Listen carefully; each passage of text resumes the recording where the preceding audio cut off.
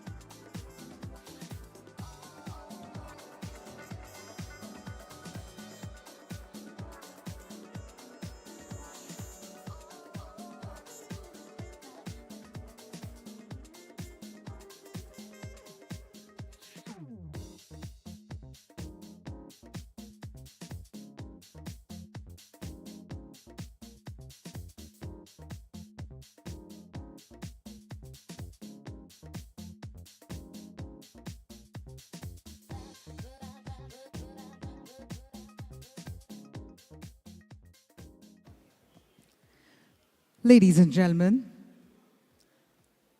as the program is about to begin, we kindly request all of you to please take your seats and a humble request to please keep your mobile phones on the silent mode. We'd like to urge all our members of the audience to please take your seats. Thank you.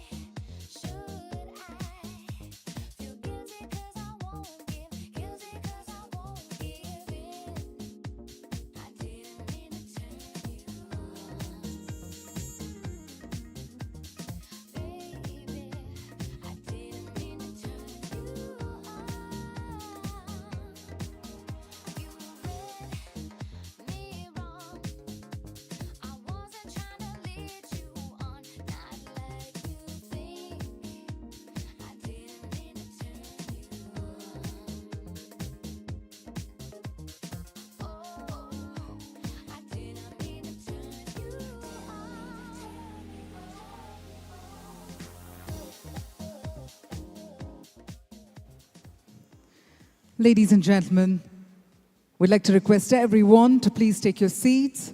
Our dignitaries are about to arrive in just a minute, and we'd like to humbly request all of you to please take your seats. We'd also like to request you to please keep your mobile phones on the silent mode. I'd like to urge all our members of the audience to very quickly, please take your seats. Thank you.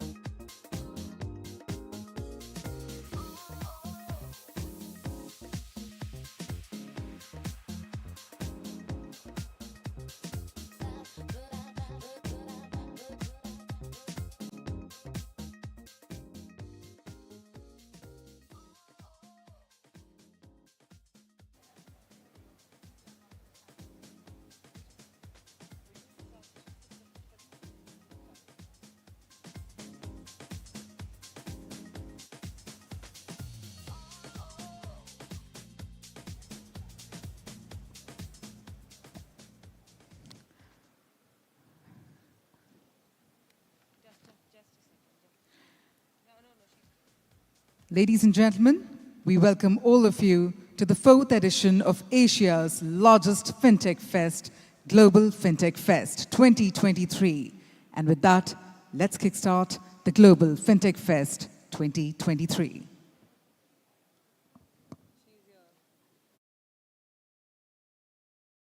Ten, 9, 8, 7, 6, 5, 4, 3, 2, 1.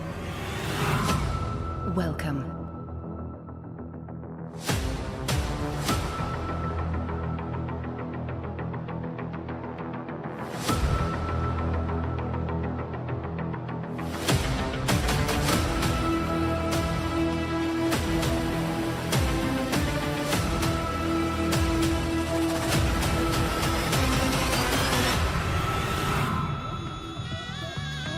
We have achieved soft landing on the moon. India is on the moon.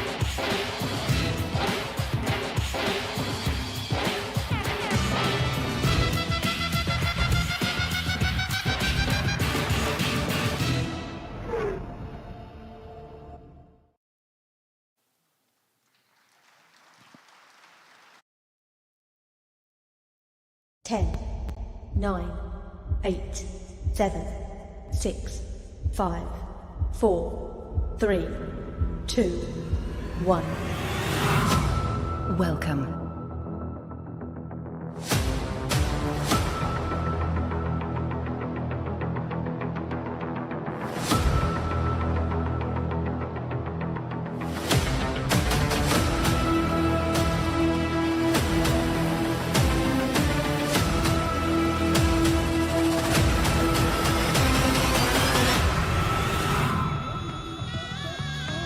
We have achieved soft landing on the moon. India is on the moon.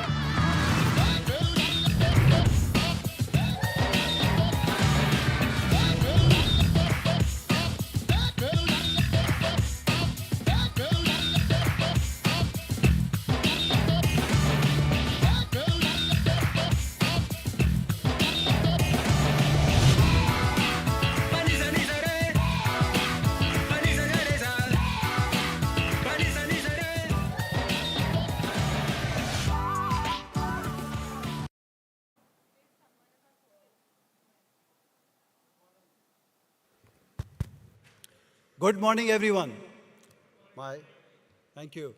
So, without any further delay, I already see a house pack, and you're all waiting for our Honorable FM to address us. So, let me first invite Chris Gopalakrishnan, sir, co-founder of Infosys and chairman of Global Fintech Festivals Advisory Board. Sir, please. Let me also invite our Honorable FM and our special guest for entire GFF.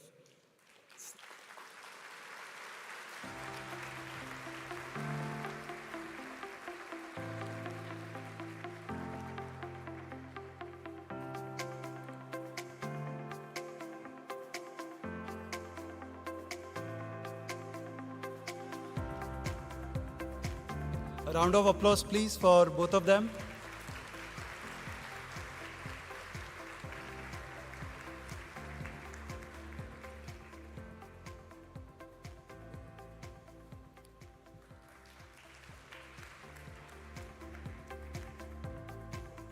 So it's my honor and privilege to be here again in our second edition of Global Fintech Festival, which is again the physical one. Last year was the first physical one. Very quickly, just quick 2 points. I think we all know our country as a land of wisdom. Ancient time, I think we literally control the wisdom and the knowledge in multiple areas. We might have lost it for certain centuries, but if you look at last decade and a half, things have completely changed. There are a number of areas India has come up as a thought leader and a knowledge leader again. And if you see again, in last about from 2014 to 2023, the economy, which was at number 10th, today is at number 5. We are already gunning for number 3. Now, if you look at our sector, the financial services and fintech, we are already third largest. And our small attempt to make GFF the largest thought leader across the globe. Last year, we were already second largest. This year, we are set to emerge as the largest. So without taking further time, let me request Sri Chris Gopalakrishnan sir to address us. Thank you, sir.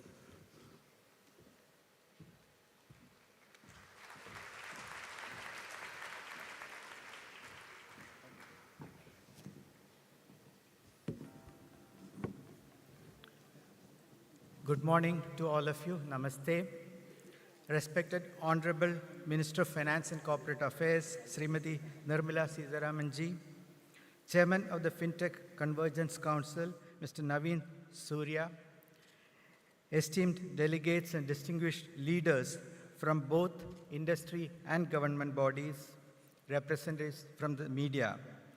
It's my privilege to welcome you today as we commence the Global Fintech Fest 2023.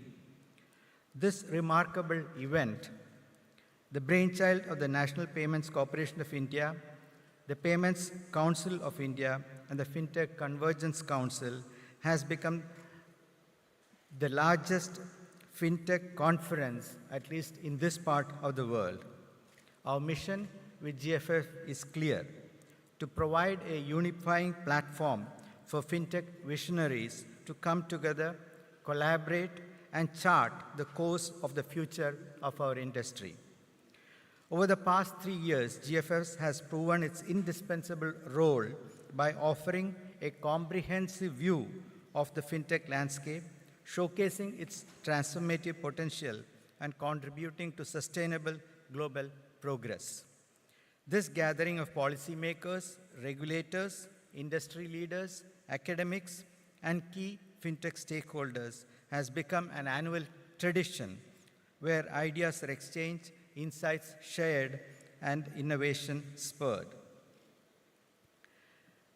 Our aspiration is to position GFF at the forefront of addressing critical challenges within the global financial ecosystem. Starting today till 7th September, we have assembled the finest minds and the most passionate hearts in the global fintech arena to deliberate and design the roadmap for the future. Our theme for this year, Global Collaboration for a Responsible Financial Ecosystem that is inclusive, resilient, and sustainable.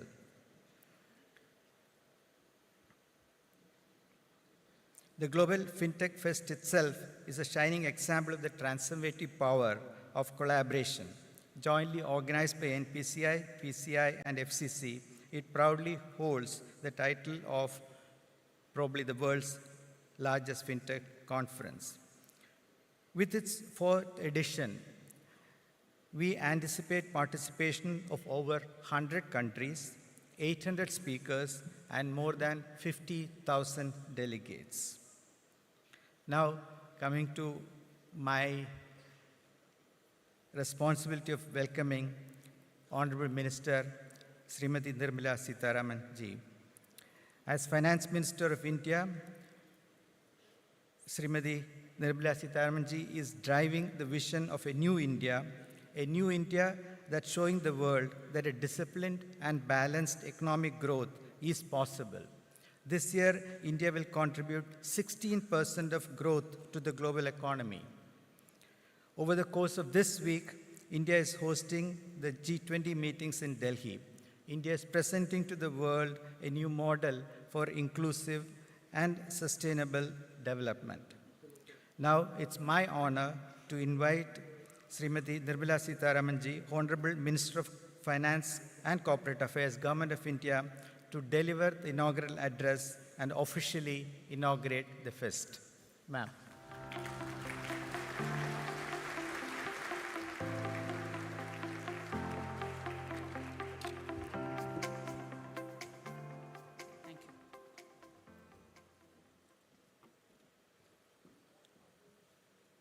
Good morning, and thank you very much, Krish, for having called me to be here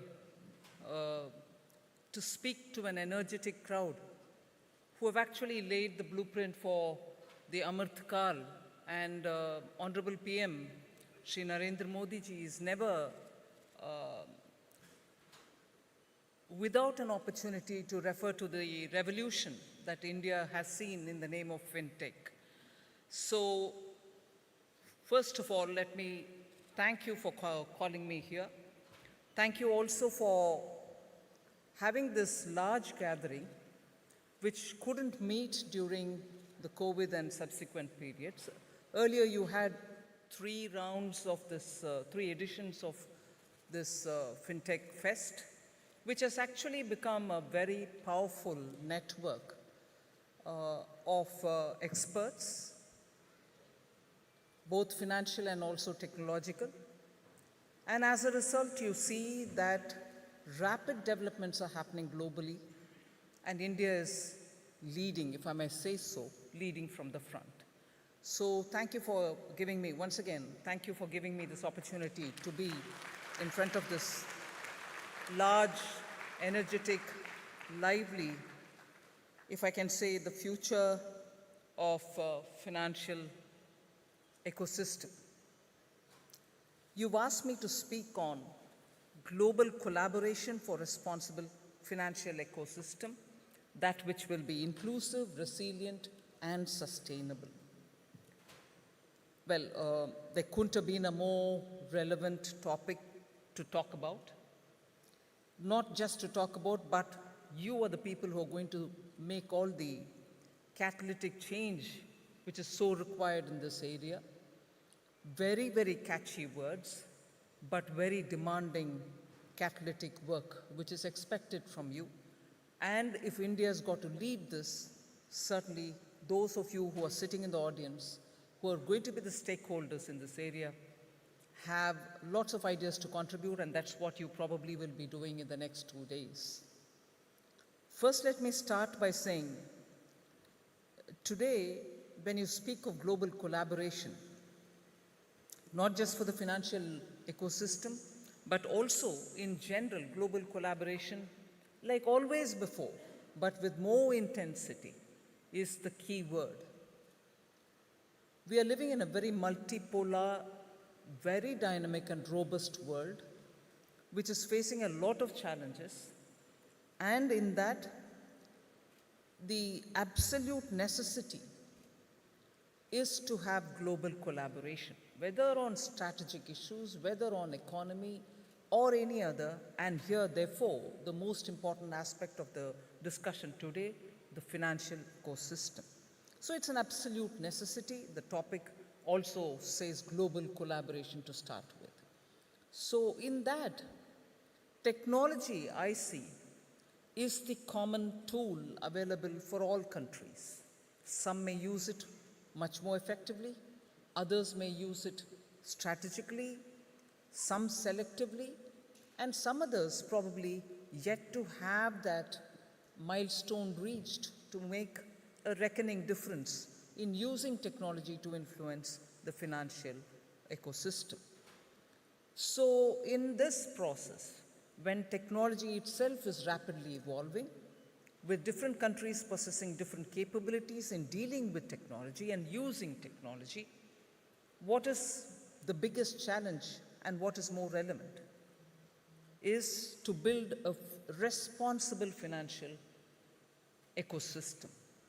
Responsibility is not something which can throw at everybody equally, but never mind, one laggard somewhere can cause the biggest disruption, especially when we say technology is the tool through which we are going to bring in a lot of changes. And it is the global challenge, therefore, to see how differentiated uses and differentiated user countries, all prevailing at the same time in creating an ecosystem which is going to make a difference for growth itself, will be using this technology, and global collaboration, therefore, depends on several variables. Although technology, I repeat, is a powerful tool through which we can do this. So when we are talking about financial ecosystem, let's understand the context in which we are talking about the financial ecosystem. The world is going through a question on the globalization itself. There are calls for deglobalization. There are some who say not deglobalization, let it be re-globalization.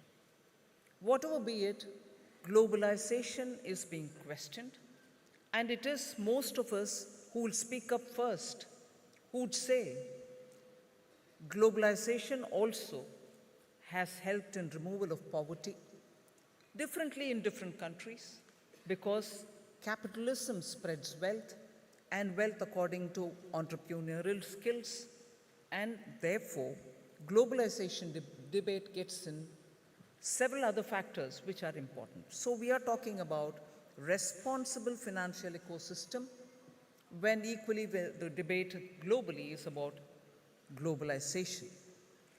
So responsible globalization, shall we say, is the issue on which we'll also have to contribute.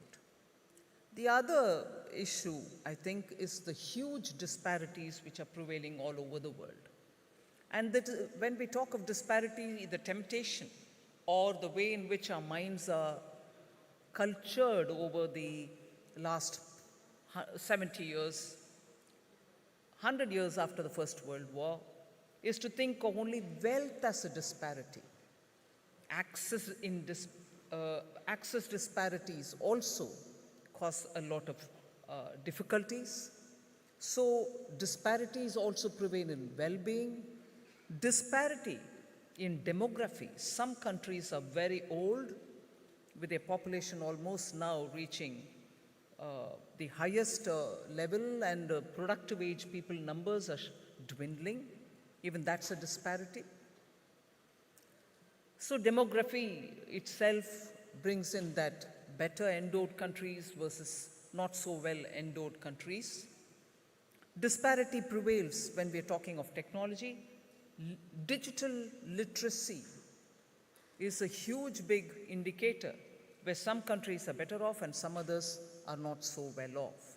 So when you're looking at disparities globally, disparities in well-being, disparities in digital literacy, disparities in access to resources, disparities because of demography, all this prevails. We are talking about responsible financial ecosystem, global challenges. We need to understand those challenges which are before us.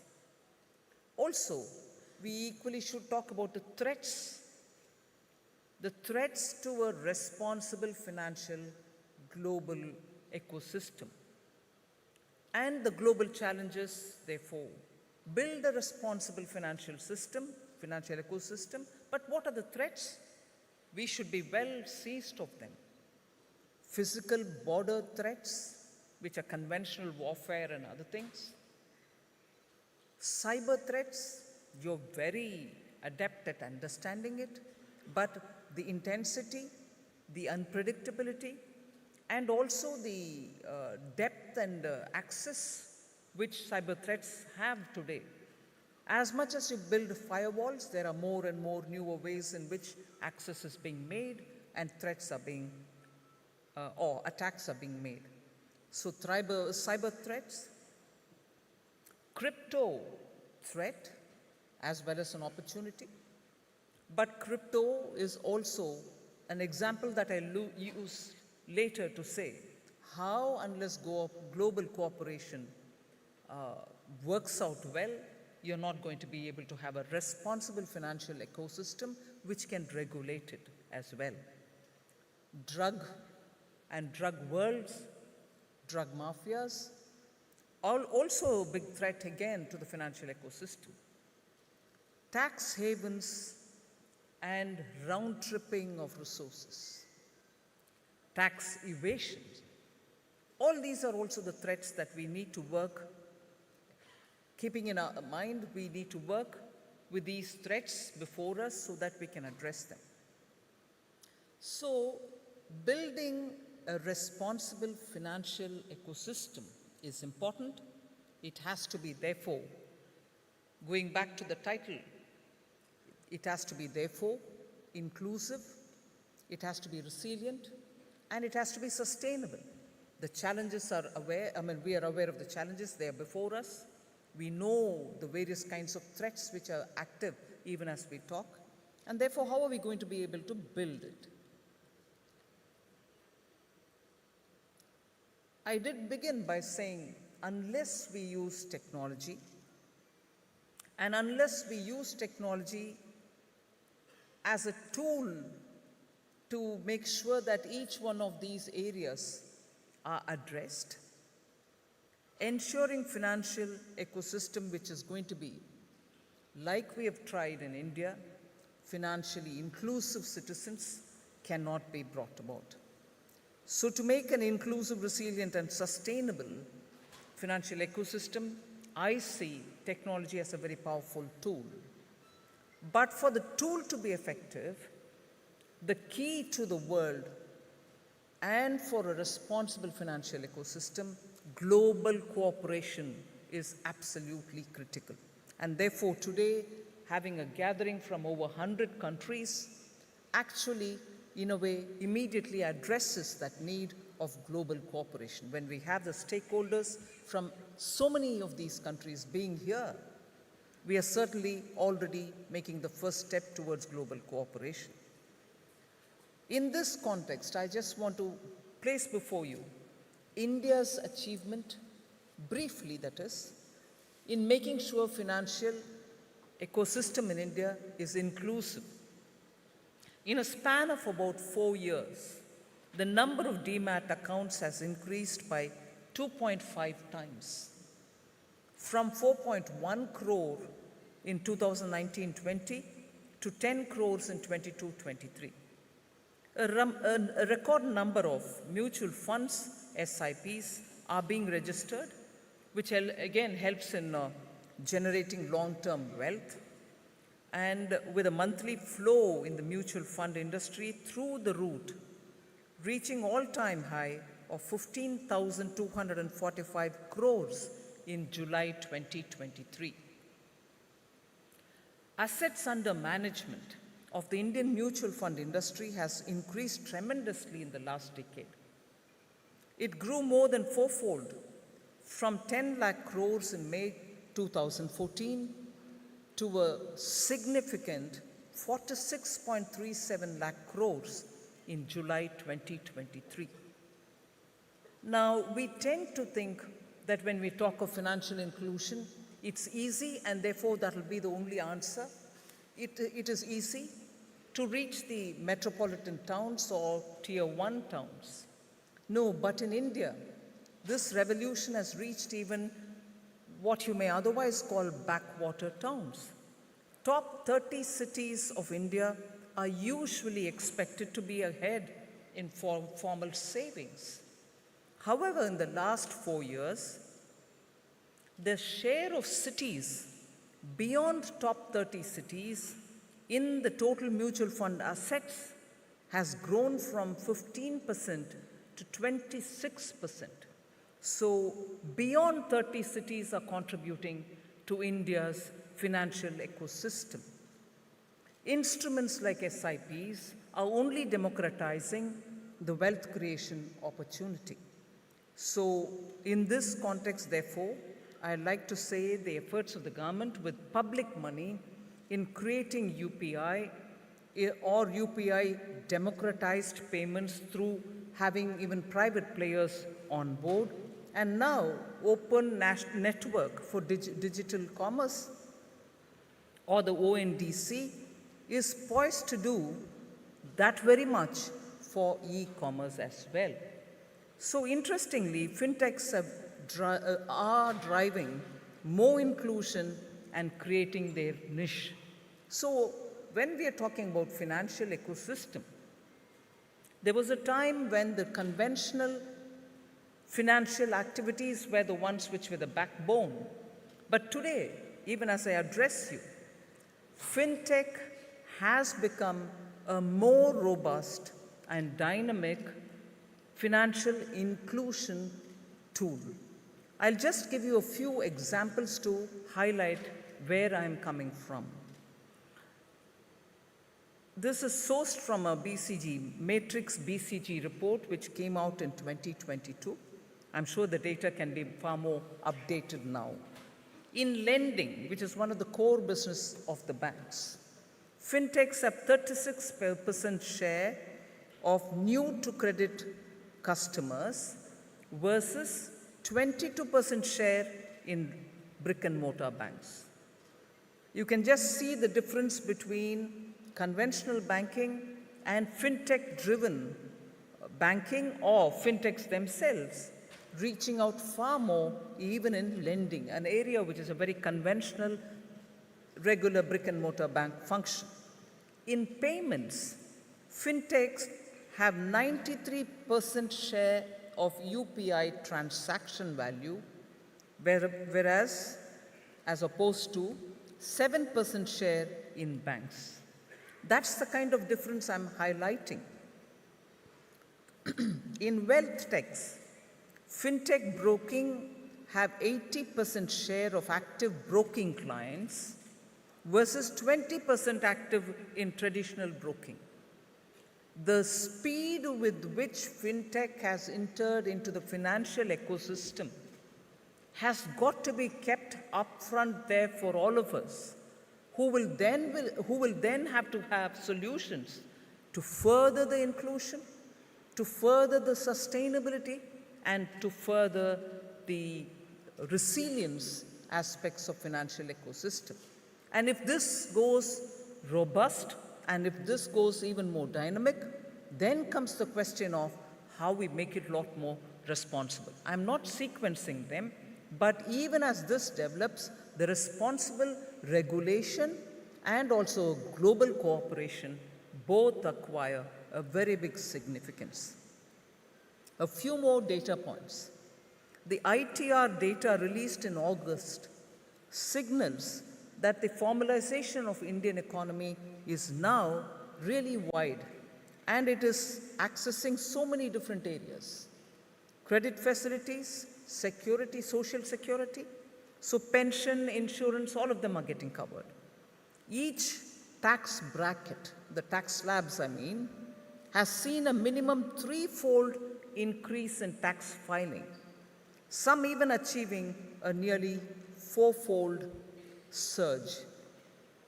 We are in Mumbai, so contextually, I'd like to highlight that Maharashtra continues to be the leader.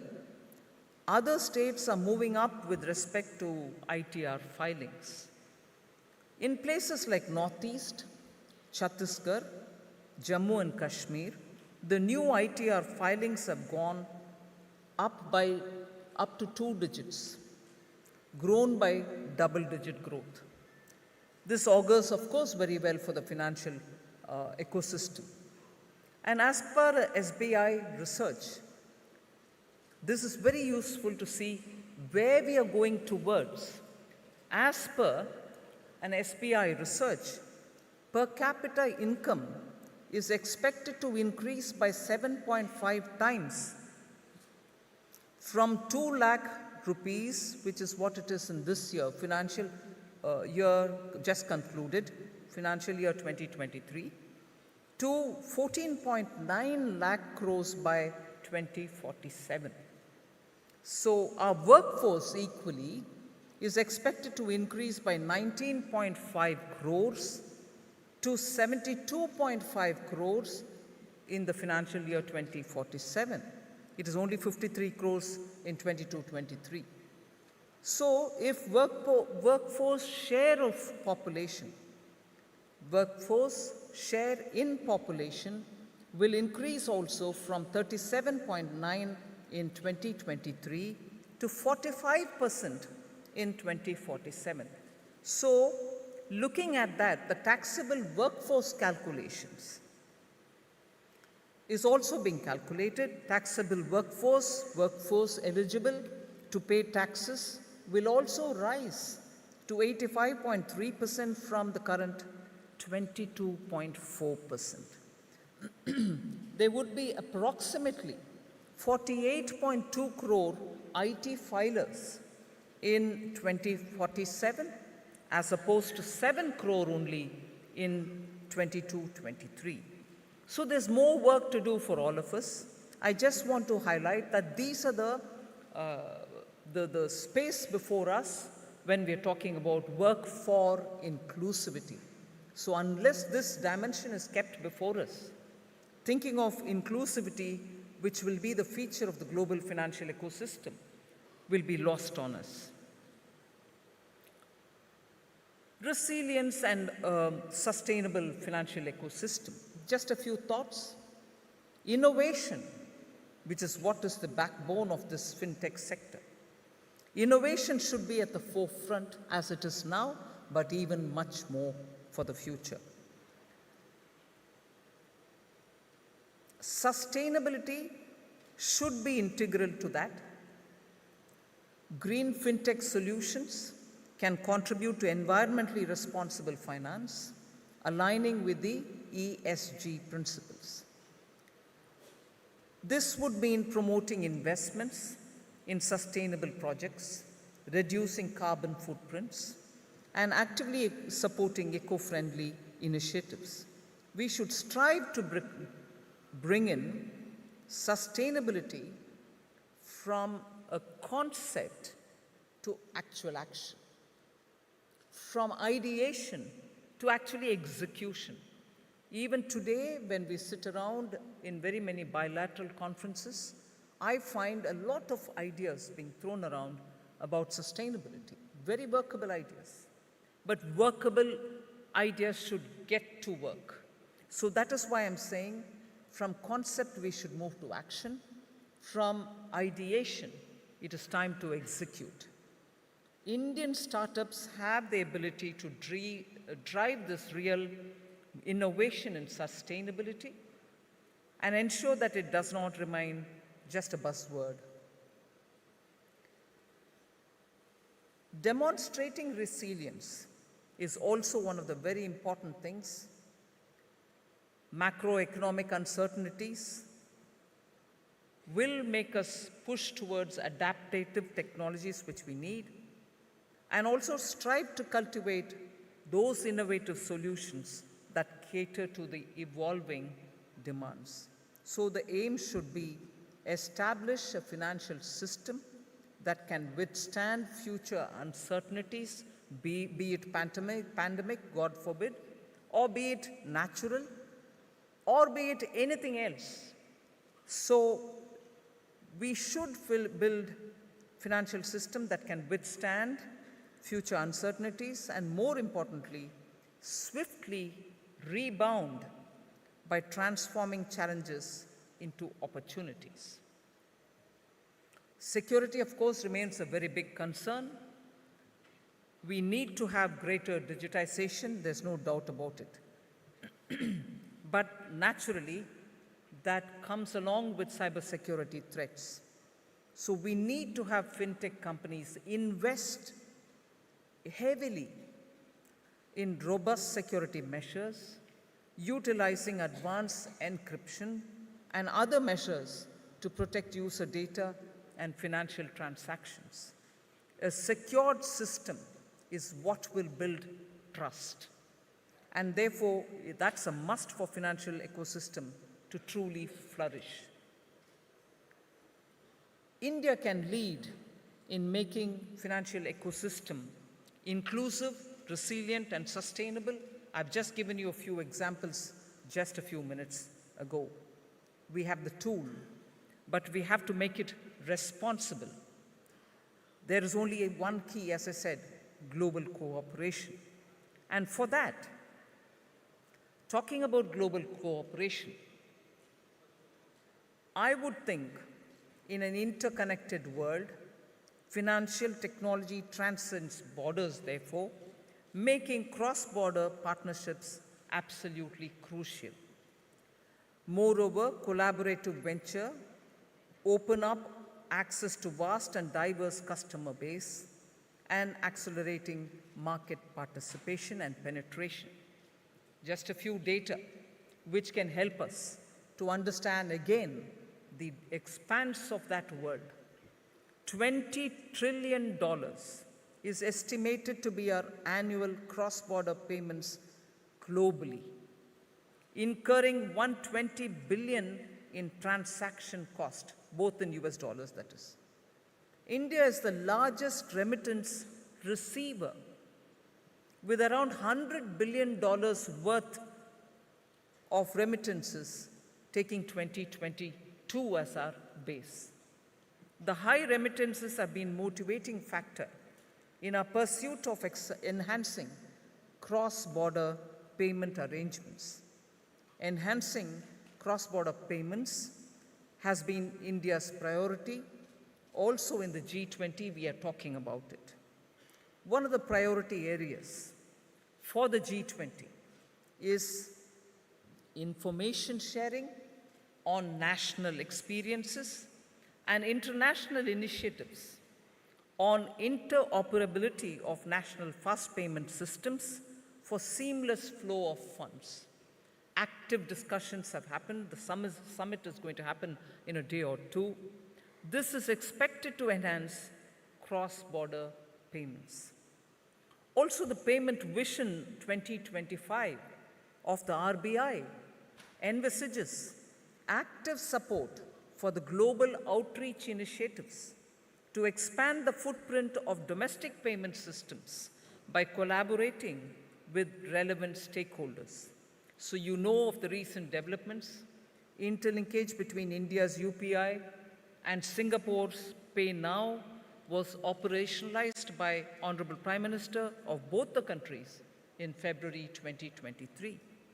UPI and RuPay cards acceptance at selected merchant locations are also live in UAE, Nepal, and in Bhutan. Similar arrangements are also being worked out with other countries. Given the size of India's market, the Indian fintech industry should take a strong lead in the cross-border payment system, given our rich and successful experience in the digital payments. But because we are talking of global collaboration, I'd like to take you back to the G20 presidency, the Indian presidency, where we have sought for global cooperation.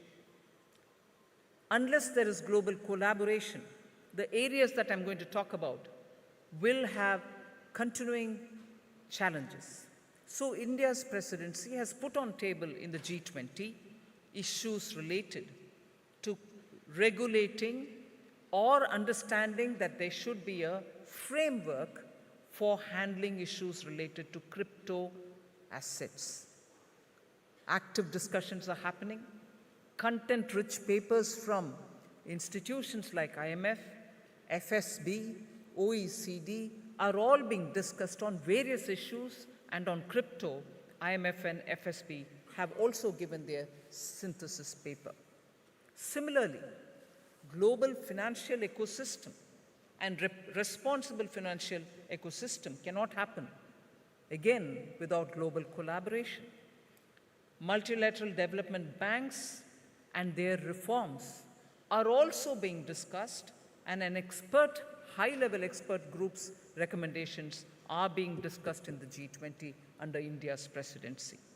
Similarly, global debt distress. Countries are in deep distress, not just less developed countries, but middle-income countries as well. That affects the global financial architecture as well. Even discussions on debt distress under Indian presidency are happening in the G20, seeking global collaboration. And finally, on tax evasion and tax-related matters, particularly when technology-driven companies are not brooking any physical borders, profits are being made, money is being made from one territory, but they are registered elsewhere. So how does taxation work? Does the country from where the revenues are generated benefit from it? Even on that, G20 is, under Indian presidency, discussing the two-pillar tax solutions. So there are quite a lot of activity which Government of India, using this opportunity of India's presidency of the G20, is talking about global cooperation and global collaboration for having a responsible financial ecosystem which will be doing justice for inclusion and for resilience and sustainability. So global collaboration is indispensable. So India is making efforts which I've already given you a sample of. In conclusion, therefore, I'd like to say bright minds from around the world are here. You have to innovate together, collaborate, and drive the future of financial technology. With GFF, the aim to provide a single and singular platform for fintech leaders to foster collaboration and to develop a blueprint for the future of industry is a major step, and I recognize it. We are also happy to note that the previous edition of the GFF was successful in creating stimulus environment for collaboration at global tech for the fintech industry.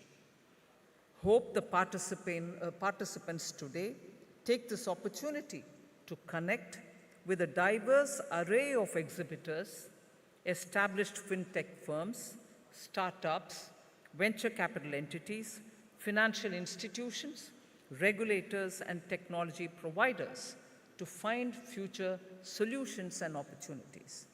Furthermore, topical sessions from distinguished delegates from around the world will actually create valuable opportunities for information exchange.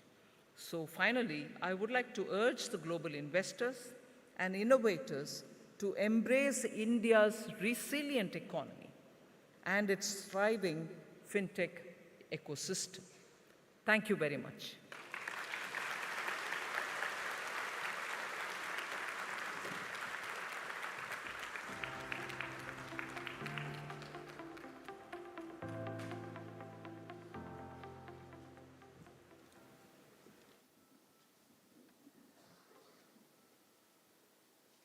The Finance Minister has agreed to take 2-3 brief questions from the audience.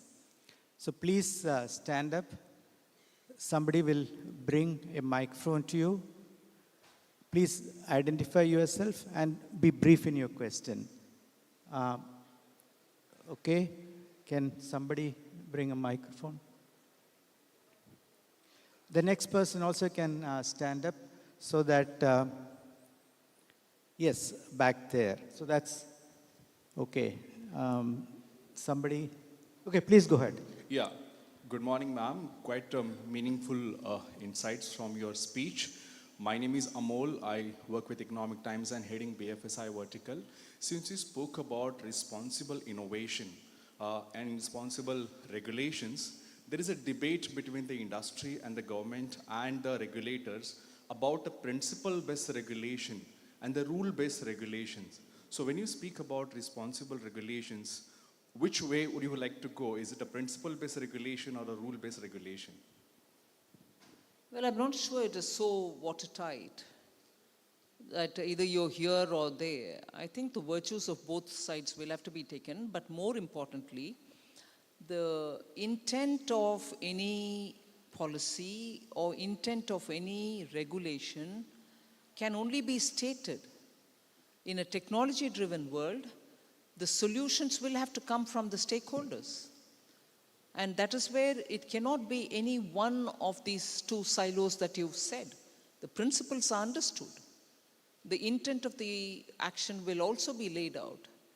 But it is important to understand what would fit well for the stakeholders concerned.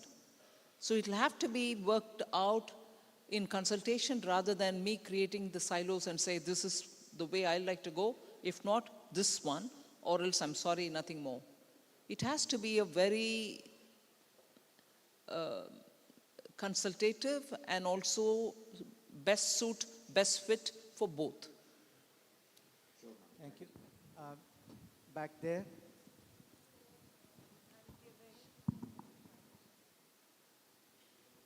Ma'am, I represent Grameen, the microfinance sector, the Nobel Peace Prize company. We are looking at financial inclusion, moving to SDG finance. One of the big challenges is, while there are trillions of dollars committed at ESG, SDGs, which form the base in some sense of the ESG pyramid, still struggle to raise funding. You've been very gracious in starting the social stock exchange, but there still seems to be a challenge in getting funding to that sector.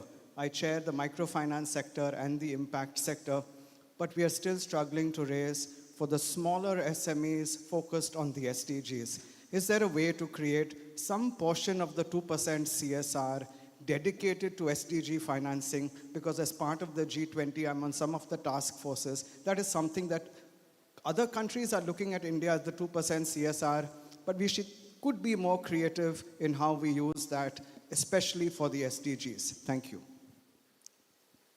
Did you want me to comment on this? Or approve it? Well, as I said, if you're looking at CSR for the solution, well, that may be one. But you have to be thinking also out of the box. There is a CSR basket which has, as per its rule, about 13, 14 areas in which it's expected to spend money. It will do it. And you want to add a 14th more, we'll put it in. I'm not saying I will, but one can always put it in. But cannot there be more innovative way of thinking about, that's one mango I can see, I want that mango, is 13 different sectors, but 14th can be added. But are there no other mangoes hanging? The catalytic nature, if it can be used as guarantees for funding.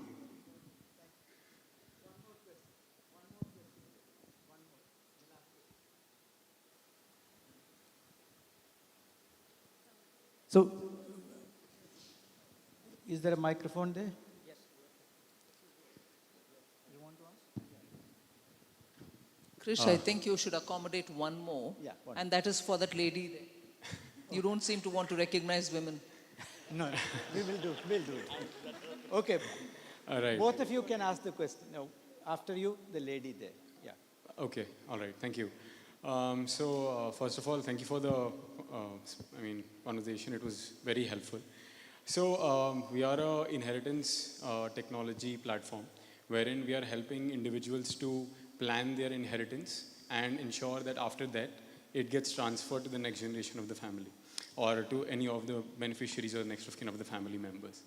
So my question is that given that the government has recently launched Udgam, the RBI has launched Udgam for the unclaimed assets of 1.25 lakh crores in order to reduce them. And every year, this is a 10 to 15,000 crore problem wherein this money of unclaimed assets is increasing by 10 to 15% every year.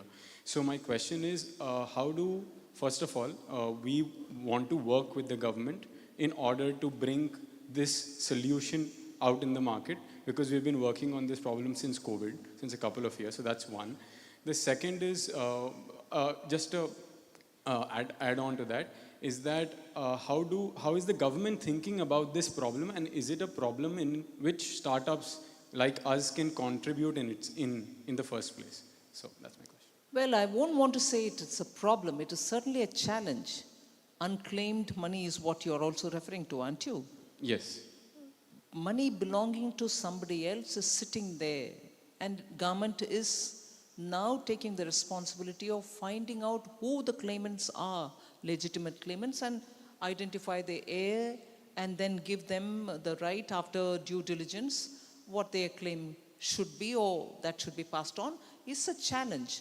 I don't want to say it is a problem, but keeping that in mind, I want banking systems. I also want the markets, the stock markets, the mutual funds, everybody to keep in mind that when someone deals with his money, they will have to think about the future. They, meaning the organizations, will have to think about the future and ensure that they nominate their heirs, give the name, legitimate address. Of course, they will be given a chance to change it as many number of times as they want. It's not going to bind them forever. Change of mind can happen. But it is the responsibility, I think, of the organization to make sure that it is not left without a nominee in place, because that is the first step towards a problem, which I think governments are now sitting on trying to solve. And nothing stops startups, those of you who are interested in this area, to offer to help the government in finding solutions to it. We'll be happy to receive it. Sure, thank you. The lady there. Last question. Yeah. Thank you, ma'am, for accommodating me. I'll be quick. I'm Priyam Prasad. I am a part of Global Sales and Partnerships team at PayU India. My question is on digital divide. I think this decade's growth is further exacerbating the digital divide between urban and rural India.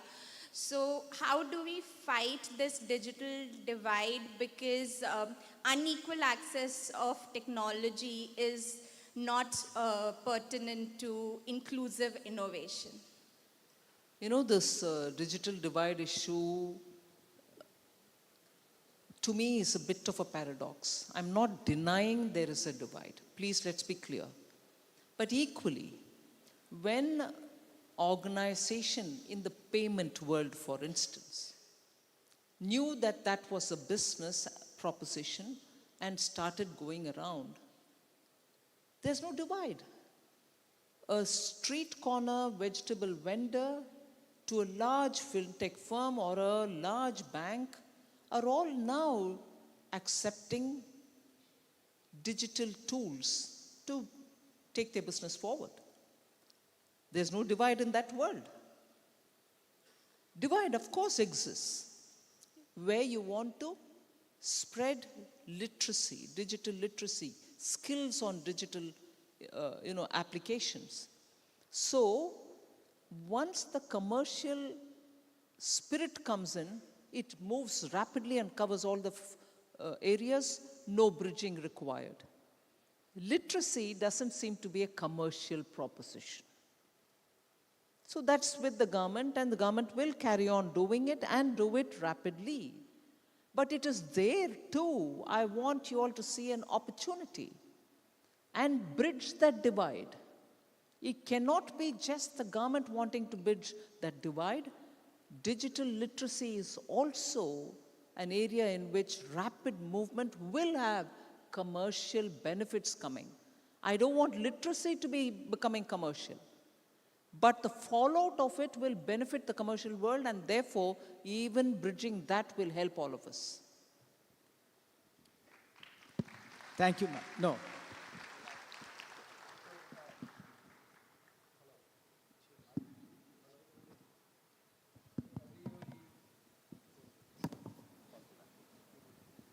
Hello. Yeah, every year we also release a thought leadership content, and this year's report we are working with our thought leadership partner. So I'll request Saurav to come on the stage from BCG and do a very quick introduction of the report that we're going to release, as brief as possible, please.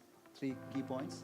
The report title is The Second Wave: Resilient, Inclusive and Exponential Fintechs.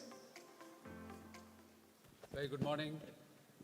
It is a great honor for BCG to be the thought leadership partner for this platform, especially because not only is this platform being set up to celebrate the vibrancy of Indian fintech ecosystem, but also it reflects the national commitment to give back to the world. We are deeply honored today to present. I will take 3-4 minutes to capture some of the new insights that we want to present and a few recommendations, ma'am, for your attention. The vibrancy of Indian fintech ecosystem is globally recognized now for several years. Over next few years, by 2030, we predict that the center of gravity of the global fintech ecosystem is going to move towards Asia Pacific. And Asia Pacific by 2030 is going to overtake North America as the largest fintech market in the world, with over $600 billion of revenues. What is often not recognized is today, fintechs in India, for example, have 5% of the revenues of the banking ecosystem. By 2030, we are predicting that it will be about 20% of the revenues of the banking ecosystem and about 30% of the value. This is much larger than the global averages that we have seen across the world, for a very good reason, that the Indian ecosystem is driven by a national commitment for digital, supported by Government of India and reflected in one of its kind digital public infrastructure, a huge unmet need in financial services in the ecosystem, and a national support for startup ecosystem, and also a facilitative regulatory environment. Ma'am, there are 2 things that we wanted to recommend that came out as to how we can take these things forward. We talk about adding value to the global financial ecosystem. We believe that by 2030, up to $10 billion of revenues will be earned by the fintechs in the Indian ecosystem by providing software as a service solutions to the global banking system. Now that is something that's a very new trend, and we believe by 2030 it is going to become very big. But in order for it to achieve its true potential, there are 2 interventions that are needed and that merit your attention. First intervention is about the nature of fintechs in our country. In India, as compared to the rest of the world, the fintechs are more in the nature of competing with the banks than collaborating. And we need to change that. We need to have more fintechs which collaborate with the banks to improve their efficiency, to increase their reach, and we have found that the value there is much larger. And in order to do that, we have to work with our regulators to create a more facilitative environment where interaction with banks and fintechs is much more smoother. Onboarding is much faster, much more easier. So regulators have some work to do, both from the banking side as well as from the capital market side, to make it much easier for fintechs and banks to work together. And there is a second one, ma'am, which is that while we are globally recognized for implementing digital solutions at scale, our track record is not that impressive when it comes to fundamental research in topics like blockchain, artificial intelligence, quantum computing. The next wave of innovation has to come from there. And we need, our estimates are that we need about $100 billion of investment in public and private sector in Indian fintech ecosystem in order to take it forward. And that requires a lot of tax incentives to be able to achieve that. Thank you very much. Thank you, sir. So I'll request the team to bring the reports on the stage for the release. And I'll also request my organizing team and the advisory board member, Dilip, please, Viswas, Padmanabhan sir, yes, from BCG. Srinivas sir, please join us on stage for the release of the report. Ma'am?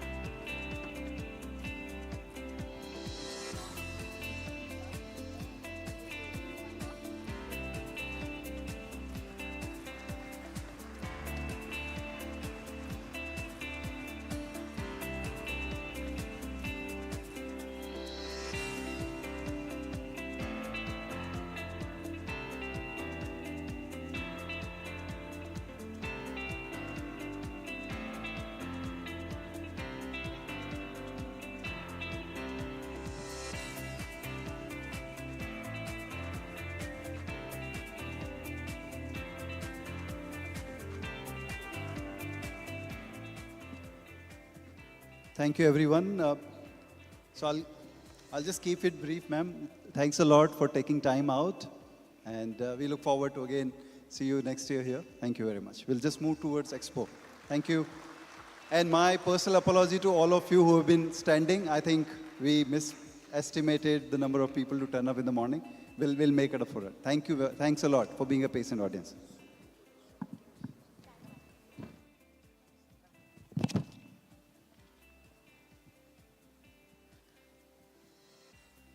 Ladies and gentlemen, we'd like to announce that we're about to take a break for 30 minutes, and our next session is about to begin at 11:30. We'd like to request you to ensure that you proceed to the right tracks at the right place at the right time. But as of now, we urge you all to please connect with your peer members, with our speakers, with the industry leaders for the next 30 minutes. We'll get our next session started at 11:30. Thank you.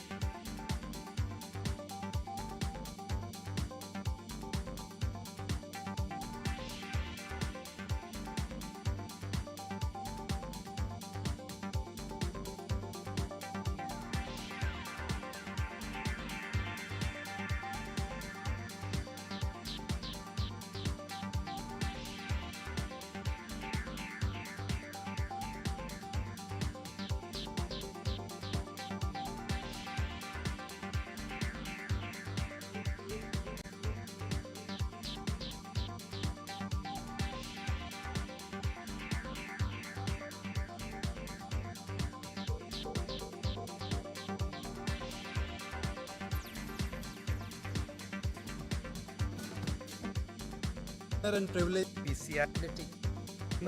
Please, under One of startup. Time for your attention.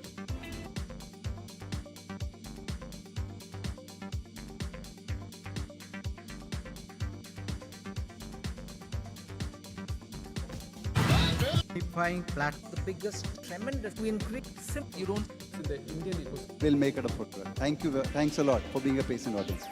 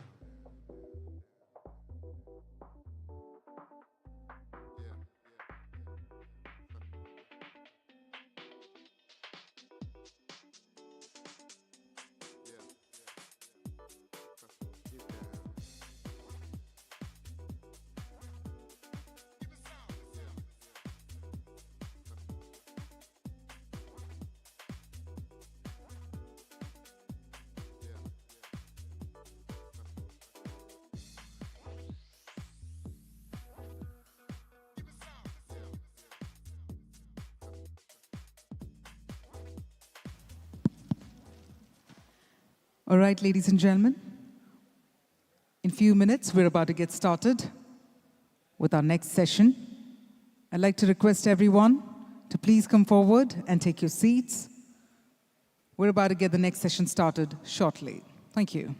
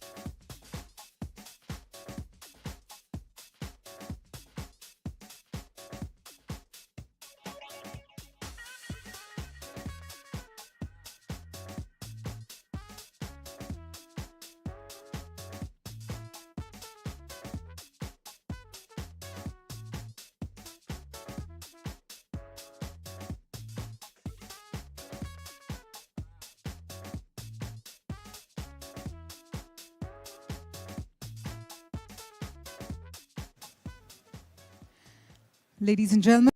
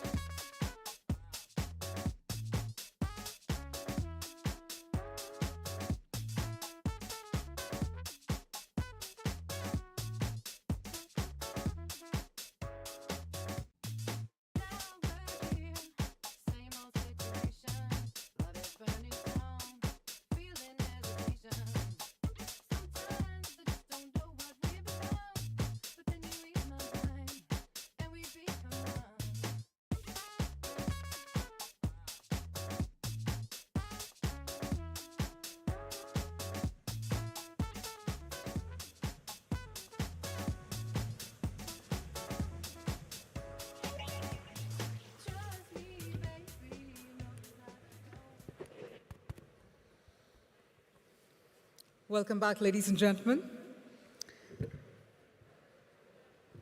I'd like to once again extend a warm welcome to all of you to the 4th edition of Asia's largest FinTech Fest, Global Fintech Fest 2023, organized by the Payments Council of India, National Payments Corporation of India, and FinTech Convergence Council. This edition is also supported by the Department of Economic Affairs, MeitY, RBI, and IFSCA. That being said, my name is Kavya Chavali, and I have the absolute delight of hosting all of you right here as I take you through the proceedings over the next 2 days, as we host some impeccable sessions here featuring some amazing speakers. And while we do so, I'm going to urge all our members of the audience, everyone who's just entering the hall, I'm going to urge all of you to please take your seats. We'll get our next discussion started right here, right now. I also realize what an opportune moment it is for us to actually host this entire congregation. And today being the Teachers' Day, I hope, while I wish you all a happy Teachers' Day, I hope all of you have some wonderful learnings besides all the collaborations, all the ideations that take place here.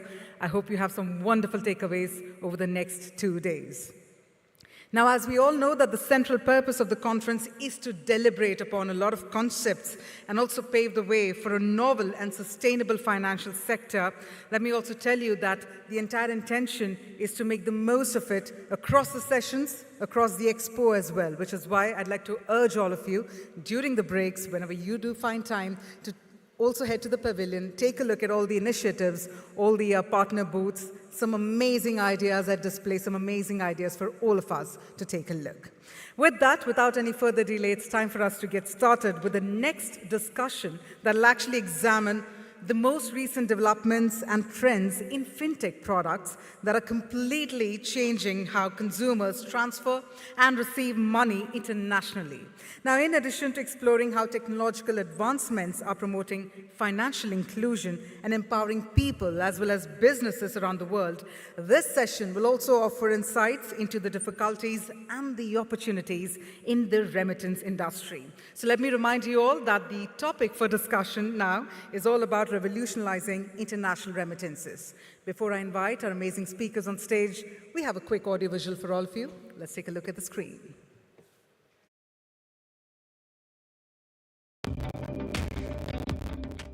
It's a region like no other in the world. Over the past decade, the region has been taking big steps towards fintech adoption. With these emerging trends, customers are now enjoying a transformation of end-to-end payment experience. From purchasing items from nearly anywhere in the world to sending money to loved ones abroad. All they need now is a digital device and the payment method of their choice. We understand that businesses are always looking for the most efficient and most economical solutions to succeed, thrive, and expand into new markets. This is why we strive to provide customized solutions that businesses need to, first, handle foreign exchange needs and integration. Second, efficient liquidity management. Third, navigate complex currency restrictions. And fourth, deal with demands and scalability. Payments are more than just one-off transactions. They're powerful tools for growth because payments do more than you think.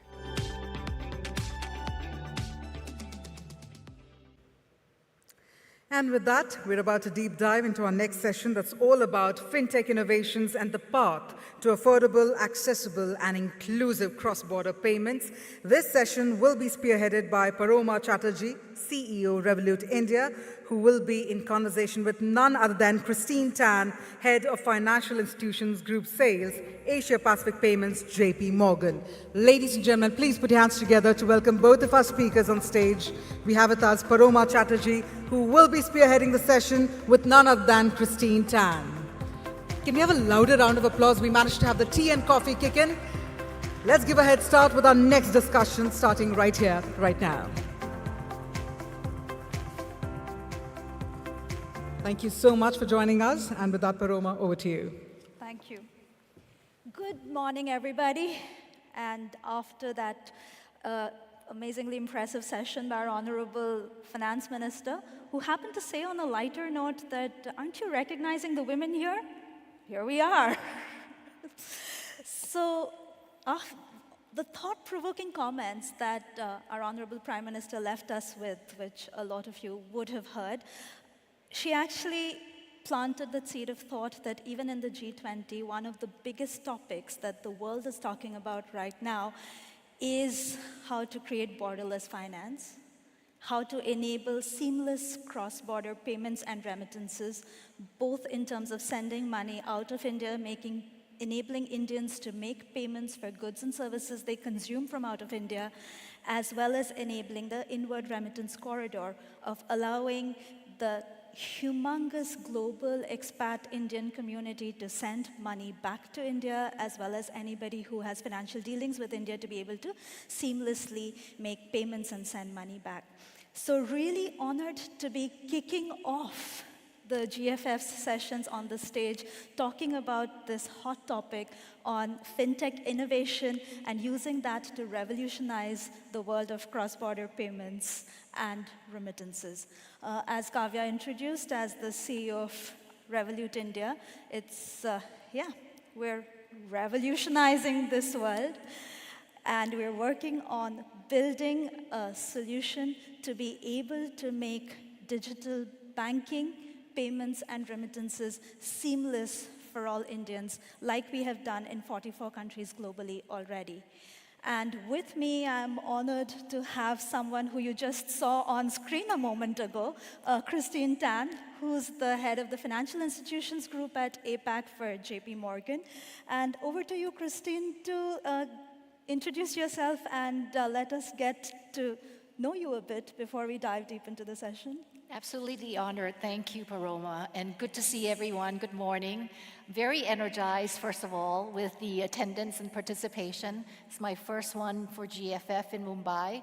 So great to see the number of people coming in from various countries to participate. So I've been with JP Morgan for over 11 years, but been in the banking industry for 26 plus. Now I'm confessing my age. Essentially, we cover the financial institutions, non-bank financial institutions, including fintechs, across 18 countries. And very pleased to say that we're very committed in this region, as well as in India, where we have a key bench strength in terms of technologists supporting the firm globally. So again, very honored to be here with you. Thanks, wonderful to have you here. I know you keep coming to India, but great to have you with me on stage. Before we start, just a quick show of hands to get to know you a little better. How many of us have more than 50 apps on our phones? Wow. Looks like it is almost 70 to 80% of the room has more than 50 apps on their phone. How many of us use at least 20 of them in a month? Another 60 to 70%, more than half the audience uses more than 20 apps in a month. And how many of us use about 10 apps in a day? That's slightly less than half, 20 to 30% of the audience. Okay, interestingly, so that's statistics for you. Do you know how many apps we've got live in India? Any guesses from the audience? Sorry? We have 1.85 lakh which is 185,000 unique apps in India. Now, there is this whole concept of super apps, right? This was coined as a buzzword after originally Apple said that in 2009. Whatever your need may be, there's an app for this, there's an app for that. The term super app was coined in 2010. But what does that really mean? Ever pause to think about it? Is it about one single app, a superhuman app that does it all? I mean, a conglomeration of all the 100 apps that we all have on our phone?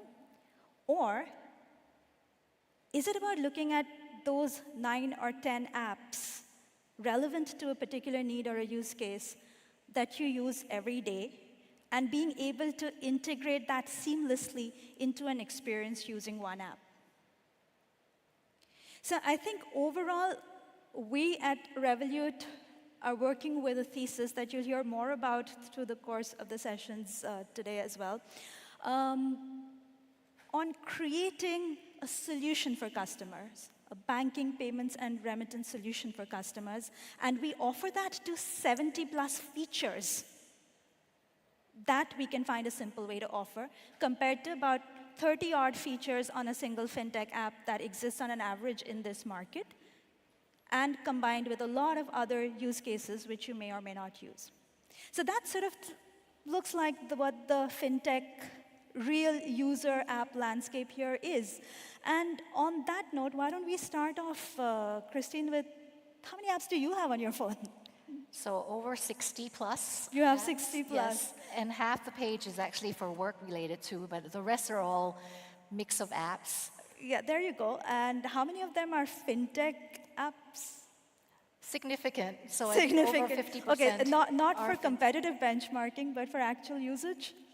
Yeah, so I'm obsessed and I'm a global citizen. So essentially a few apps that I'm, to your point, the super app concept. Instagram to help me relax. Of course, WhatsApp to chat for free. And then LinkedIn to stay connected. And then because I shop around in many jurisdictions, so I'll have the financial apps as well, the fintech apps, to make my purchases throughout the weeks or days. Got it. And which is your payment app of choice, if you want to share? Of course, we're here with the Revolut CEO, but I do have the bank apps. I do use credit cards and multiple apps to make the cross-border remittances as well. Got it. So with that segue into cross-border remittances, since you have the advantage of having used multiple apps for this purpose in different countries as a global citizen, can you share some nuggets of experiences on what the landscape is like out there in different countries, different apps? How are they solving for cross-border payments and remittances, both outward and inward? It's a great question, Tamaroma. So the Asia-Pacific region is so vast and diverse, and it's really hard to defy any generalizations, but not when it comes to fintech adoption. So these apps, I think, are very relevant, particularly in Asia. And we are seeing also the digital and mobile payments accounting for more than half of the e-commerce flows in 2022 and throughout this year. And we have to agree that digital payments are rapidly becoming part of the fabric of everyday life.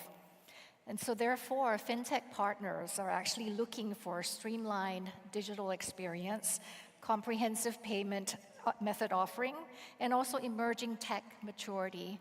And that's key trends for this industry as we speak.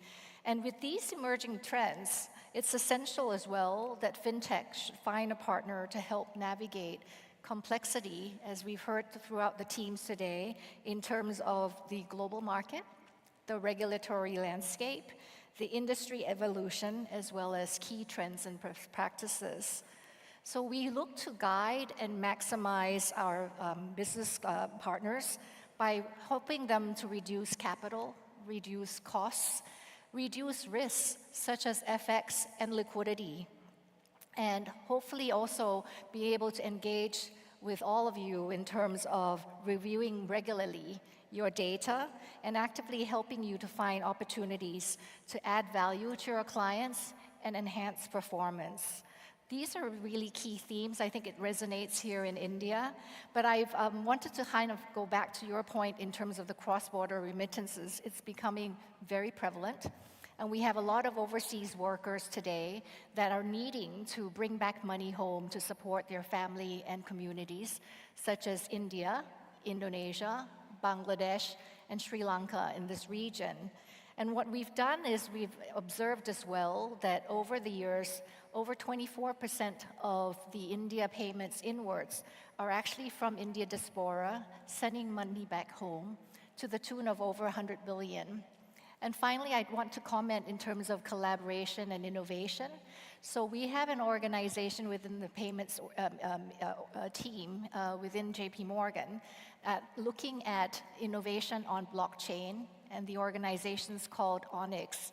So we've come together to solve some of the challenges about remittances in terms of validation of data, and we call that link confirm. So one use case study, and I'm sure it's also relevant whether it's India and other jurisdictions, that when you're sending money back home, you've got a lot of error-prone activities like name and account number. And we've leveraged technology on blockchain to be able to then provide that confirmation back to the remitters. And it's really minimizing costs and saving rejection rates as well. So we're thrilled to be partnering, collaborating, and innovating in the community. Interesting, and it's great that we have a bank that is partnering with this entire tech ecosystem to drive innovation in this space in the region. And it was an interesting insight that you shared. So in India, out of the 40 billion digital transactions that happen, and you heard our Honorable FM also share that data point, $83 billion worth of remittances that happen from India. And the interesting nugget you added is 24% of the remittances received in APAC is from Indians sending money out. So that's how huge it is. And this is growing at 16% per annum in India. Last year saw the highest growth rate in this particular space in India. So absolutely, the time is ripe to disrupt this. Like the domestic payments ecosystem in India has been disrupted with the UPI, where you have every merchant, even a corner shop in India, accepting QR code-based payments.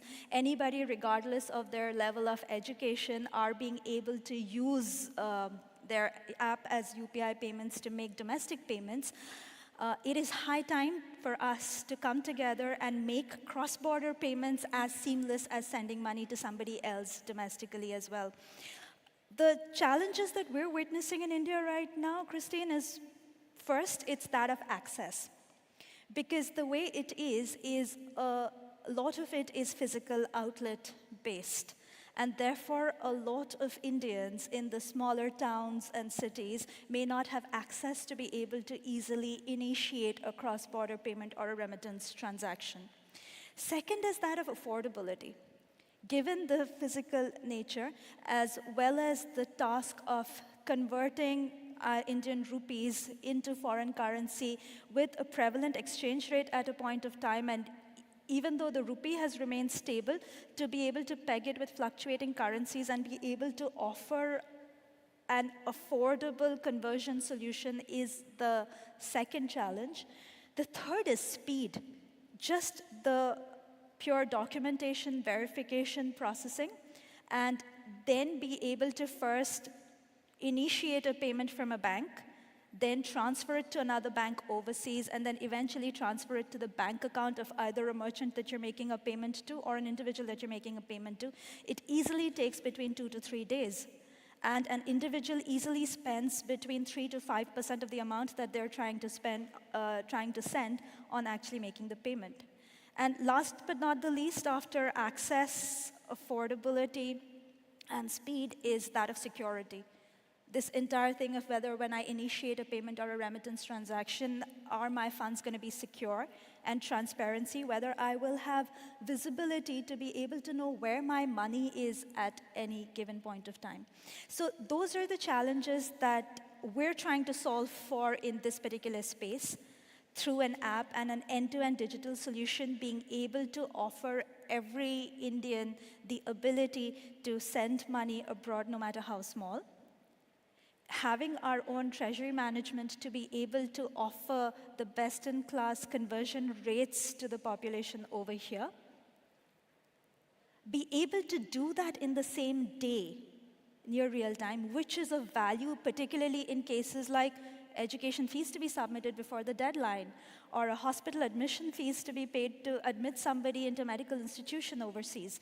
So we're trying to solve for that as the third, and obviously creating a very strong verification stack solution to be able to verify the identity of the individual who's trying to send the money from here, as well as the identity of the person who's supposed to receive the money on the other side, and being able to do the end-to-end transaction in a secure form. So those are the four key challenges here, how we're looking to resolve them. And again, going back to you, you spoke about similar challenges elsewhere. How are some of the other players solving for those? And if there are any other key challenges that you've noticed in this particular space in the region? Absolutely agree with the points that you've just commented, Paroma. So in addition to that, I just supplement. The competitive landscape in payments is shifted from the seamless experience that is now taken for granted to a contextual experience such as smart contracts, embedded finance, and service as models. So a bank's value proposition is within its ability to send reliable, global, and scalable payments across the globe. And in comparison, fintechs offer the agile solutions that can offer to the niche clients and audiences that are very focused and targeted. So we're now entering the period where ecosystems between banks and fintechs are driving partnerships to excel and actually innovate further. So it's quite an exciting times, and some of the specific ways that I'll call out in these partnerships are specifically API access. So bank has the infrastructure to actually provide this access to other financial services and fintechs, and in turn collaborate with the fintechs to actually scale up their offerings and offer their clients a seamless experience. So that's one way. Secondly, I think everyone's called out in terms of navigating the strict regulations, very vast and complex in this region particularly. So banks can also assist fintech with our experience and knowledge developed over the years on navigating the rigorous regulations that come with the financial services sector. And this enables fintechs to carefully broaden their reach through the industry. And last but not least, immediate access to advanced technology. So another crucial advantage of the alliance between banking and fintechs is direct access to the latest software and technology. And these are usually delivered in the form of white labels to banks and financial services. So this is a way where banks can actually leverage the innovation and technology and reduce the time to maintain and develop their in-house treasury, and hopefully save time and resources. Got it. So the three key things that, Christine, you're telling us is partnerships, remittances, and regulations, and technology. And it's really interesting. Let me take you up on each of these. Partnerships is a hot topic over here, particularly between banks and fintechs. Now, I can share with you that between Christine and I, JP Morgan and Revolut, we share an amazing, if I may say so, collaborative partnership between the two organizations to try and enable this and make it happen. But the hot question about bank and fintech, compete or collaborate? It is something which is there, whether banks perceive the fintechs and what we're trying to do as a threat to the core business, or banks actually are receptive to taking what we're trying to do, and there is a space of solutions that have not yet been solved for, which we're trying to solve for, and that is welcomed with open arms. This is obviously an ongoing debate, discussion, live action here in this forum that a lot of us are seeing on an ongoing basis. How have you seen this materialize wherever you have partnered with fintechs to enable innovation, since you called out partnerships as the #1 enabler through which you've managed to disrupt the ecosystem? Sure. So fintechs bring the technology and agility mindset, while many banks contribute to offering the base infrastructure that has been established over the years.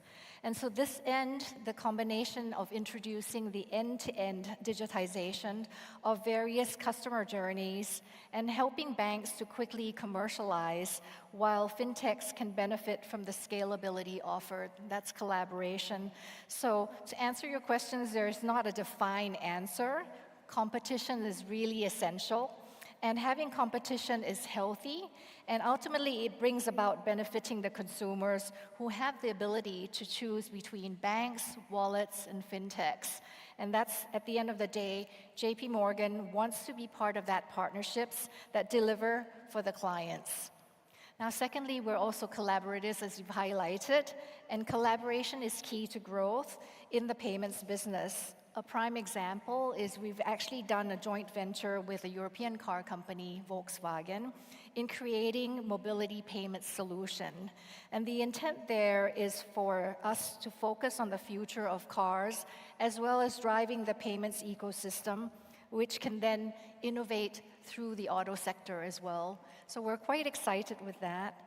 The company continues to look for partnerships and collaborations, and we would either assess whether the solutions are relevant for our own banking offerings.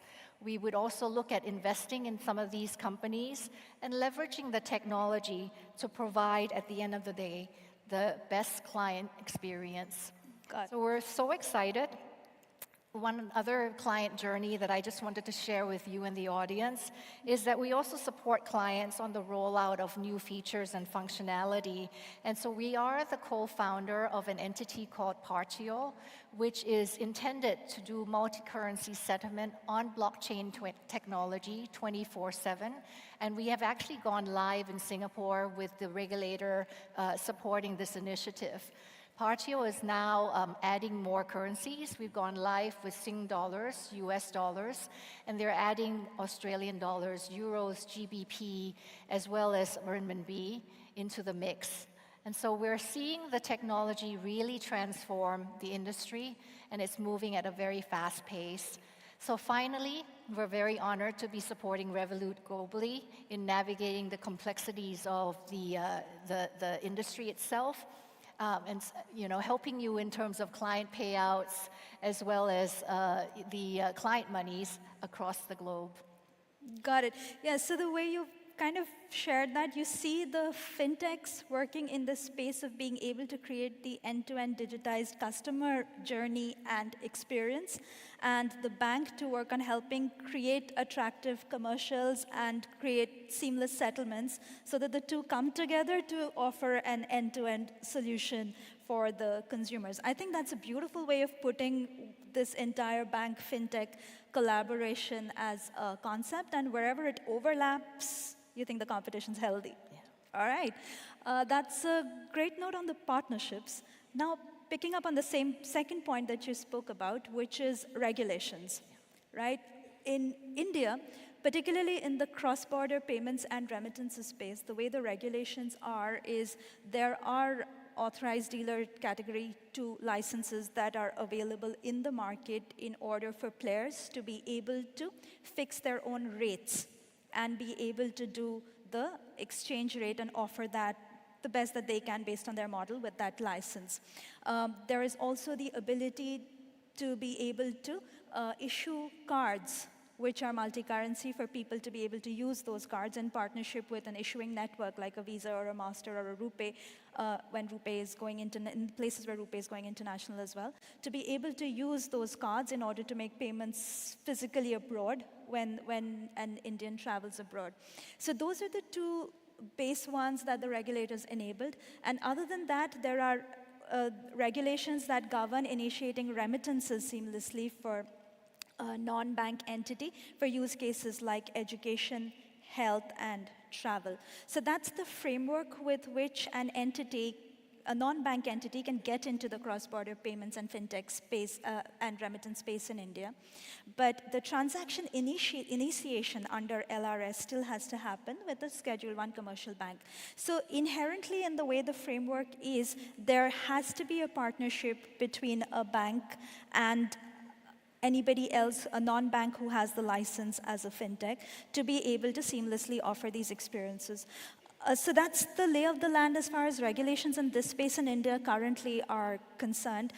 What are the kind of regulations that prevail in the rest of the region, and which ones have you seen as help or hindrance towards the cause of making seamless cross-border payments and remittance happen? Yeah, Paroma. So Asia Pacific is indeed very vast and diverse, and India fits right in the middle of the spectrum of countries. It's quite interesting how, despite the limitations of convertibility, the innovation in the cross-border space, as you've highlighted, is becoming very prevalent in India, and with the help of a relatively forward-looking regulator, I would have to say. So let me talk about the partial convertibility and how I agree with the regulator's view in terms of a cautious approach for the currency. For a developing economy like India, going for full capital account convertibility could be a risky proposition. And we saw that in the 1990s in the Asia financial crisis that has triggered a prudent warning in terms of currency and capital account management that could potentially trigger currency crisis. So I think the cautious approach of the regulator in India has augured well in managing the balance of payments until the trade essentially grows to a significant extent. And the liberalized remittance, which is available today, has come a long way to help support a globally connected economy while keeping the currency stable. So the innovation aspects, despite the restrictions in currency, has continued to grow, and the regulators themselves have been supporting a lot of sandbox in the country, especially for ourselves, IFSCA in Gift City, which has triggered the remarkable ability to do blockchain settlement 24/7 with 6 banks in Gift City. So we're quite thrilled. And finally, I think the rupee pilot, which is also quite encouraging and puts India ahead compared to the rest of the region. But I think we've heard earlier in the session with the Madam Minister as well, that there are sandbox as well as the innovation around cross-border payments on real time. And we've actually seen that very prevalent with Singapore partnering with India, Singapore partnering with Thailand on prompt pay, Malaysia, et cetera, so it is getting more seamless and fast. No, absolutely, and I would nudge in this group that anybody who has any further ideas in this particular space, use the sandbox framework that the regulator has given us. We'd love to partner with you to make some of these things happen in order to actually innovate and disrupt a much needed space that is awaiting innovation right now if you look at the entire financial product suite. Just to round off this particular bit, on regulations, again, there's a lot of debate and discussion around activity-based versus entity-based. Coming to cross-border and remittance, what do you believe? Should the activity of doing cross-border payments and remittances be regulated? Or should an entity that is engaging in that activity be the one to get regulated, agnostic of what other financial services that entity offers? What's your take on this? It's a combination, I would say. Triggering innovation is the right thing in terms of technology, but at the same time, consumer protection and balance in terms of the currencies is also equally critical for a country. So we've seen a good balance across the region in terms of regulators promoting initiatives to be able to help make the experience for consumers more seamless, but at the same time also making sure that there's stability in the currency and reserves as well. So I find that, I think it's exciting times for us in this journey with regards to, taking advantage of technology, but also unlocking new perspectives. And for over 150 years, we're completely obsessed with payments. Payments are more than just transactions, and it's really through engagement with the regulators to be able to then do the right thing for the company, for the regulations, and for the consumers at the end of the day. Got you. So in a nutshell, basically, I guess what we're both saying is when it comes to the cross-border payments and remittance space, let it not be a footnote as another activity or another product to be bundled into a group of products on a particular app. Let's step back, look at the actual customer need and journey, and create a solution for that, which is what we're trying to do. 1. 2 is ride this entire digital adoption wave of 85% plus penetration of digital adoption of fintech products in India. And therefore, if we actually are able to offer the simple solution that we have in mind, we believe that the Indian consumers are ripe to lap it up. They're waiting for even cross-border to become end-to-end digital. And I think the regulators also, as you heard, the regulator, the ministry, are all waiting for us to come up with solutions to make that happen. That's 2. 3rd is obviously use of technology, which we all know we don't need to talk about anymore, not in this forum and group for sure. 4th is partnerships being key, where the fintech players focus on looking at the end-to-end customer journey and making that seamless, and partner with the banks in order to be able to offer it at the most affordable rates for Indians and at the lowest speeds to make it as quick as possible for Indians. So that is sort of the model which can solve for these problems of access, affordability, security, and safety of the transactions and the speed of transactions in the cross-border payments and remittance space. And we will obviously look forward to evolving regulations that come through us operationalizing such digital solutions in this country to see how far it can scale to get as much of that $85 billion worth of remittances to happen digitally. On that note, we're, I guess, Christine, open to take any questions specifically that the audience may have for us. Yes, the fastest finger first. Could we have the mic? How many questions can we take? 4 questions. Got you. Thanks. So I wanted to ask you, what challenges do you see in terms of the cross-border payments, in terms of the future, in terms of rolling it out? What immediate challenges do you see in that? Question to me or to her? Pardon? Question is to me or to her? We can do both, Paroma. For her? Okay, the challenges you see as a bank. Go on. So maybe I'll start, and then you can also chime in. I think definitely from an opportunity standpoint, there are 3 things, right? One is speed. And essentially, that's critical across this whole region. I think clients and consumers do want that. So really picking up speed and ability to be able to understand the dynamics in terms of what's doable and what's not. That's number 1. Secondly, being prepared for digital business, and that's really critical as the world moves. I think you've highlighted earlier 100 apps per person, and so therefore this digital business is not going away, and you need to then look forward in terms of opportunities to enhance that. And then last but not least, automation. It's like part of everyday life. We've gone through COVID, and ability to automate and navigate through virtual versus in person. That's kind of moving away into the new world now. So speed, digital business, and automation. We're extremely honored. We move $11 trillion a day for most banks and fintechs and non-banks. And so that also comes with the regulatory landscape, as well as trust and safety. So having speed, automation, digital business, it also comes with investment to making sure that your money's protected, it's secured, and it's safe for your clients at the end of the day. If I may add, so she spoke about the consumer-based challenges that we're here to solve for. In order to operationalize and actually offer the solution, what are the challenges that we're facing while doing that, if that was a part of your question as well?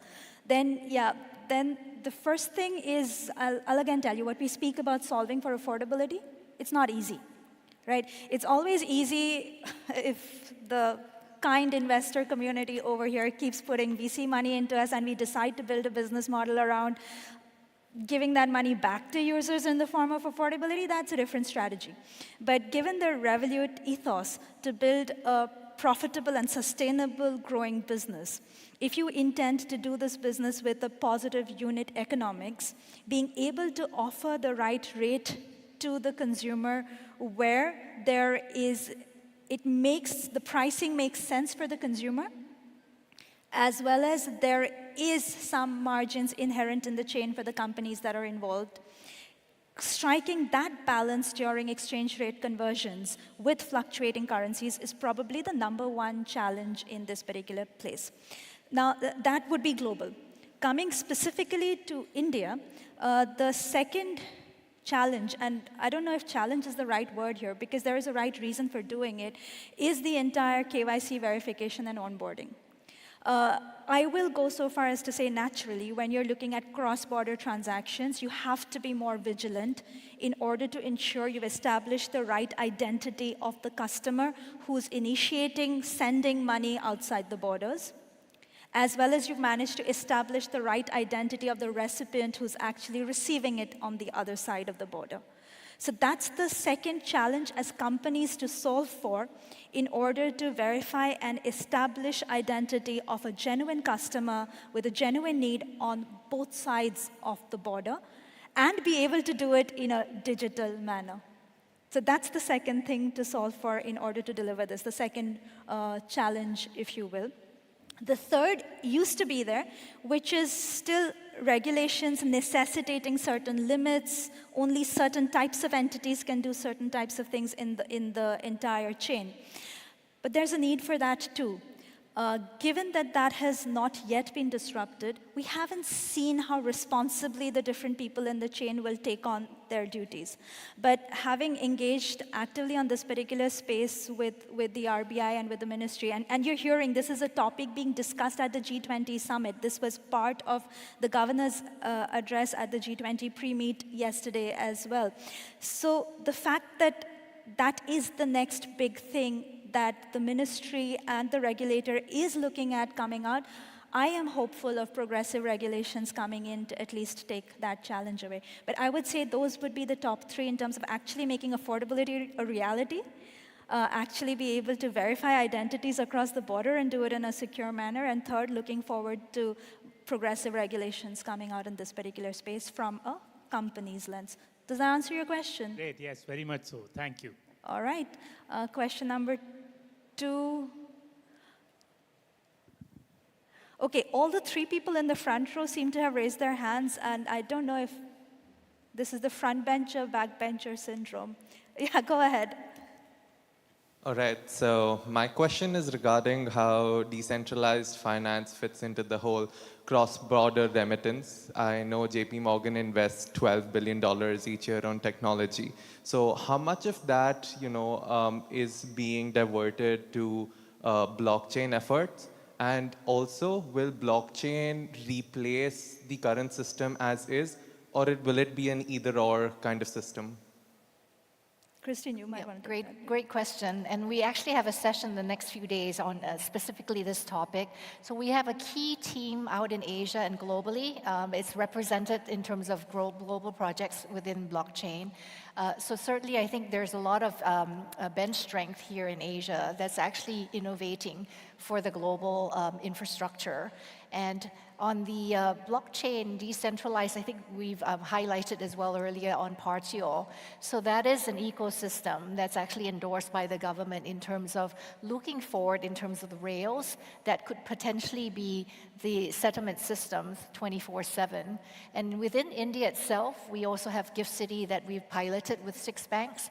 So that's also another rail that's actually now live and successfully piloted to enable blockchain for 24/7. And so we're quite excited in that regard. Gotcha. I think there was a third question here, a fourth on that table, and the last, that lady, if you permit me to take 5. One last question, and I will go for that lady who still got her hand raised way up in the sky. Yes, please. Thank you for this opportunity. My name is Seema. I'm a business analyst. My first concern is in context of India, the major problems are security concern like militancy. If you are talking about the cross-border payments, so militancy, terrorism, and all those things. So that concern, if you can give any glimpse on it, how we will do the securely. And second is the data localization and data storage issue. Because if we are doing the payment from one country to another country, then there will be the issue of storage of data. So I'll take that up because that's our bread and butter. Okay. So first, the area that you spoke about, okay, there is an entire unit at the RBI and in all financial institutions, including ours, which is an anti-money laundering and cross-border funding of terrorism. AML-CFT is the jargon that is used there. So we have an active team to be able to filter any new customers who are applying to get onboarded for a solution like this. To give you an example of some of the things that we do, most of the countries, starting from the United Nations, there are sanctions lists. There are a list of entities who you should not be able to onboard. So it's about being able to screen your customers against those sanction lists. Then having other, and this one I can't tell you in public because that's a secret sauce, and there has to be a secret sauce that sets Revolut apart, right? So there you have your own intelligence to look at surrogates with which you're able to look at this kind of high-risk behavior through the kind of associations that a customer who's applying to onboard themselves in order to initiate a cross-border payments has. So broadly, since I can't elaborate, I can keep talking about this. The two things we look at is standard sanctions screening lists, obviously ensuring we comply with the KYC and verification norms that are laid here to verify a customer, and having our own edge of being able to use different kinds of associations to be able to identify a potentially high-risk customer who's trying to come in and use our platform. That is when a customer comes in. Now, there's no guarantee. I mean, somebody could be innocent when they come on, and some event in their life could have turned them later, right? So then it comes to transaction monitoring. So when a customer's their ongoing transactions are monitored very actively to see triggers of behavior around who they're sending money to. And like I said, in cross-border, it's a little more complex because it's on both sides. So you have to see the behavior and the risk of the person who's sending, as well as the people that they're trying to send to. So ongoing transaction monitoring on the second side becomes the other key. So in a net summary, at onboarding, making sure we're on top of it, and ongoing transaction monitoring to actively keep looking at the transactions that are happening in order to ensure that no solution becomes a conduit for any such money laundering or funding of terrorism activities, for sure. That's a no-no. So that's the first part of your question. What was the second part of your question? So maybe if I can just chime in that's 16 countries for us in terms of data onshoring and the considerations to navigate the local requirements as well for banks. So now the second part of your question linking to that, I think, was around data storage and data localization. Particularly. So now that, again, if you're a global company, there is a complexity because different countries have different data localization, data integrity, data sovereignty norms. Some countries are absolutely open. They're okay with data and information flowing seamlessly across borders as well. There are other countries who are a hybrid, one level removed from there, where they're okay with data being sent abroad as long as they're segregated and stored so that there's a firewall and the data doesn't pass through or percolate between two different systems. And then there is a third, which we are in India, where you want the India leg of customer personal identifiable information and transaction information to be hosted on-site in India. But then the transactions that you're sending abroad have to necessarily be sent abroad. So you will literally need to keep two sets of data that you store, one on Indian soil, on Indian cloud in today's world, if you will, which does not go out, and be able to use that information to send funds out and the money out in a cross-border payments and transaction scenario. And just the information that is needed on the cross-border side in order to successfully process a remittance on the beneficiary account side and the beneficiary account details, those being stored abroad. So technologically, yeah, I didn't come to that because like I said, that is Revolut's bread and butter, but possibly that's the fourth challenge for anybody to get into this space, to create this entire localization and the tech stack and the ability to store data in different containers depending on what the regulations in different geographies are. Does that answer your question? All right, and with that, since she's on stage, I think that's all we have time for. And thank you from both our ends for being a lovely, patient audience in the kickoff session for this GFF, and looking forward to the rest of the sessions through the day. Thank you. Thank you. Thank you so much, Paroma. Thank you very much, Christine. Can we have a louder round of applause for a very, very engaging session right there? And I'm going to urge you both to please come together. We'll have a quick, I'm going to say a Kodak moment or a Canon moment.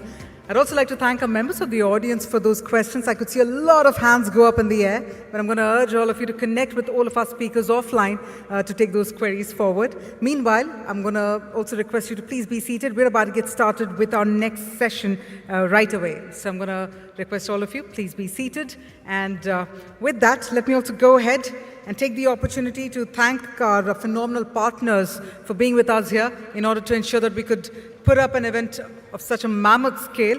I'd like to tell you all that this edition of the Global Fintech Fest is co-powered by Google Pay and Amazon Pay, and it's brought to you by HDFC Bank and State Bank of India, our technology partner Perfios, associate partner PhonePe and Razorpay, and payment enabler associate partner Lyra. With that, let me also inform you, we will get started with our next session. I hope all of you are taking a good look at the agenda, because there are also some important tracks taking place, not just in this hall, but across the entire Jio, I must put it that way.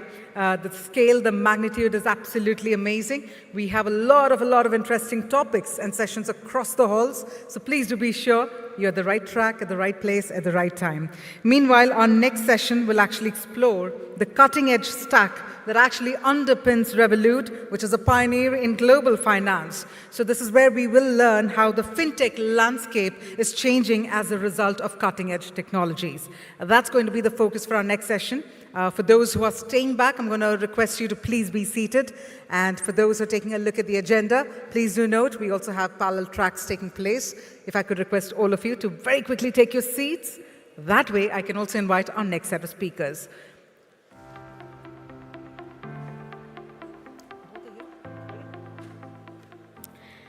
All right, so with that, let's actually move ahead, because it's time to learn about Revolut's tech stack, innovation in the world of borderless finance. Even our previous session, we've had some interesting insights coming in from both Paroma as well as from Christine. Let's now actually get to understand more about Revolut's tech stack, for which, to spearhead the session, I'd like to please invite on stage Yash Irande, Managing Director and Partner at BCG. And he will be in conversation with our very revered speaker. We have with us Vladislav Yatsenko, co-founder and CTO at Revolut. Can we have a huge round of applause, ladies and gentlemen? Let's bring that attention back in the air. And let me remind you, we will take questions towards the end of the session, so let's hold on to that. With that, Yash, over to you then. Thank you. Good afternoon, everyone. Vlad, I have realized that it's very hard to stand between people and their lunch, but it seems today we are in that unenviable position. But if all of you are intrigued by three numbers, what does it take to create a company that has north of $30 billion in valuation, north of 30 million customers, and north of 30 countries in which they are present, and do all of that in a short period of 8 odd years, then this is really the panel where we can dig deep into the minds of Vlad and understand what the journey has been like. Vlad, as we discussed earlier as well, we are going to keep this discussion focused on 3 critical areas, but we will try and peel the layers and get a bit deeper. So we are going to go through 3 conversations. There's going to be the first conversation on what does it take to build a great product. what does it take to build a great multinational company? And then we are going to get you to do a little bit of crystal ball gazing in terms of the trends that you're seeing. You do get around a lot in the world, so we hope to pick your brains on that. So before we dive into these three areas, Vlad, can I request you to introduce yourself and Revolut a little bit? I'm sure your Revolut is not known to this crowd. This is a fintech crowd, but maybe you can add a little bit more nuance to what Revolut is all about. Sure. Thank you for the introduction, and thank you for having me at this event. It's my first time in India. I'm super excited to be here. And maybe just before I maybe say anything about Revolut, if I do audience check, can I ask you maybe raise your hand if you heard of Revolut before the previous session? Okay, it's decent. It's not the full audience, but it's decent. Part of it, I guess, is we haven't launched in India yet, but we are on the way there. About Revolut, just in a nutshell, we are a fintech headquartered in London with presence across pretty much the whole Europe, US, Japan, Australia, a couple of other countries, Brazil recently, and our main product in Europe is banking.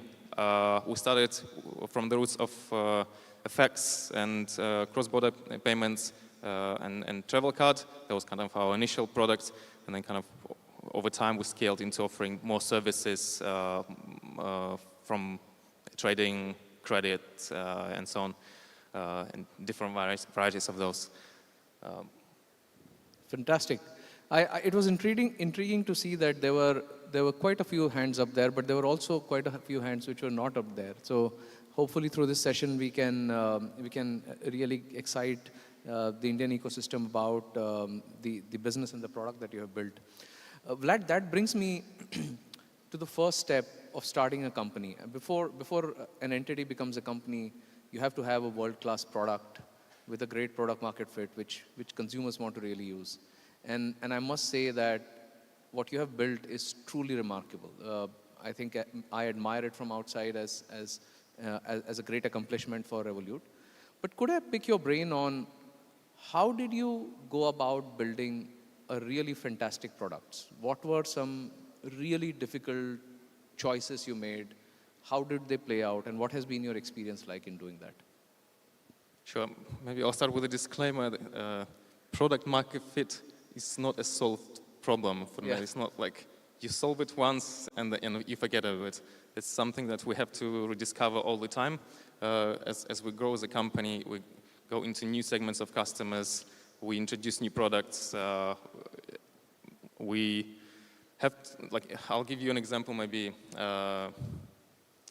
We started with a kind of more or less simple proposition that was solving specific problems around sending money abroad, exchanging, and spending abroad. So 3 simple problems. We gave multi-currency accounts with multi-currency card, right, and enabled remittance. Then, as we started building more product, etc., so we had to reinstate how we package all of that in one application. At some point, recently, we started calling it, I guess some of it is the trend of having a super app with a lot of functionality. Some of it wasn't even finance related.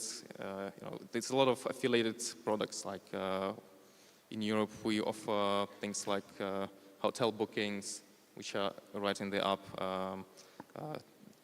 different type of insurances and so on. At some point, so there is this, when you have all these things together, it's super critical to contain that complexity, right? For us, it's like one of the principles how we build everything is we have to ensure it's simple from 2 aspects. From the customer perspective, how customer users, can they discover the product?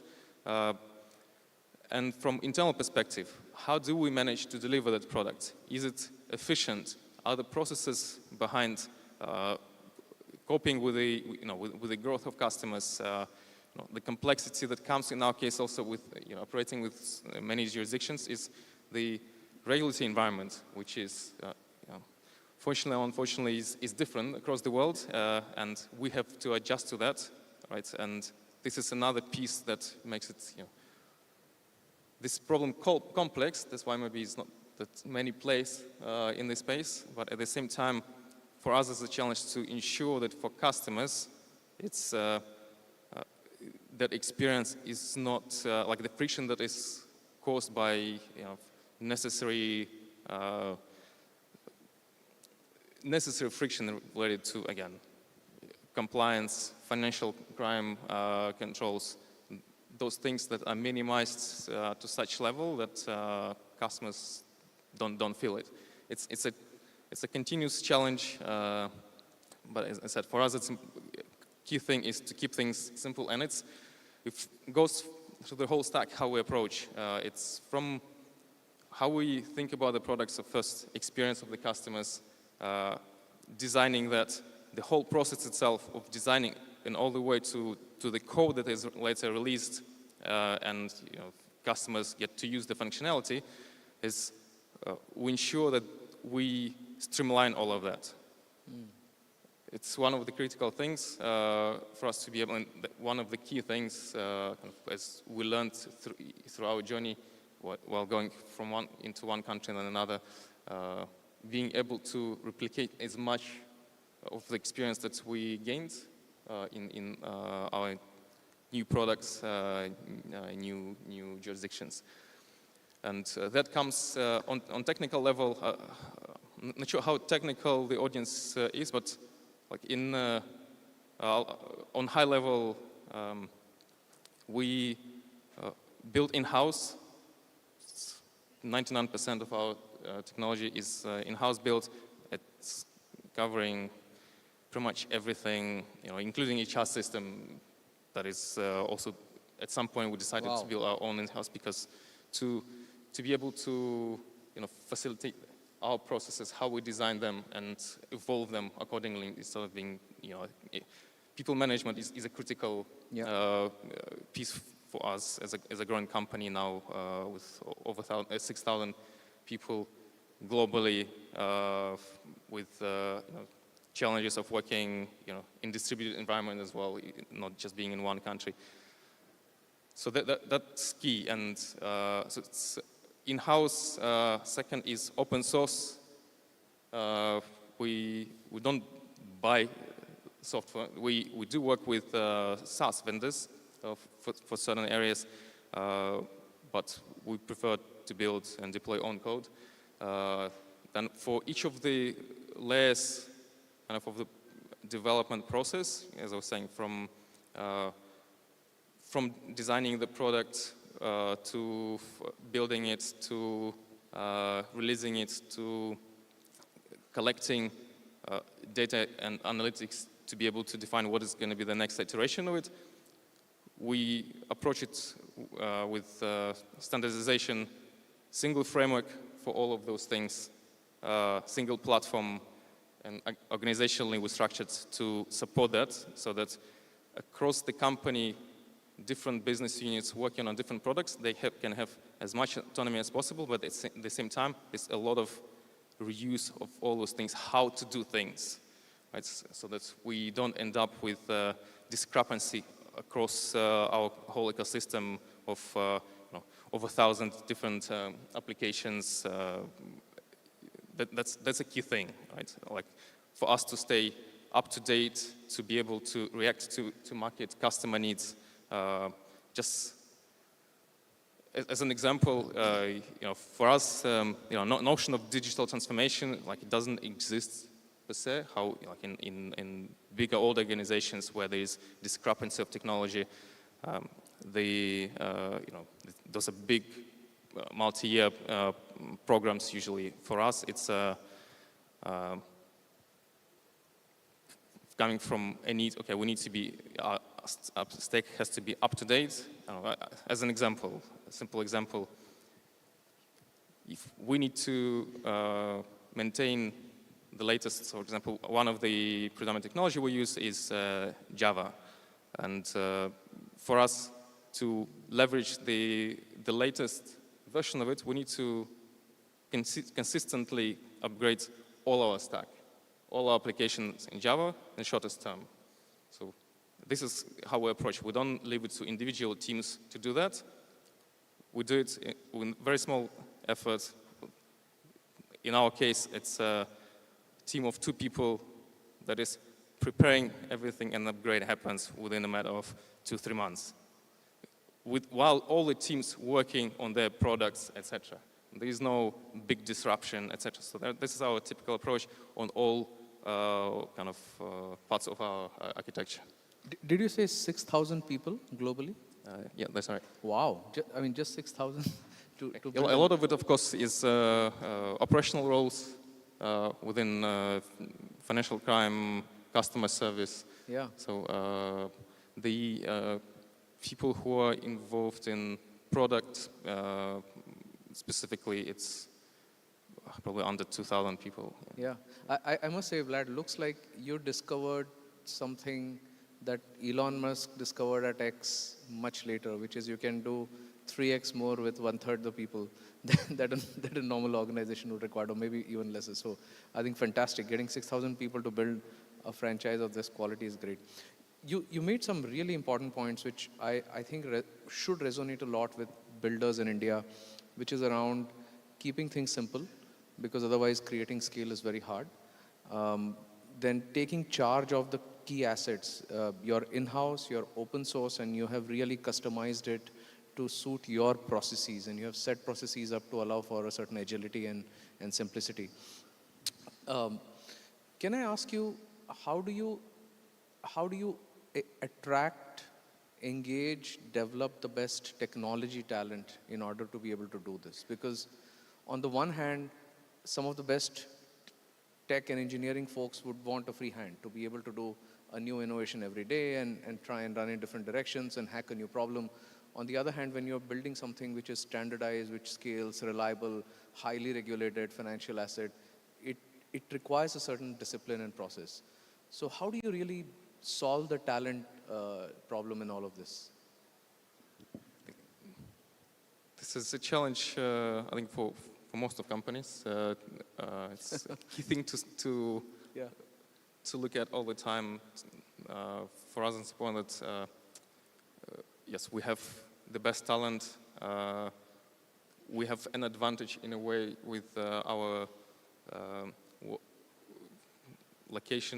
working location policies, where we are completely flexible. As long as we can hire in the country, the person can be anywhere pretty much. Yeah. So which kind of for us it opens, the surface is much larger in that case. Especially when COVID started, we leveraged that a lot. Right. Where during that time, company grew significantly, while people never met each other in person until maybe some later when travel already was possible. Another aspect, we realize that we're looking for traits fundamentally. We look for fundamentals in terms of knowledge, whatever the person is specializing in, and ability to learn. Ability to learn, having initiative, the work ethics. That are the key things I would say. So what we would call culture fit is a critical stage in our interview process as well. So that part itself, how we interview, it's not also left like individually to each team to do it. We have a system across the company, which is then specialized for different roles, etc. There are owners for these processes, from interviewing, onboarding, and so on. So I can't say we're perfect in that area. There's continuous work, but I would say it's something that has to be looked at all the time. Talent management is key. Yeah, but I think you said something really key to the issue of being able to attract and groom and retain great talent. which is to hire for a certain fit. And it's great. I mean, obviously, all the things that you said, which is about you should be good at technology if you're being hired for technology and so on, but also work ethic, and do you really fit into the overall ethos? I think that actually is a key point, and potentially something very useful for builders in India and founders in India who are building companies. If I stay on the theme of the product a little bit, you spoke about customer experience and then going down all the way through the stack to getting the right processes and then the right technology and then the data and then going through an iterative route to keep getting it better. As you were building these, are there some moments that you felt, aha, I mean, this really is something I didn't expect, or this is really something that is very important and is critical to build a great product or a great digital asset? Or were there moments where you felt, this is really hard, I made a mistake, this is the wrong way to go, and we should avoid going down this path? I think hindsight is always, the better side, but I think one of this, again, strength maybe in our company ethos is the adaptability, right? It's like the things I mentioned before that help us to adapt to situation, especially if we consider the things that happen in the market in the last year alone, globally, from banks collapsing, crypto firms, all of these things, they happen, the war in Ukraine, all of those things had big impacts on us as well. So for us to go through those challenges, it's important to be able to adjust quickly. Like risk management is, again, another key thing. Like for anyone who is in financial industry, and people would understand that. Maybe part of the one of the lessons maybe is within the regulatory environment, especially certain way how financial institutions should operate. It's already designed by sort of regulators, right? For us, what is important to realize at some point, I wish we realized that later and figured out maybe it was more even figuring out how to do it, how we can integrate all the three lines in such a way, or most importantly, the two lines, the first line of defense, the second line of defense, in such a way so that they can operate and not be against each other, how it often happens in some organizations, but work together because the goal is common, to create the best product, the compliant product, the secure product, solve problem for customers, right? The motivation is the same, and the challenge is how to make this work together. We integrate the risk management part into product management. Wow. Okay. So that's key thing. It's not like enough to thought. It was challenging. Like in the beginning, it wasn't working very smoothly. Correct. But it's kind of going through iterations because it's learning from both sides, especially people who come from backgrounds where they're sort of used to just be, if it's second line on kind of being a barrier. Yeah. Business being kind of treating it as a it's a hurdle. Yeah. So that breaking that, making each side learn the other side. There's in our case, from business side, there's constant feedback into how the risk processes, how risk framework works. Accordingly, back into product from risk, there's a lot of feedback, training that is happening so that product can actually understand better how to manage on risks and so on. So that's really fascinating, and I think it's a sign of the maturity that overall in the fintech and the new ecosystem that's happening. This conversation about risk management is so central. We talk quite often about this notion of compliance by design and not an afterthought.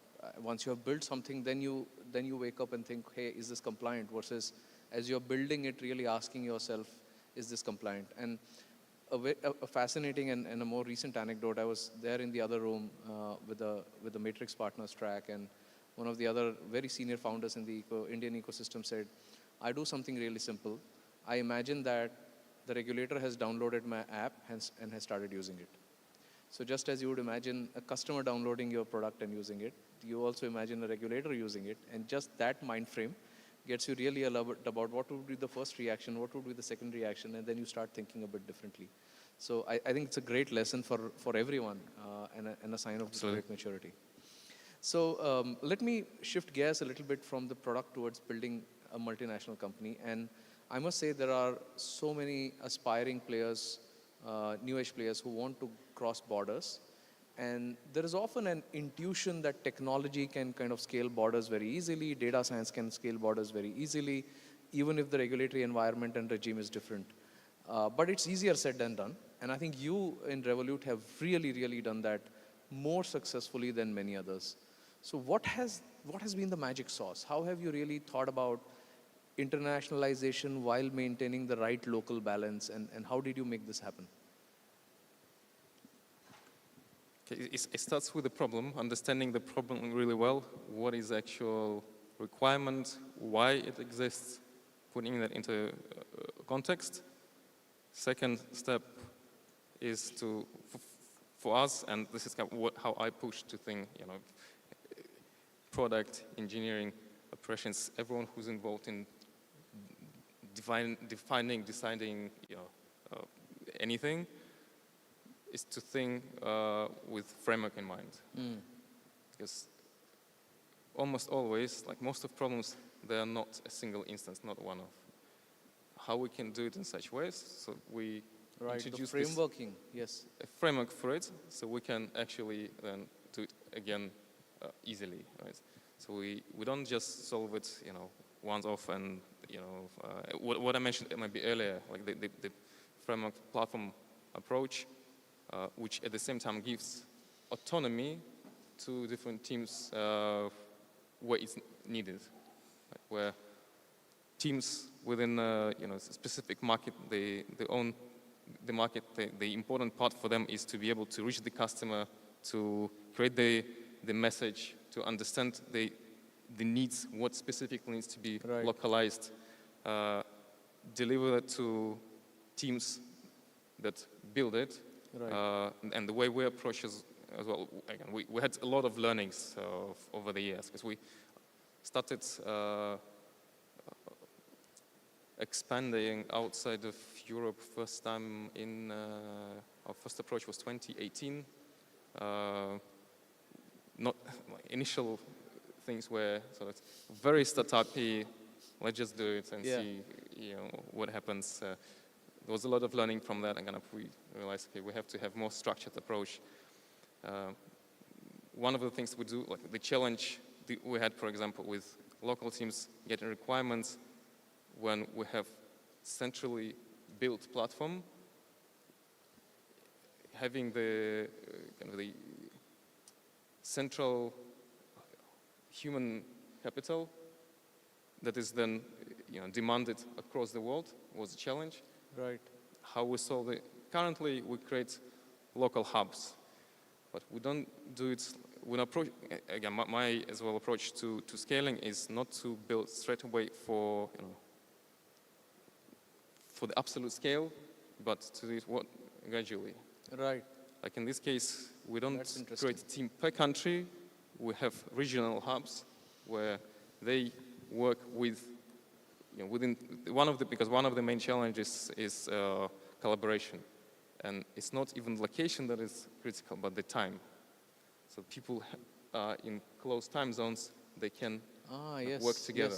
Yes. This is one key thing that was important for us to solve, and they know, what we define them local hubs, regional development hubs. We have one in Latin America, another one is in Asia Pacific. focusing on these markets. Wow, okay.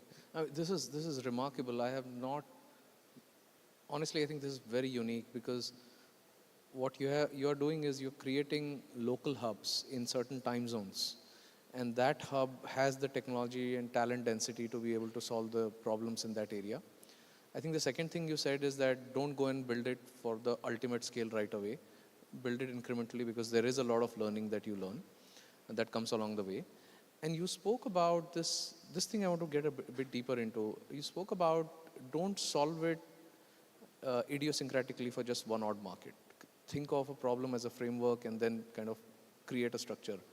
Can you give me a little more color on that or some example, some way of thinking about it? Because I'm sure there are a lot of founders who are trying to go international and they're going to go through this experience of frameworking the problem and making it more generic. So how do you really do this? What does it mean? And this probably along with the previous question, things that I wish I did earlier. Yeah. So if that thinking about, communicating to everyone the importance of streamlining and simplifying, it's like, I'll give you an example.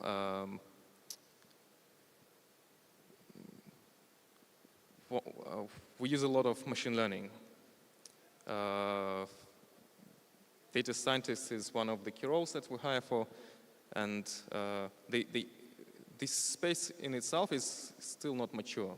Yeah. It's fairly new. It derives from computer science more generally, but there's certain specialization, and the industry itself is not mature yet.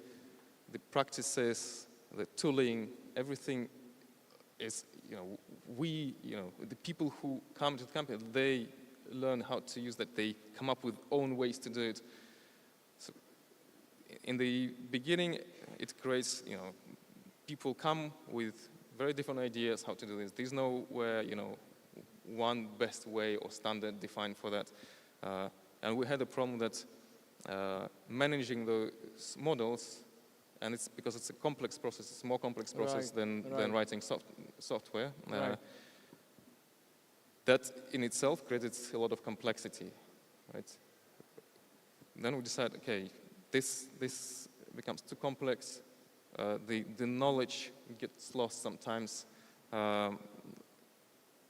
We decided to create our own machine learning platform to manage the whole process and to simplify the work for data scientists. And this is kind of a problem in the industry that is very, very well known, that data scientists, 90% of their time, they're doing software engineering. Right? That's a big problem. Like, we realized it as well, and like the way we approach to build this system where engineers focus on building the platform for data scientists to work on their models. Right. Focus on where 80% of their time they just work on the models instead of figuring out how to deploy it, how to run it, how to train it, how to connect it to data. All those things is a platform problem. And this kind of thinking is your day job, right? This is really what you. Yeah, I mean, it's not just me. Of course, it's all the team. But what I put kind of in place is fundamentally where we have these kind of problems, we have platform teams. Right. Oh, I see. This is specifically platform teams that are not focused on end product, but facilitating all the products. And these platform teams, they're central technology platform teams for all the stack, for backend, machine learning, data platform, design system is a big part of it. Because for us it's critical every time we make changes so that experience in the application across iOS, Android, web is exactly the same.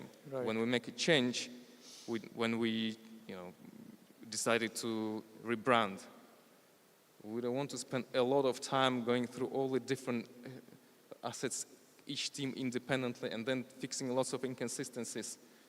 We create a design system with a big part of our whole approach is automation as well, as much as possible. Right, right.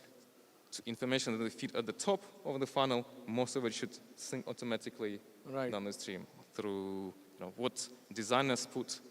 They made the decisions on how the UI should look like, that automatically goes into code. The framework developers, they don't have to think about that anymore. Right. Did they pick the right color and so on? So those discrepancies, in the past was a big problem. We solved it with, again, framework, which is design system, automation around that. That was how we approached, because India as a market is very unique. In the previous session, there was a mention of data localization requirements. That was another challenge for us to solve, but fundamentally, again, we leveraged a lot of those things that we defined as frameworks, right, through automation. Maybe another example I would give is it's one of the problems for many financial institutions of certain size is managing your whole ecosystem, doing audits on it. Yeah. Quite often these are heavy processes. Yeah. For us, it was critical to build a governance system on top, which is not just a set of policies. Those are policies, frameworks that are coded into system from which most of things are automated.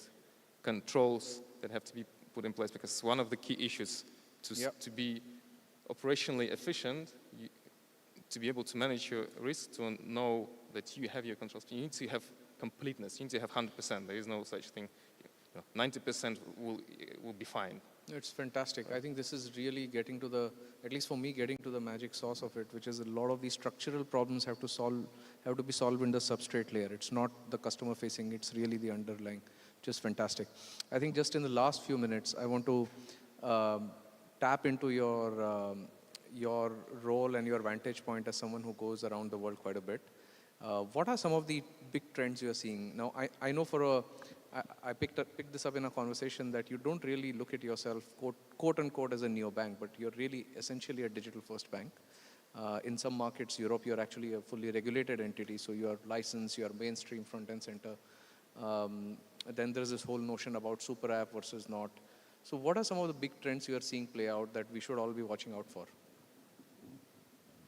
I think the trend of digitalization is kind of outdated. Yeah. Right? We see, the pandemic accelerated that massively. Part of it, of course, it's more of a necessity for the whole industry. Fintechs pushed the legacy banks to move more into online digital. In Europe specifically, in 2019, 2020, those were in the news for some of the common taglines, headlines about banks closing branches here and there across countries. So that is already happening or happened. The other thing, one specific thing maybe I'm excited specifically about is open banking. Yeah. It was a regulatory initiative in Europe. It's spreading across the world. Many regulators realized there's big benefit in it. This challenge in making it work technically, because there's within one country maybe it's a much smaller issue. Within environment like European Union, with every country left to own device how to define the standards, how exactly to do it, which created its own industry of aggregators. But generally, that's the direction itself, from my perspective, is great because we see it gives customers better choice. Yeah. Transparency on things like service availability, switching providers. You don't the decision before switching schemes, for example, in the UK existed, and that required a very hard decision. It's all or nothing. You either change your bank fully or not at all, and it's of course less than 1% of population would make such decision in their life. Absolutely. And open banking simplified that you as a consumer can benefit. You don't have to make this hard decision to be just with one provider. You can connect your accounts easier. You can, in some standards, they define even things like transparency on pricing, right, which is fed through the open banking API and so on. Yeah. No, makes a lot of sense, Vlad. I think you are obviously a great proponent of open banking and the benefits of that for the consumer. In India and in a bunch of other Asian economies, that's an area of focus where regulations are evolving. So I think point well made and well taken. We'd love to go on, but the organizers are keeping us honest on time. I think if it's okay, I'll skip the Q&A, but Vlad and Paroma are around. If there are more questions, please do catch them. Thank you so much and enjoy your lunch after this. Vlad, thank you so much for coming down to India. This is your first visit, but hopefully, first visit, right? Yes, it is. Yeah, so hopefully you come back quite often and we'd love to host you again. Absolutely.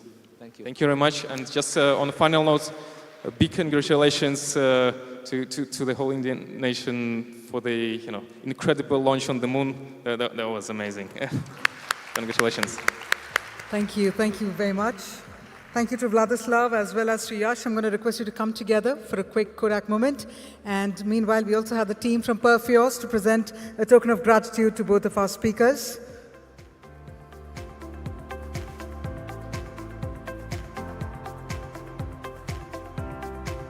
I'd like to also request Yash and Vladislav to please receive a token of gratitude from our gifting partner, Perfios. So thank you so much again for joining us.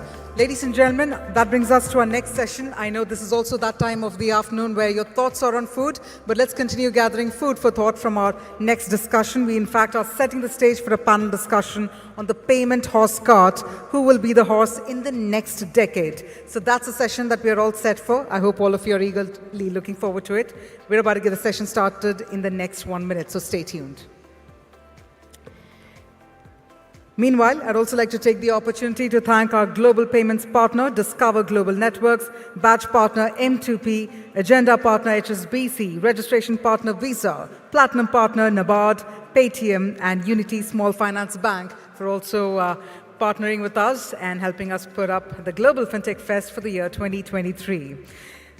With that, the stage is set, ladies and gentlemen, and this discussion is all on the future of payments, how it would look in terms of the fintech environment, considering that it's changing, and it will also offer information on new companies and innovative business models that will help define the next generation of payment solutions. Ladies and gentlemen, please note the next session taking place is on payment horse cart, and this session will be in fact spearheaded by Jatin Joshi, Head Cash Management Products, Standard Chartered Bank, India. So we'll be having Jatin Joshi joining us in order to extract all the relevant insights from his fellow panelists.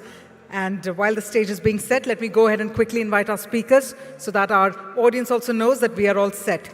Let me firstly invite Jatin Joshi, our session moderator, to please come on stage.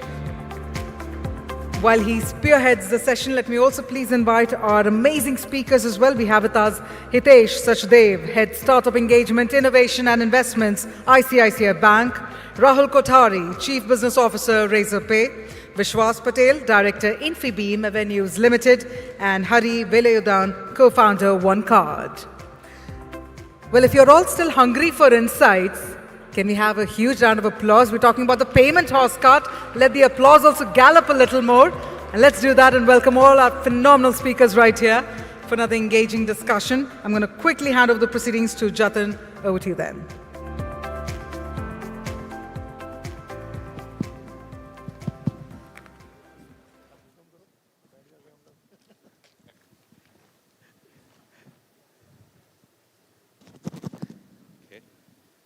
Mic check.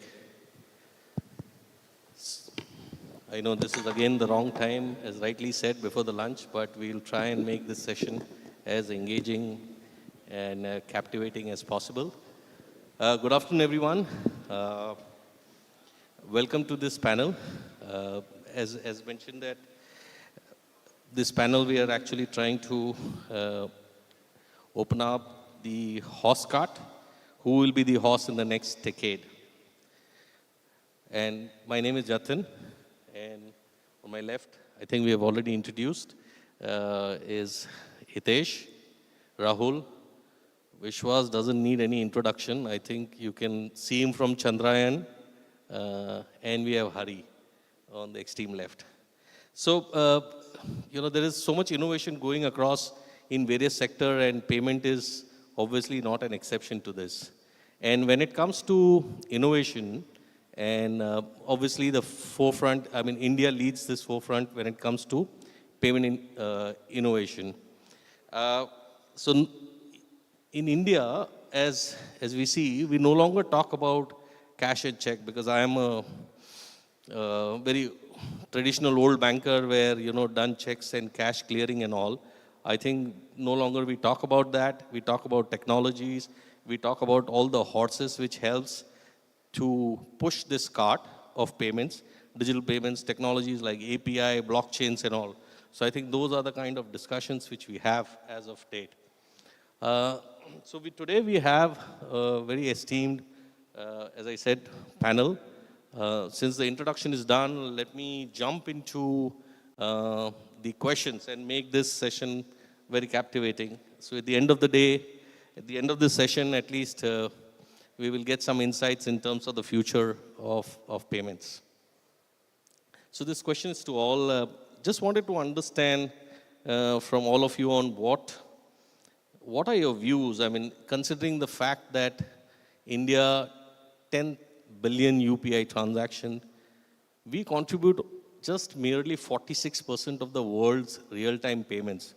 Aren't these an incredible numbers? 46% of the world real-time payments, I feel really proud about it. And considering all these growth, what are your views and what has changed, or what are these factors, or what are these horse which help this cart to move? So, you can start from, yeah. So if you see, the large part of the, real-time payments, are through UPI, and I think two factors which contributed largely, according to me, are one is the widespread, internet penetration. And second, if you see, if you look at merchant, right? If you try to make a payment through a credit card on the merchant outlet, many times, merchants are not that supportive of, receiving payments through a credit card, because, at the end of the day, they end up paying, anywhere between 1.8 to 2.5% kind of an MDR, right? And plus, you receive money, let's say second day or third day, right? So, that point where, with UPI, below, let's say, a certain threshold, there is no kind of, payment to be made by merchant, for the payment he receives, and also instant, right? So most of this, merchants have a very short, working capital cycle, and they operate on a very, very thin spread and thin margins, right? So for them, it's very important that they get the entire payment, and second, they get it instantly. So I think, and you go and ask any dukandar, aap jaake credit card try karo, he'll say ki POS machine is not working, there is some technical issue. So most of the time they avoid, right? So I think, but with UPI now, they know that, it's kind of instant, and, I don't have to pay anything for it. So I think these are the two major driving factors, according to me, which has, catapulted the, the overall transaction volumes on UPI. Yeah, thanks. And maybe I'll add a couple of points beyond this. I think at the overall level, I also think the overall focus and push from the government and regulator in general about the digital payments has been one of the very overarching factors. And this is visible in almost every forum, every new kind of policy decisions that come. Beyond it, I think, and just kind of touched on UPI, the way UPI is built, it also enables a lot of ecosystem players to build new innovative things, and that also leads to a lot of adoption. Like when the UPI was launched, it was primarily the third-party apps like PhonePe, Google Pay, which really kind of helped the adoption of P2P payments. Now, having said that, payments has one side, which is consumer, the other side, which is businesses or merchants who accept payments. I think in the last 6 to 7 years, a lot that fintechs have done or say technology has done which has made acceptance of online payments or offline payments for businesses very easy. I still remember like 6-7 years back, it used to take, say, a team of software engineers working for 2 or 3 months for a large enterprise to start enabling online payments. And now, like, it's almost like a single API integration, or it's just like a no-code thing, which very small merchant can start payments, accepting payments online easily. So I think that's one of the major factors in online as well, and that's why we have today, say, millions of merchants also accepting payments. Also in offline payments, I would say overall the cost of doing transactions from a fixed investments or a machine rental perspective has significantly gone down. Earlier, I think it used to be more than 10 to 12,000 rupees machine, maybe, about 1,000 rupees monthly rental, which has gone to, say, a few hundreds with innovations like Soundbox, etc. So I think fundamentally it's the overall vision by, say, RBI or a regulator or government, and also a lot of innovations which is technology-led, which is helping merchants to accept payments far more easier, to manage risk better, to bring down the overall cost of transactions. And of course, the benefits like real-time settlements and all those things has really helped us to bring to this level. So Jiten, I guess your question was, how did we get here over the last decade? Doing merely 10 billion UPI transactions a month, or 46% of the global, right? Look, over the last decade or so, the secular trends for the digital payments was already there, and it was created by a lot of facts that were already there in the country. There was a rapidly growing middle class, which will reach around 46% of the population by 2025. Urbanization meant easy accessibility. 36% of people now, Indians, live in urban areas, right?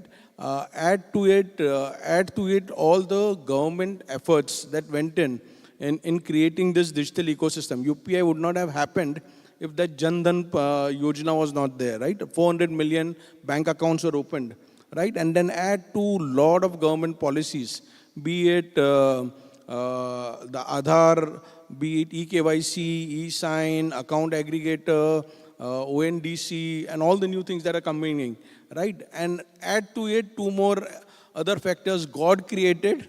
One was demonetization, and then the other one was COVID, right? Both were God created. But all these, overall factors led to the digital adoption. And then you put UPI, which was a mobile first, right? And then you get in zero MDR, right? And all those kind of, it becomes easier. So that's why we are here today, because of all these factors. Yeah, when I look at it, I put it both on the merchant ecosystem and the consumer ecosystem, right? The last decade has been driven through this entire cart running in much faster, primarily from the merchant ecosystem, looking at building an infrastructure. I think the basic infrastructure of putting in place robust systems for transaction processing has helped doing it, plus addition of multiple form factors. I think creating multiple form factors like QR or mobile POS has helped in terms of acceptance infrastructure growing onto it. From the consumer side point of it, I think it is about building the experience at the point of sale, be it an online or a merchant transaction. Both building that experience for the consumer at the point of sale has helped increase the payment transactions volumes.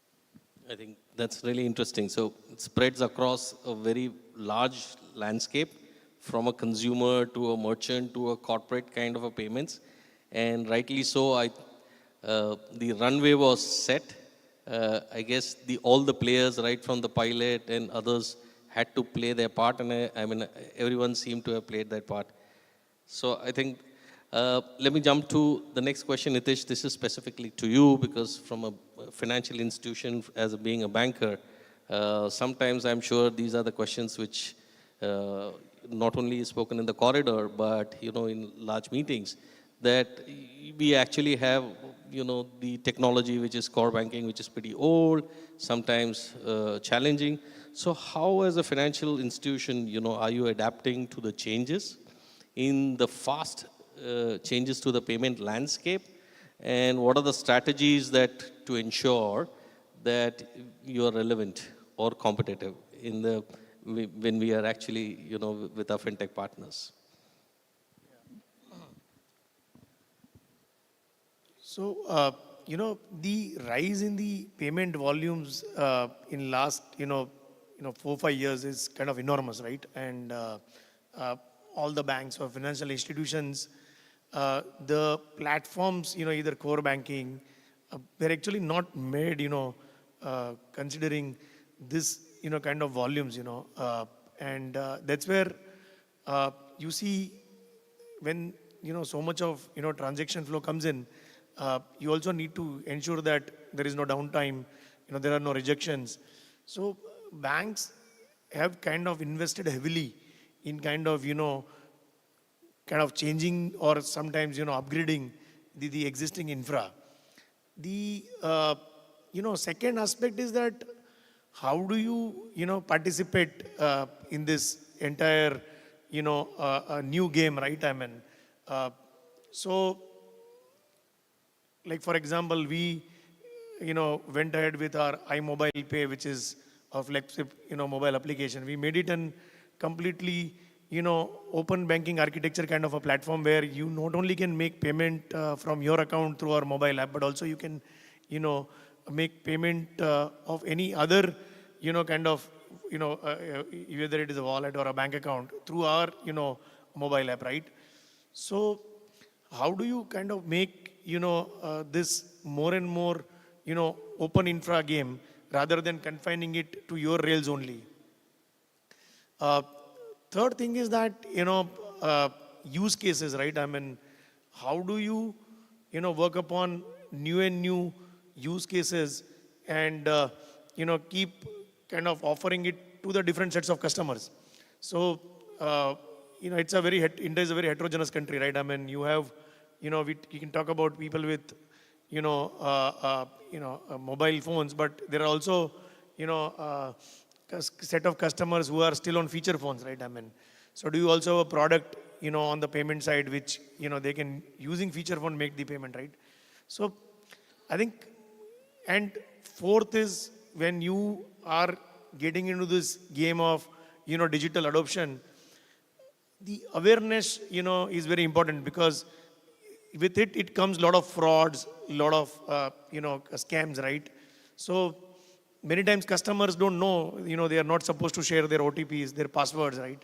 So banks are also investing heavily in terms of creating this customer awareness that, while, we are driving this bandwagon of, easier and simplified payments, but it's also important at the same time to build those, secured, kind of security aspect of it. So, and then the other part is about how do you enable your core systems, how do you build more APIs on your core systems so that you are able to partner with more and more, front-end mobile apps, right? For example, Google Pay, the backend is, all banks, right? I mean, it's a front end where the entire backend transactions are processed by the bank. Now, given a, kind of, let's say, if banks were not geared up or not prepared, I think Google Pay cannot, operate the way it is operating, right? So I think, at the bank end, there's a lot of investment which has been made in terms of, creating that middle layer, which is kind of driven by more APIification, which helps, in turn to partner with a lot of front-end, apps. And I think those are the some, few things or factors which, probably, banks or financial institutions have kind of invested into, which is, in fact, you see driving a lot of this, scale and growth in the, the payment ecosystem. Thanks, Hitesh. So generally I know Vishwas has a very less of smile. I'm sure he was back of the mind, he was smiling because we had the discussion saying that he wanted to open a nodal account about a decade ago, and incidentally the bank did not have APIs. So he's having a nodal account with you guys. So I think that, so I'm sure he was smiling at the back of his mind. So this question, Vishwas, because you've been one of the veteran in this space. Looking at the future, what do you think is that will act as a horse to again take this, the speed and the pace will continue, or probably accelerate much more further when it comes to, or it takes it to the next level? So if you look at the next decade, you need the next horses. I think two things fundamentally is, one is a mindset change, and second thing is globalization. Both are coming in a big way, right? When you say mindset change, today even you see the Prime Minister saying that just walk out without carrying any cash for 5-6 days, you will survive just with UPI and other things.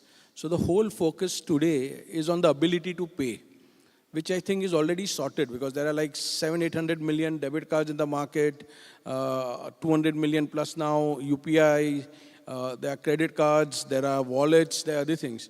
So the ability to pay is sorted. The focus needs to change to ability to collect, right? That once that fundamental shift, that if there are 1 billion Indians who have the ability to pay, why can't there be 1 billion Indians and businesses with an ability to collect? Which is very simple, in a simple manner, just download the app and start collecting. Why can't a coolie just take out his mobile after carrying the luggage and just accept a credit card on his phone, right? That ability to collect to 1 billion Indians and businesses is where the focus should be for the next tech growth to go in. Other thing is globalization. Now, globalization, if you see today, earlier it was all America-centric, right? Because if you have a card network, even your local Indian laws and bylaws was written by some person sitting in the purchase office in New York, right? By the global networks. Now, localization is the key, and that opens up a big opportunity to the fintechs.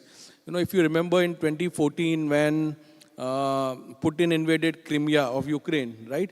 So Obama there sitting in the White House did a sanction against the card networks for operating in Russia. So suddenly you would see on Bloomberg and all the TV networks, all the Russians standing outside the ATM networks, yet my card is not working and other things. So this opened up the eyes of every regulator in the world.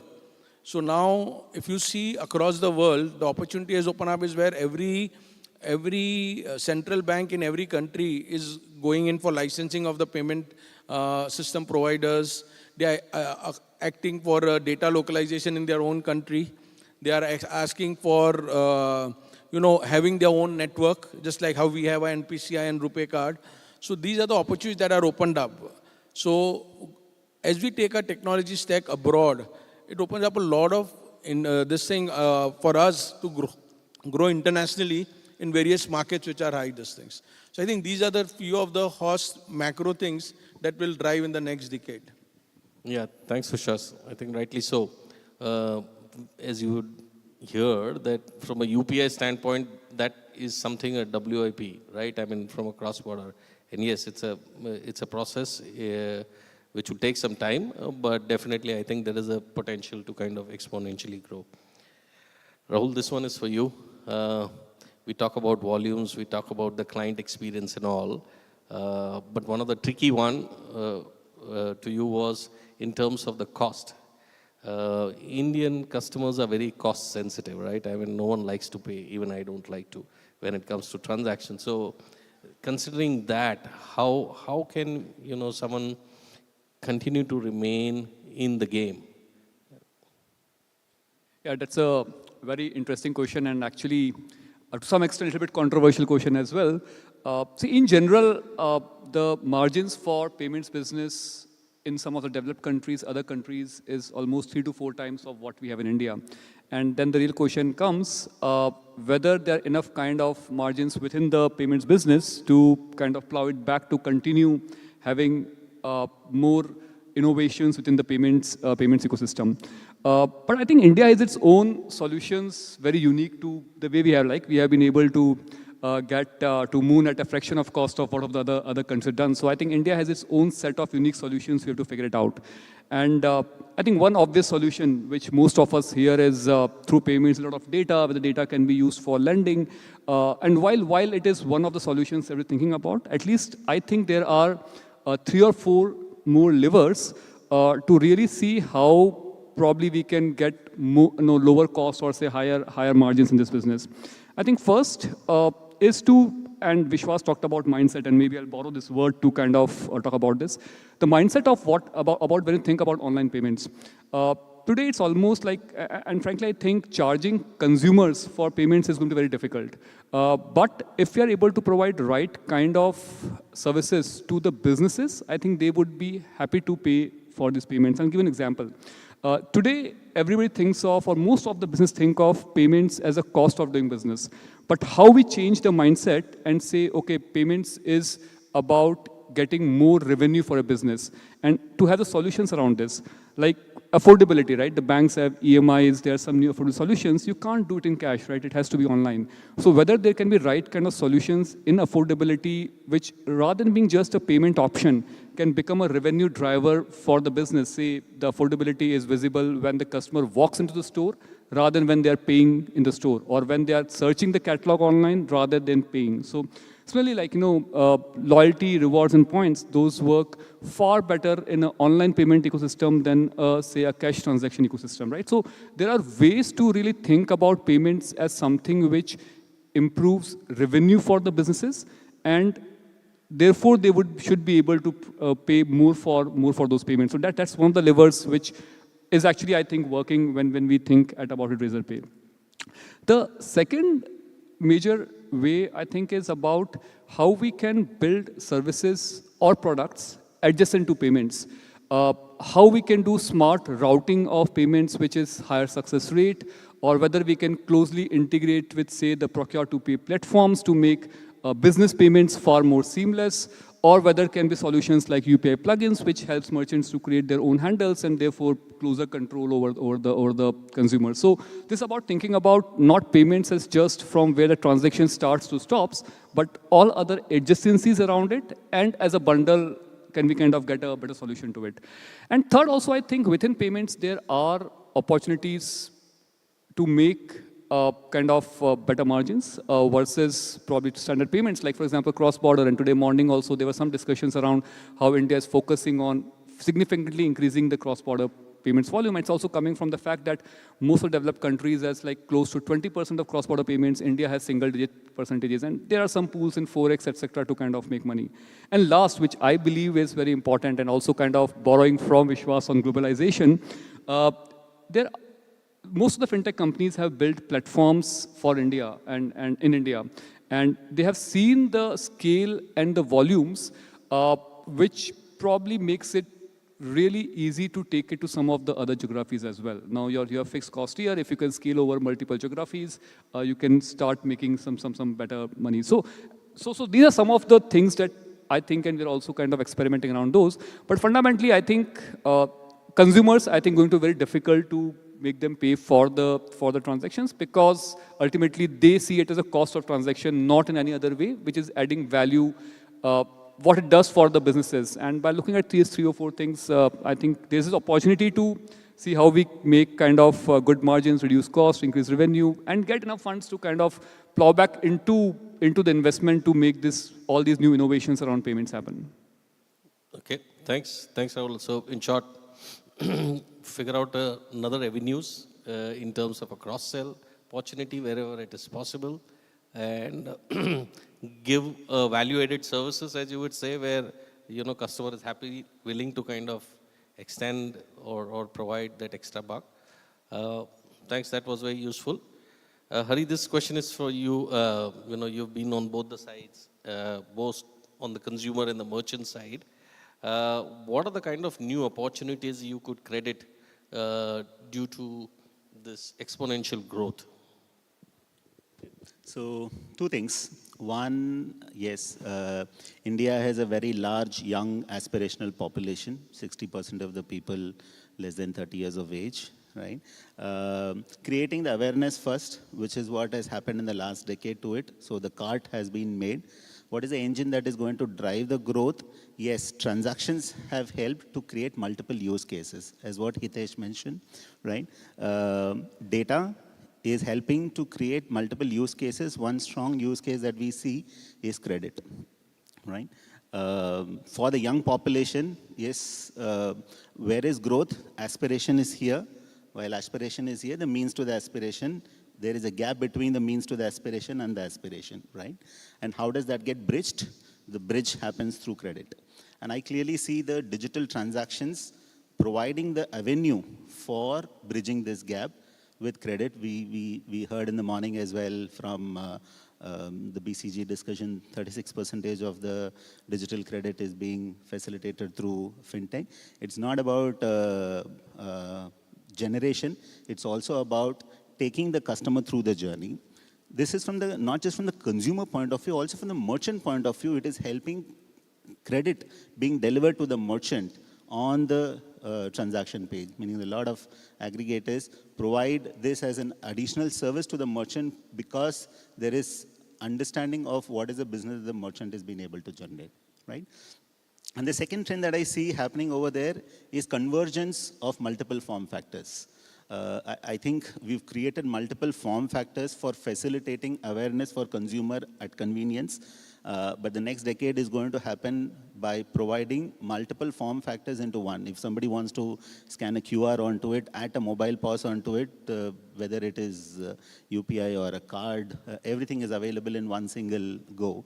And how can that form factor become much convenient to manage, and the acceptance network growing onto it is going to be the key for the future. Thanks, Hari. Probably the last question, and if time permits, we can actually open for a couple of questions to the panel. So, considering all this, what do you see are key challenges or threat in near future for this horse not to be connected to the cart, or what are the enablers in a long run which will help us to, this horse cart to move to the next decade? I think as I mentioned earlier, right, we need to create a lot more awareness about, within, the customers, right? And especially, and it's specifically for, customer who are kind of, newly started to learn, digital payments, where, there are a lot of frauds and a lot of scams, which are prevalent. And many times, when you ask certain set of customers that why are you not comfortable, making a digital payment, I think the obvious, the reply is that, one is that how I don't know how to use it, maybe for a certain set of customers. And second is that, I fear that if I lose my password, if I lose my, OTPs, what will happen, right? I mean, third, and the second thing is also about how do we get it to, let's say tier 3, tier 4, level customers, where can we offer a lot of these solutions in vernacular, because still predominantly all our apps we are seeing, are largely, in mainstream English or Hindi maybe, right? Kind of, many customers which are in the hinterland, they want to use these, platforms and apps, but if we try to kind of make it available in vernacular, I think that will be another, enabler. Apart from that, the voice will be another big thing, where today if you see on Google also 20-25% of the search are voice search. So can we also enable customers to kind of use this platforms using can that be more voice enabled, right? I mean, the other aspect is that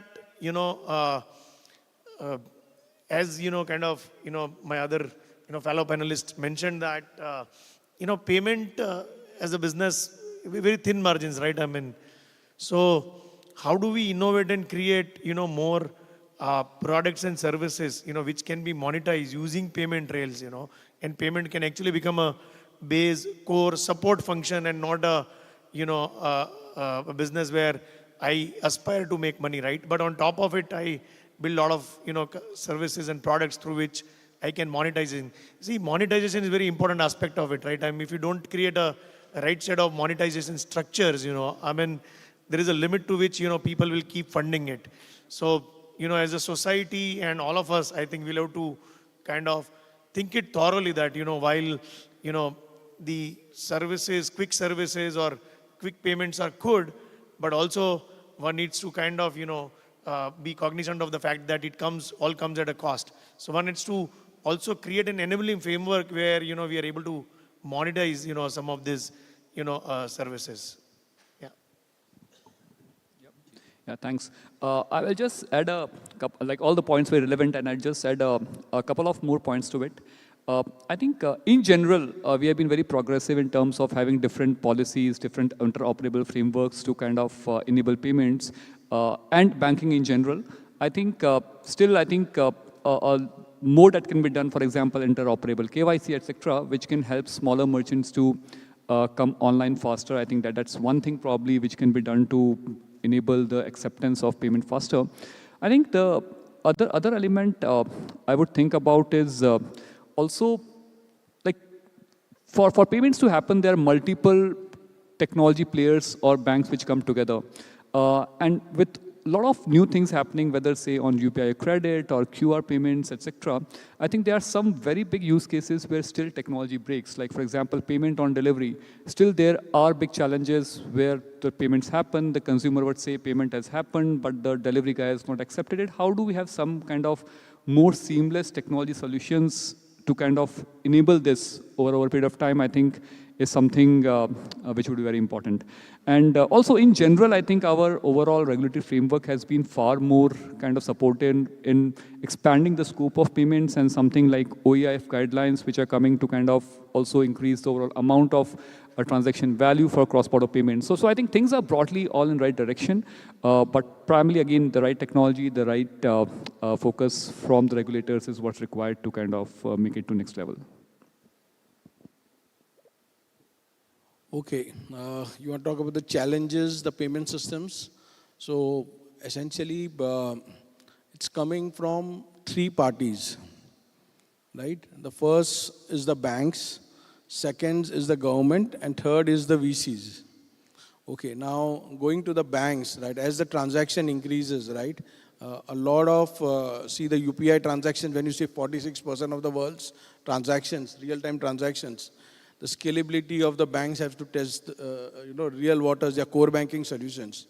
Today, a lot of issues that we face from the banks is primarily for that reason only, right? So second thing is that they are making, all the banks are profitable, but the scaling up of their core banking is the core for the future growth of the payment rails, right? And ultimately, all our others are just routers or in-betweens. Second thing, banks also, UPI also, it became zero MDR. We worked with the government to get some kind of an incentive scheme going. So last year, 1,500 crores, this budget, 2,400 crores. And you heard the finance minister say that 92% of the UPI transactions were done by the fintechs, right? But still none of the fintechs has seen a single rupee of this 1,500 crores, or now this year's 2,400 crores coming to them. So most of them are doing just gratis UPI processing. They don't need to look at as a revenue accretive, but they are looking at least basic cost subvention so that they can also survive. But banks are appropriating all the incentive that the government is giving. So that's one big challenge that we are facing, and I will be very blunt with it. Second is the government. Now, government also, nowhere in the world does any government make anything like a transaction free. You have a low MDR, it makes sense, where everything system works. But when you make it free, then the ecosystem suffers, right? And the ecosystems today, it's growing, no doubt about it, because many funding, summer was going on, heat was on, and UPI was a good customer acquisition, so the growth happened, everything happened.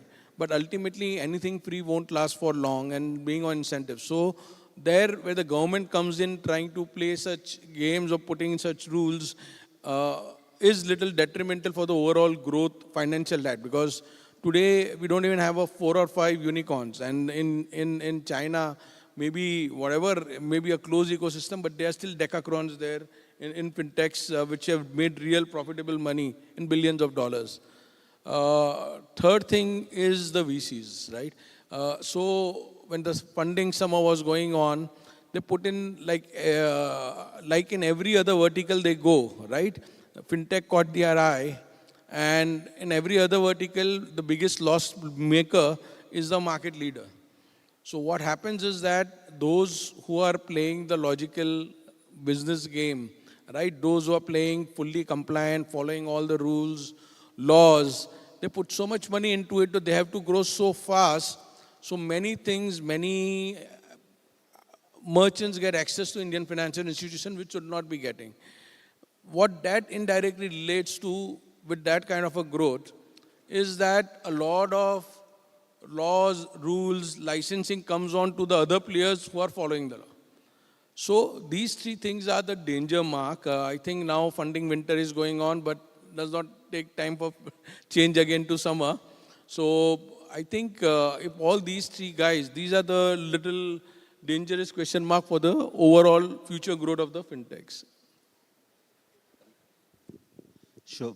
Since multiple stakeholder hats have been worn, let me wear the consumer hat in this transaction. I think payments is built on trust.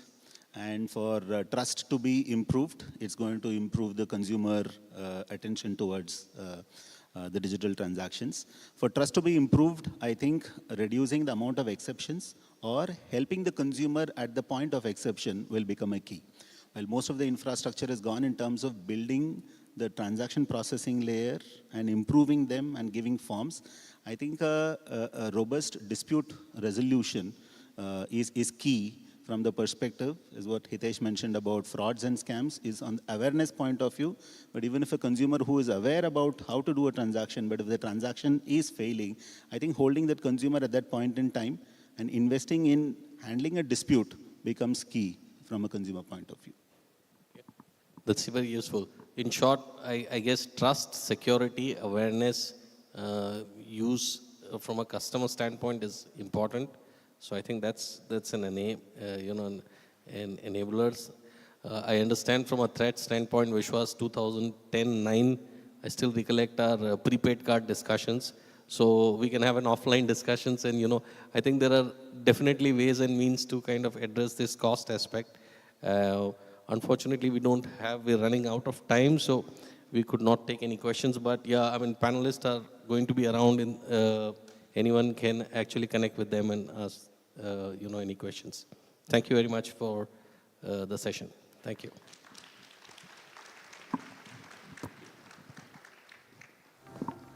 Check. Thank you. Thank you very much indeed. I'm going to request all our speakers to come together for a group photograph. And I'd also like to thank Jatin for beautifully spearheading this amazing discussion for us. Ladies and gentlemen, that being said, I'd also like to inform you that we're about to get started with the next trialogue in the next couple of minutes.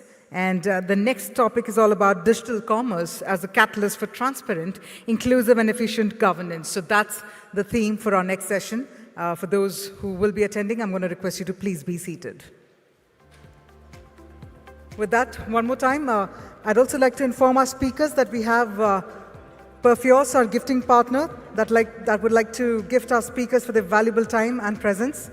So I'm going to urge our members on the stage, our speakers on the stage rather, to please receive these wonderful gifts on behalf of our gifting partner, Perfios. And thank you for your time. Ladies and gentlemen, our next session is about to begin. As I'd mentioned earlier, it's a trialogue on building transparent and accountable systems using digital commerce in government services, facilitating easy access for citizens. I know this is that time of the day when there'll be a lot of movement. One, definitely to catch up with the speakers post-discussion. Two, of course, could be to grab a grub. But let me tell you, it's time for us to chew on some more nuggets of insights coming in from this side of the stage. I'd like to once again urge all of you, those who are attending the trialogue on digital commerce session, please be seated. We're about to get the session started right now. I'm going to invite our speakers right away. All right, so I believe our speakers are right here inside the hall, so let me go ahead and invite them, please. First up, this session will be moderated and spearheaded by Suresh Sethi, Managing Director and CEO, Proteon eGov Technologies. And joining him, we also have with us Shri T. Koshi, CEO, Open Network for Digital Commerce. And we also have with us Nupur Chaturvedi, CEO, NPCI Bharat Bill Pay Limited. Can we have a dynamic round of applause for our dynamic speakers joining in right now? Let the session only continue, let the conversations only continue. And I believe I am all geared up for the trialogue. I hope all of you are. So with that, let me quickly hand it over to Suresh Sethi. Over to you, sir.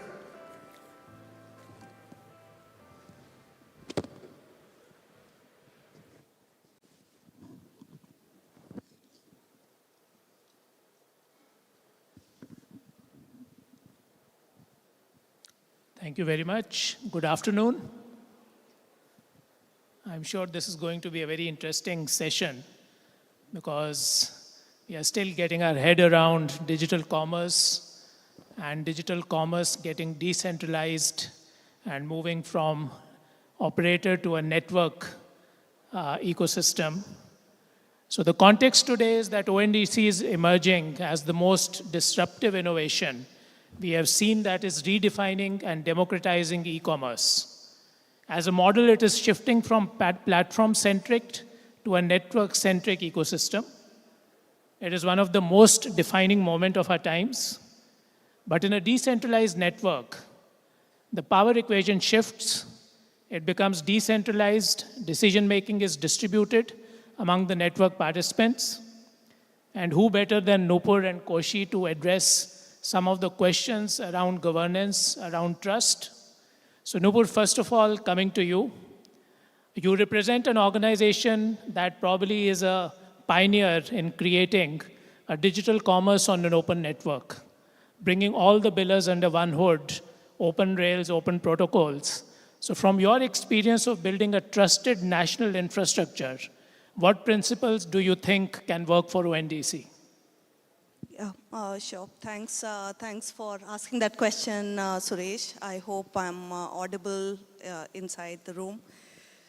So you're right, Suresh, that we've been able to, and we've been fortunate that over the last 5-6 years, we've been able to create a platform which today stands for assurance, stands for trust. But really, every one of us who's been the part of financial ecosystem knows that if we are handling money, we are indeed in the business of trust. And to that extent, it is ingrained into us from very early days that having trust in the organization is the only route to success. And if we reflect back to our lives, how does trust building happen? It happens out of 3 ways. One is trust by association. So we were fortunate that when BBPS got launched, RBI said that we will license every entity that will be directly connected to BBPS system. That itself put a lot of credibility in the platform because everyone was coming through very stringent benchmarks put up by the regulator. That is what I call trust by association. So in our lives, if we trust someone, be it a family member or subject matter expert or a friend, we're likely to listen to him more, and that is one way of getting trust. The other 2 ways of building trust are trust by action and trust by accountability. Let me talk about trust by action once again. What I mean by that is any platform like ourselves, whether we talk about ONDC or BBPS, needs to have very open and transparent rules of the game. For us, we have the document called Procedural Guideline. For ONDC, there's a network document that is available.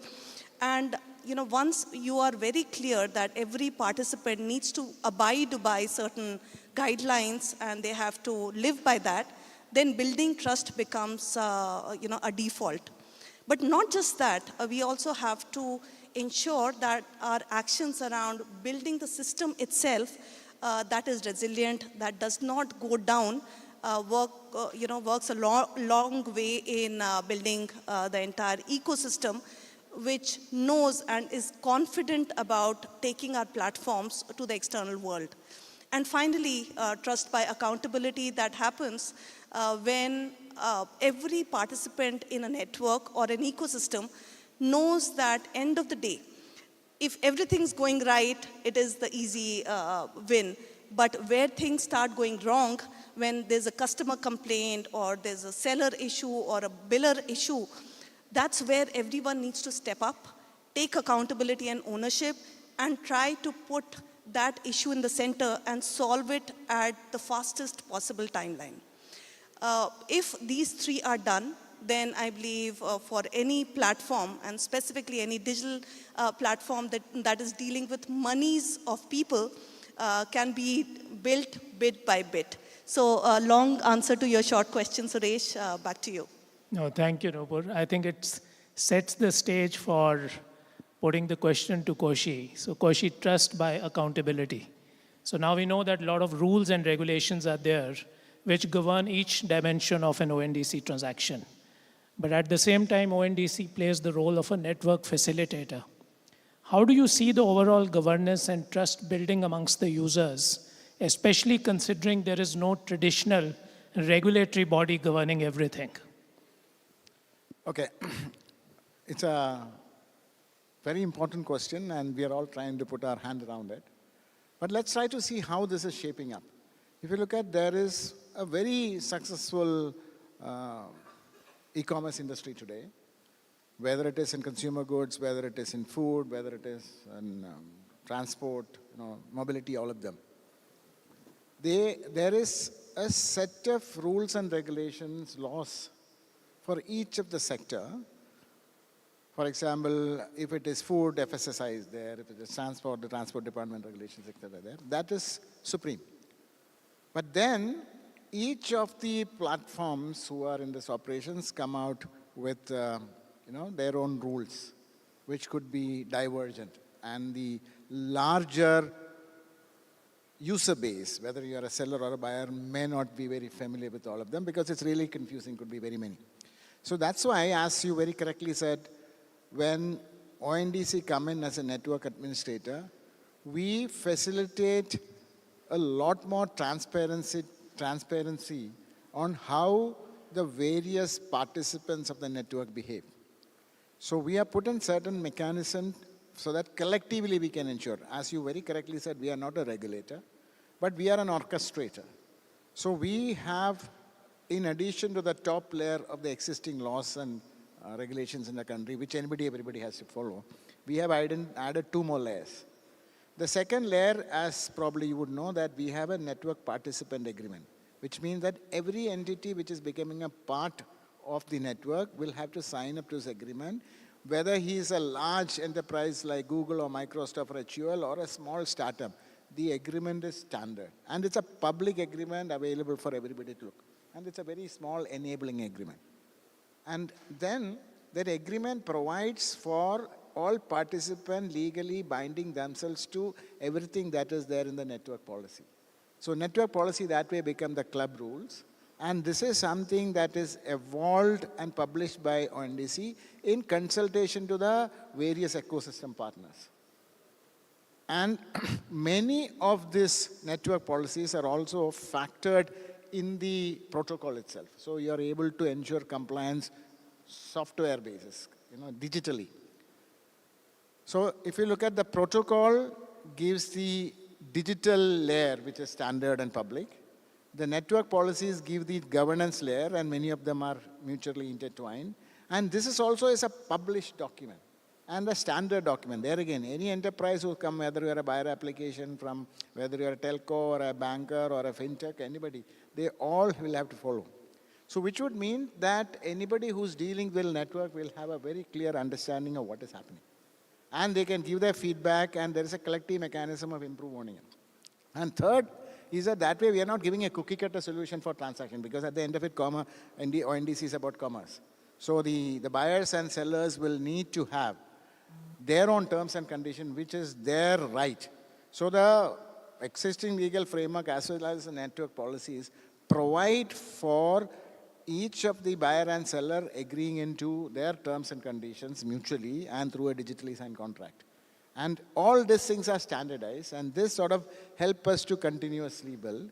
And then some of the other additional, I'm just adding one more element, is that there is a continuous mechanism against which all these participants collectively see the compliance, and these compliance, etc., also part of the larger published information to the various entities. So we know, so that way I will rather say the whole model of governance is to make sure that this is a self-correcting ecosystem.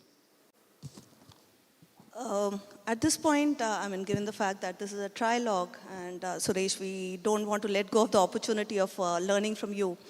Back at NPCI, we're really, really obsessive about technology. We want to have resilient technology, active-active, We want zero downtime. We get paranoid every time there's a failure. And you have really been the key contributor to the entire technology behind ONDC. You're the one who's built the registry. You're the one who's built the gateway. And even, the RSP, you have been the first ones to launch. I just want to understand from you that what are the thoughts and considerations that go behind building technology at a very foundational level for something as unique as ONDC? No, thanks, Rupert. That's an interesting question because when we talk about governance, we talk about trust. I think some of the structure of the foundational gateways and registries, which are today supporting the ONDC architecture, is basically having all this by design. So when I look at two aspects I would like to call out, one aspect is the aspect of the gateway, where we are talking about a few critical design principles. Now, what is a gateway built for? Because when we say ONDC is democratizing digital commerce, it is about bringing the discovery layer and enabling buyers and sellers to discover each other. So what do we want in the gateway itself? We want to have privacy by design, trust by design. The gateway should be neutral. It should provide equal access to everybody. So I'll just elaborate on that. First of all, the gateway that is there, which is supporting ONDC as an ecosystem, it is data blind. So all you are doing is you are using the gateway to discover. A buyer sends out a search and a seller responds to it, or multiple sellers respond. And when you do the transaction, it becomes bilateral in nature and it goes off the gateway. So that itself, in a way, invokes privacy and trust. The second part becomes very important is the neutrality of the gateway. Now, a gateway today is not defining the hierarchy in which you would see your search criteria coming up. There are well-defined principles and rules. There is flexibility with the buyer side, the demand side, to be able to determine how they would like to see the sellers being exhibited on their screen. So by design, you are therefore building trust and transparency in the ecosystem. The other very critical element we see is the entire ecosystem around reconciliation and settlement. Now, when you're doing a digital transaction, it is a multi-layered transaction. It is not just a payment alone. It is about delivery of goods, receipt of goods, getting the right goods. And a lot of time, the buyer does not want to pay upfront.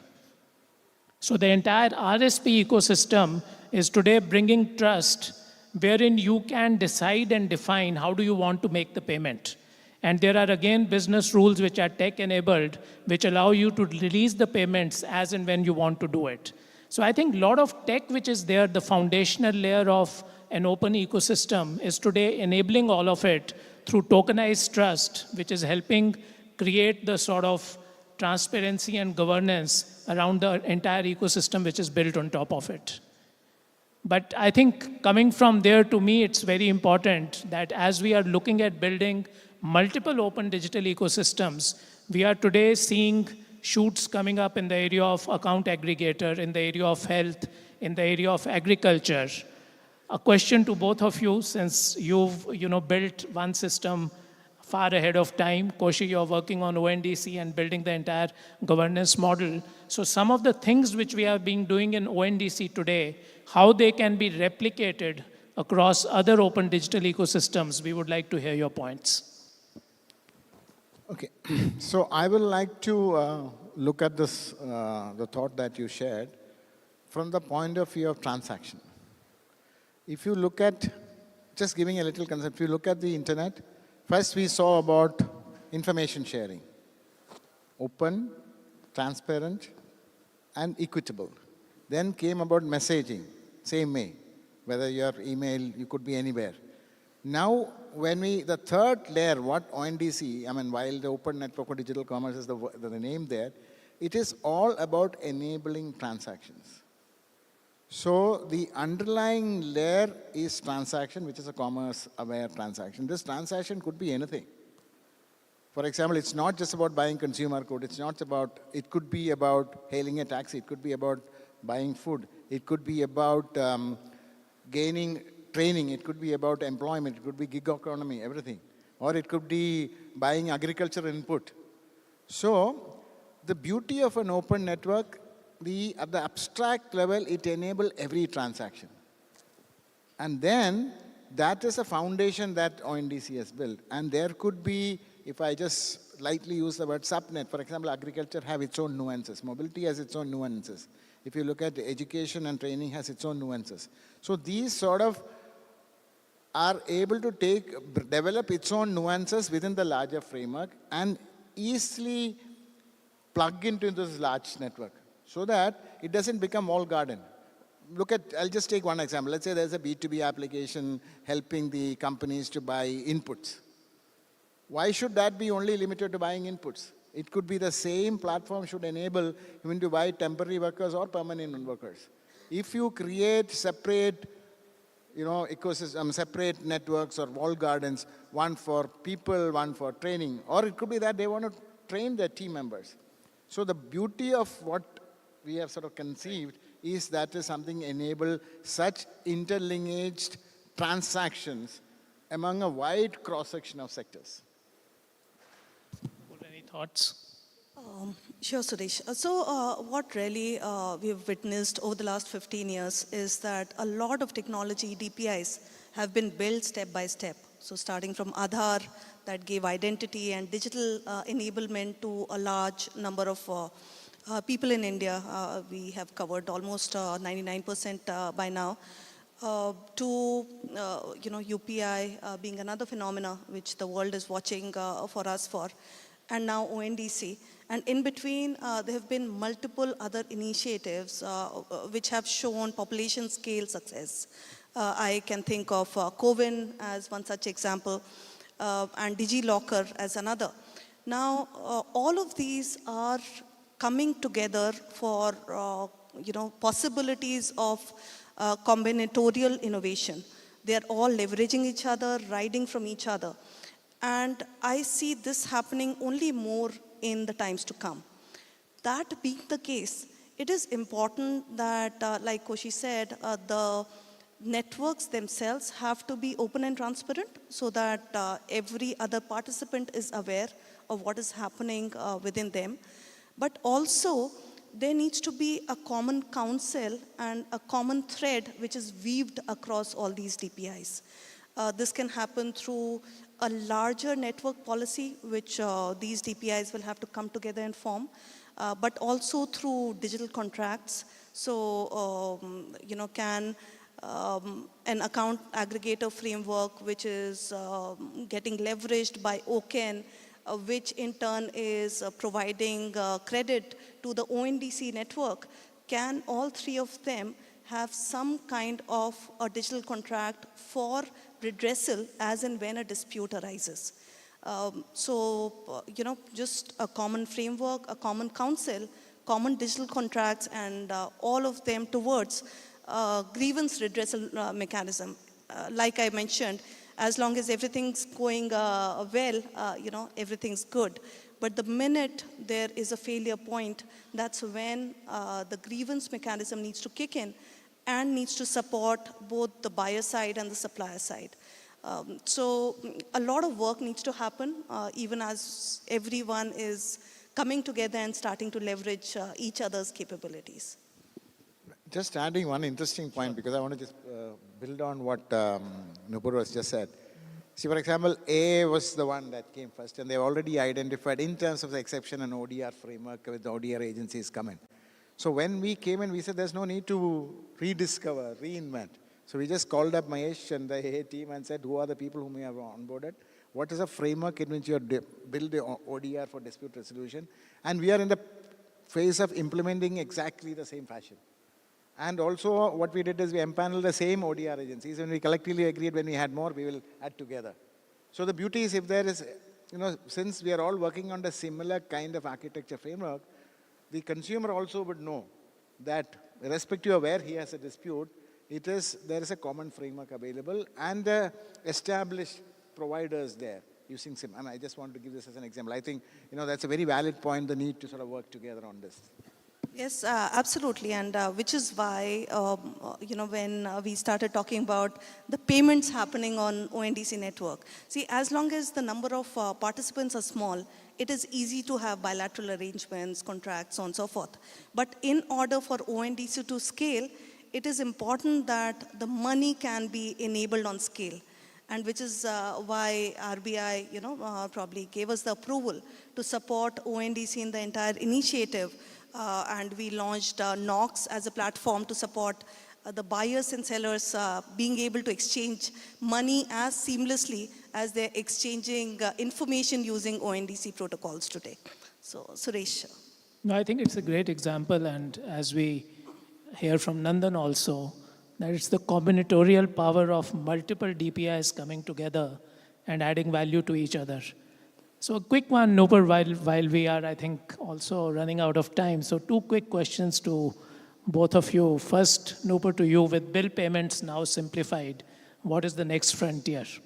You guys keep amazing with, new things, simplicity in payments. We were hearing cross-border. So would love to hear more about it from you. Suresh, I think we are just getting started. We are very, very far away from where we want to be. And that is the stated ambition of being the de facto collections platform for the country. And to that end, I think we are hardly serving around 80 to 90 million households today out of the 300 million households that exist in the country. So one, there's an opportunity to go downstream, and while we do offer assisted payment as a bill payment channel today, but there's a lot more to be done in the core bill payment as we bring on more use cases and more participants onto BBPS.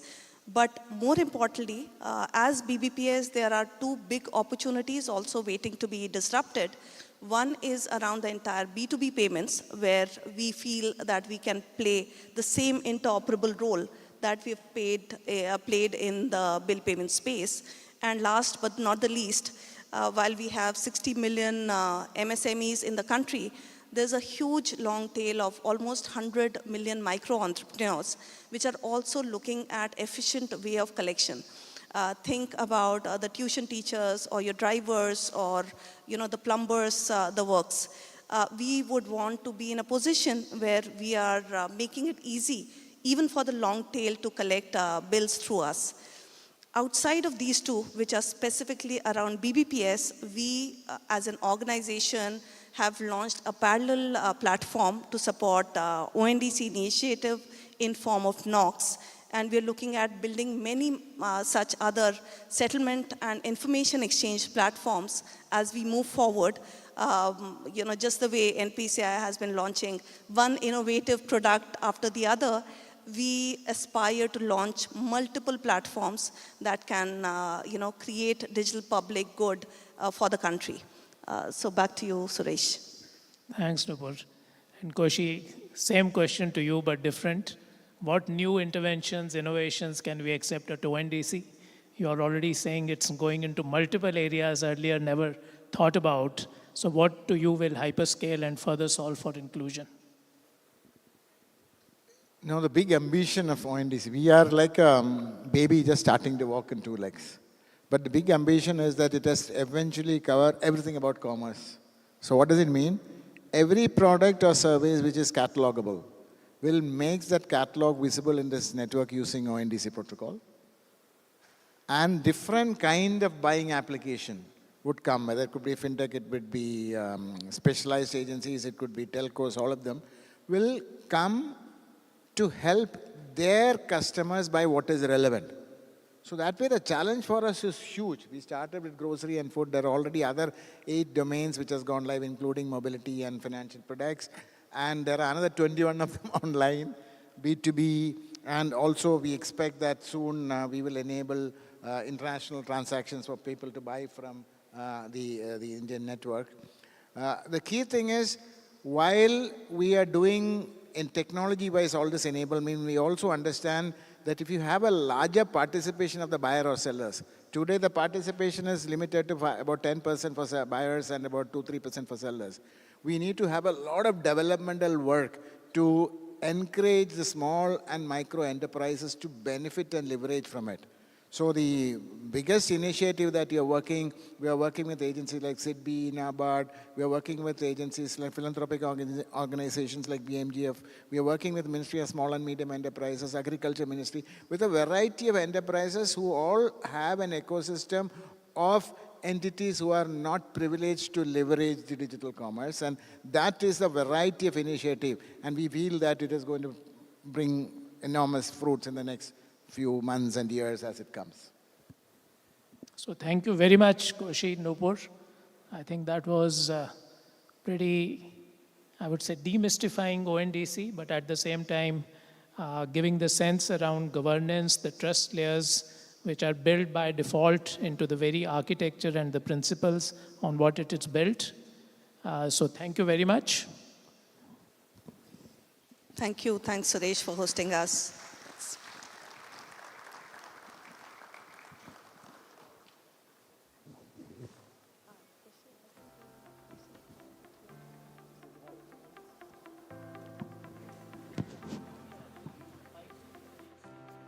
So if there are any questions from the audience, we'd be happy to take those. So I see that we do have 3 minutes left. We have room for at least one question. Yes, ma'am, if you can just raise your hands one more time.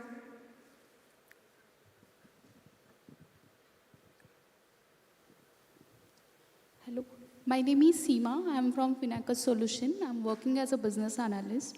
After UPI and IMPS launch, it's a big initiative for India as ONDC and OK. My question is it for to encounter the other e-commerce like Amazon and Flipkart? And what will be the impact and the rural penetration of ONDC? Like, if you can give some views on it.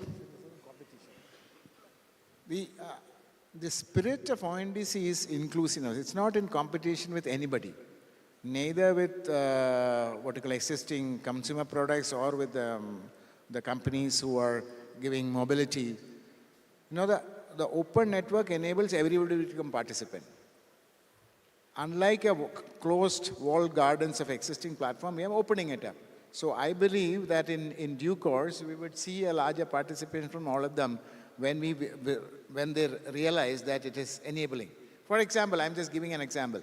When this in an open network, let's think about a mobility platform. I'm just using any of them. Let's Uber or Ola or anybody probably would have seen some announcement yesterday in some news item, that they suddenly found this is an excellent network to enhance their product offering. So we would see such innovation that is going to come with a variety of networks coming together or platforms coming together, become a part of the larger network. So in that way, I don't see any competition. I feel an inclusive agenda. All right, maybe we can take one more question. Yes, sir. Maybe one last question. We still have a minute left. So if there are any other questions, we can take one last question. Yes, sir. Hello, I'm Anup from Arrow Scale-Ups, Australia. I wanted to ask you, while you are quite inclusive and you want to work together with people to grow the digital industry, do you have any goals in terms of, say, your market share as a digital platform in 5 years from now? What is the question? Can you just hold the mic closer, please? Closer. Yeah, sure. So basically, what I'm asking is that while you're collaborating with various people to serve the end goal, do you have any goals in terms of your market share, in terms of size of market or the performance of your initiatives as benchmarked against others? It's not an easy question to answer, but if you look at today in digital commerce is less than 10% in terms of buying side and 2 to 3% sell side. So what is our ambition is to expand, broaden the participation so that from the current levels of 10% maybe to 25 to 30% in the next few years' time. which has to happen from getting a participation of a broader network. So we are, for example, if I just give you one example, so we are looking at segment by segment. We're looking at one segment, which is small and medium enterprises. We work together with the MSME ministry so that we could make sure that in the next 12 months, we have at least another 100,000 MSME industries coming on board. Similar thing we are working out for the different segments. And as I said, we are just in the beginning. And we are working out each of these elements to understand what are the challenges in that segment and then building mechanism to address their challenges to enable broad-based participation. That's what we are trying to do. I think now the time is up. Well, yes, sir, we are. And ladies and gentlemen, so can we firstly have a round of applause to please thank Shri T. Koshi, Nupur Chaturvedi, and Suresh Sethi. Thank you so much. I'm going to request you to please come together for a group photograph. And that being said, let me inform you all that we're about to get started with our next session all about prepaid payment instruments. That's our next session coming up right away, so stay tuned. We'd also like to request our speakers to please receive, as a token of gratitude, these wonderful gifts from our gifting partner, Perfios, as we thank them for their valuable time with us. With that, as we set the stage, ladies and gentlemen, we'd like to also thank our platinum partner, Falcon, platinum partners, Meta, MobiQuick, Paymate, and diamond partners, PayU, AU Small Finance Bank, Matrix Partners, and Jakarta. We'd like to also thank our diamond partners, Buddy Loan, Credit Saison, cloud communications partner, Route Mobile, banking partner, Standard Chartered, money management partner, FiMoney, and VIP launch partner, L&T Finance, speaker launch partner, OneCard, credit insights partner, TransUnion, Sibyl. We're quickly setting the stage, ladies and gentlemen. I'm going to request those who are attending the session on prepaid payment instruments, please stay tuned. Please be seated. We're about to get our next session started. We're about to get our next set of speakers on board right away.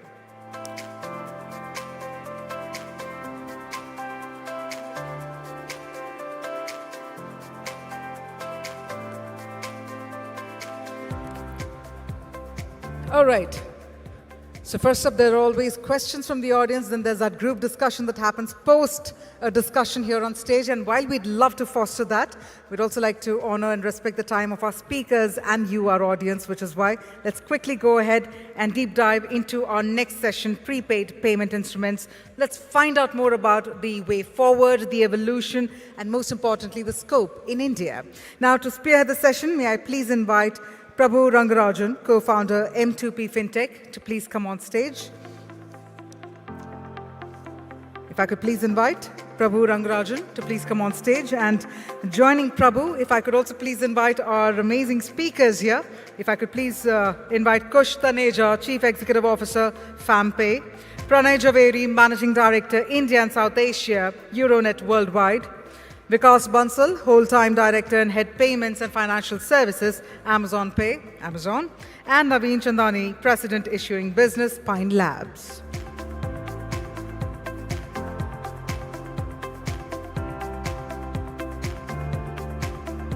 Ladies and gentlemen, another stellar panel. We are all excited. I'm going to quickly hand it over to you then, Prabhu.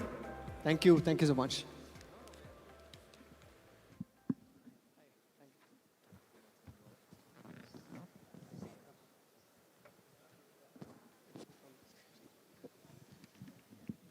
Good afternoon, everyone. My name is Prabhu. I'm the co-founder of M2P Fintech. Thanks to the fellow panelists. It's a pleasure talking to all of you here. So the topic that we wanted to kind of cover today was about prepaid products, PPIs, how it has kind of evolved over time in the last few decades, and what are the various use cases it is solving, and what is in store in the future, right?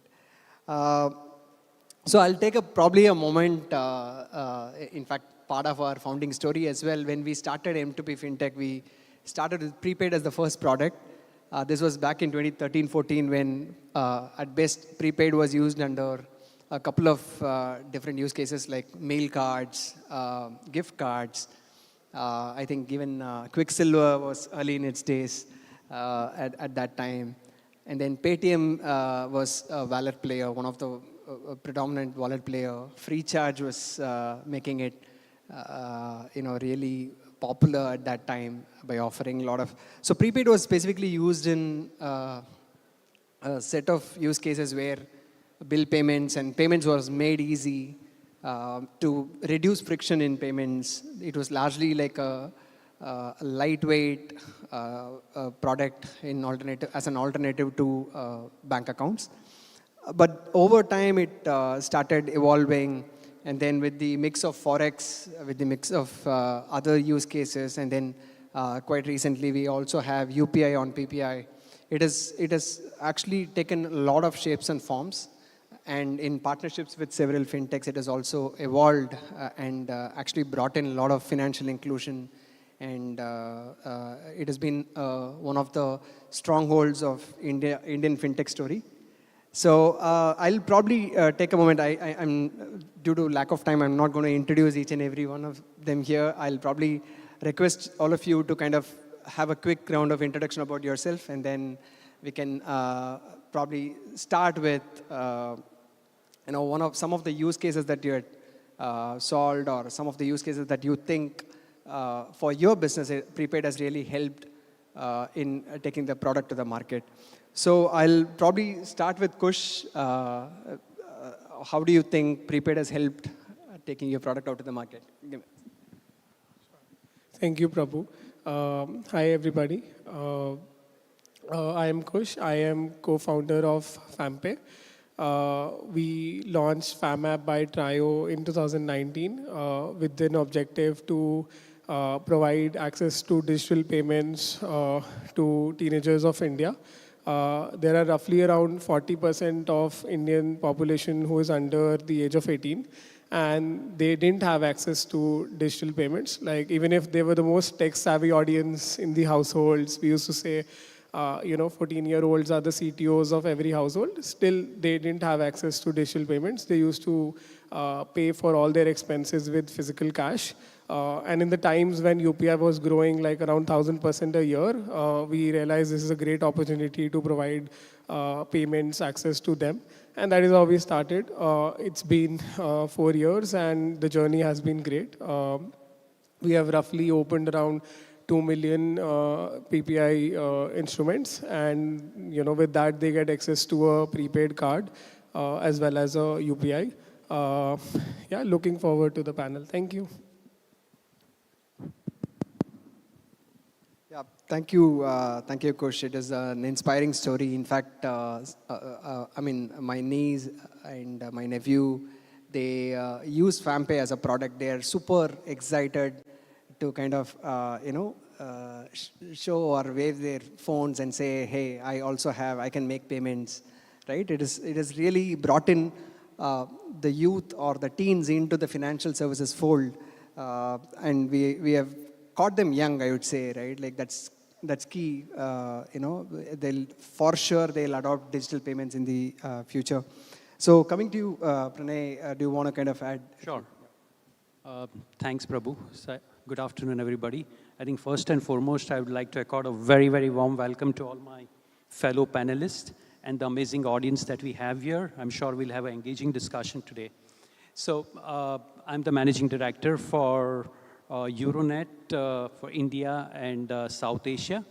And Euronet is a global company. We are in the business of moving money in all possible ways that the world depends upon. We are a global payments tech company, and we have the most modern payment stack, which includes the payment switch, issuing systems, debit, credit, multi-currency prepaid, domestic prepaid, acquiring systems, real-time payment systems, back office, and settlement systems. We are also the second largest cross-border remittances company globally, and we operate under the brand name RIA. And as we speak, we are building the world's largest real-time payment network, and it is called Dandelion. We also aggregate a lot of products and services such as bill payments, mobile recharges, gift cards, subscriptions, and we distribute this through our partner apps and banking channels. And we run 4 regulated businesses in India. Thank you. Great. So when we spoke about Forex prepaid, like I would probably request Naveen to also come in. What's your experience? I mean, I think you guys have worked together in Visa or go back to the Visa days. What is your experience around launching and using Forex prepaid products? Good afternoon, everyone. So thanks for that question. Naveen Chandani, President of Pine Labs Issuing. Pine Labs Issuing is not just an issuer, a processor, a distributor, and a program manager in the prepaid segment. And specifically, I think, the question is around FX prepaid. This goes back while I was at Visa. In fact, I'll take it back when I was at American Express. When everyone would travel abroad, it would be a traveler's check. It actually all started with a prepaid instrument. It was not a card, it was paper. So it actually started with that. And then when we came into Visa, by the way, your co-founder, Madhu, and myself, I yet remember when we launched the multi-currency card, which had when we say multi-currency, you could actually have almost 25 to 27 different currencies. And there was an algorithm built in that if you are in US, the US dollar gets debited. When you come into Europe, it's either the pound or the euro that's debited. But the biggest use case at that time were two. One, exactly what Kush said. When the child goes abroad, can they use a multi-currency card for their expenses and maybe their tuition fees, meals, etc.? But the biggest use case from India was of the corporates. It was a lot of per diem that was being distributed. And that per diem was very difficult to carry paper, in traveler's checks. So American Express and Thomas Cook used to give those traveler's checks. And this multi-currency card made it very, very simple for the software developers. And in fact, sometimes they were the first time users of a card going abroad and actually either going to the ATM, sometimes withdrawing money, or using it in grocery stores, because the lodging used to get taken care of. So the use case was predominantly two: corporate use case and consumer use case. Consumer use case, it was mainly for students, and few people started taking it for travel purposes. So that was the experience. Now, I think FX is also used for buying online at times, making payments, sometimes in-app purchases. So FX prepaid could be used for multiple, reasons. Right. Prabhu, can I just add to this? Yeah, sure, please. If it's okay. So while the use cases, Naveen, as you rightly said, are around, the corporate travelers, the outward travel and tourism, it's really growing at a phenomenal pace, especially after the pandemic, and the students, right? Now, obviously, PPI, with a PPI license, you can't issue a multi-currency or a Forex card, right? You would need a 82 license from the regulator, and the settlement has to be through a 81 bank. Also, there are two types of cards, right? A single currency and multi-currency, as Naveen said. And multi-currency is a very interesting product because you have multiple currency wallets, and there is also federation between these wallets. So let's say I'm in Europe, I run out of euros, have money in the US dollar wallet, I could still do a payment transaction in euro. And likewise, the system is very intelligent to understand. Based on my location, it will make the currency choice for payments.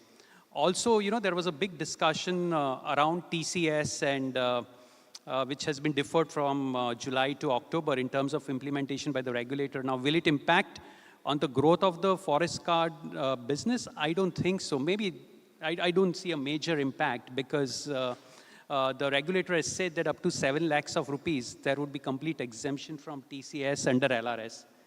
And also, the good news is the regulator recently allowed issuance of RuPay Forex cards. So all in all, I feel that this segment would continue to grow at a phenomenal pace going forward. Yeah, fantastic. I mean, amazing set of points. Like over time, like probably during COVID or something, we had some dip in terms of forex transactions as well. However, it has been a mainstay product for several corporate. In fact, when I used to work back in my day job, I used to get a Amex or a Forex prepaid card preloaded with multiple currencies for multiple transactions. I mean, taking a small segue, right? Like Vikas, I just wanted you to come in. Talking about corporate and retail use cases, I think Amazon is one of the biggest retailers. And how do you think as prepaid as a product or a type of payment kind of helped Amazon in its business? How do you think it is adding value to your business? Sure. First of all, good afternoon, everyone. It's great to be here. My name is Vikas, as you said. I head up payments and financial services business within Amazon Pay. Just about the PPIs, right? PPI, from an overall industry perspective, I think is a very useful product when it comes to making convenient small value payments. Right, and with the safety and security that it comes with it. Now where PPIs have a very huge role to play is around cash digitization. Because while we have very large bank account penetration in the country, but when you look at accounts that are functional and active, that's only a fraction of that, right? That's one. And PPIs becomes a very powerful way for customers, consumers to add some cash and start experiencing digital payments in a very lightweight fashion. The second part of it is friction, because while we've come a long way, you know, the friction still exists, and I think PPI becomes very important in sort of reducing customer anxiety and friction with digital payments. And the third point around safety is that when we look at our payments, large chunk of our payments are usually like less sub 500. Even at the overall level, sub 500 represent almost 70% of all payments. And those are the payments where, as a consumer, I don't need to expose my bank account. I can sort of put money once in my PPI account and use it like an expense, as an expense account. So I think I think it has a very huge role to play in certain segment of customers. Now, coming to your question about our use cases, one of the use cases which is very, very important for us is cash digitization.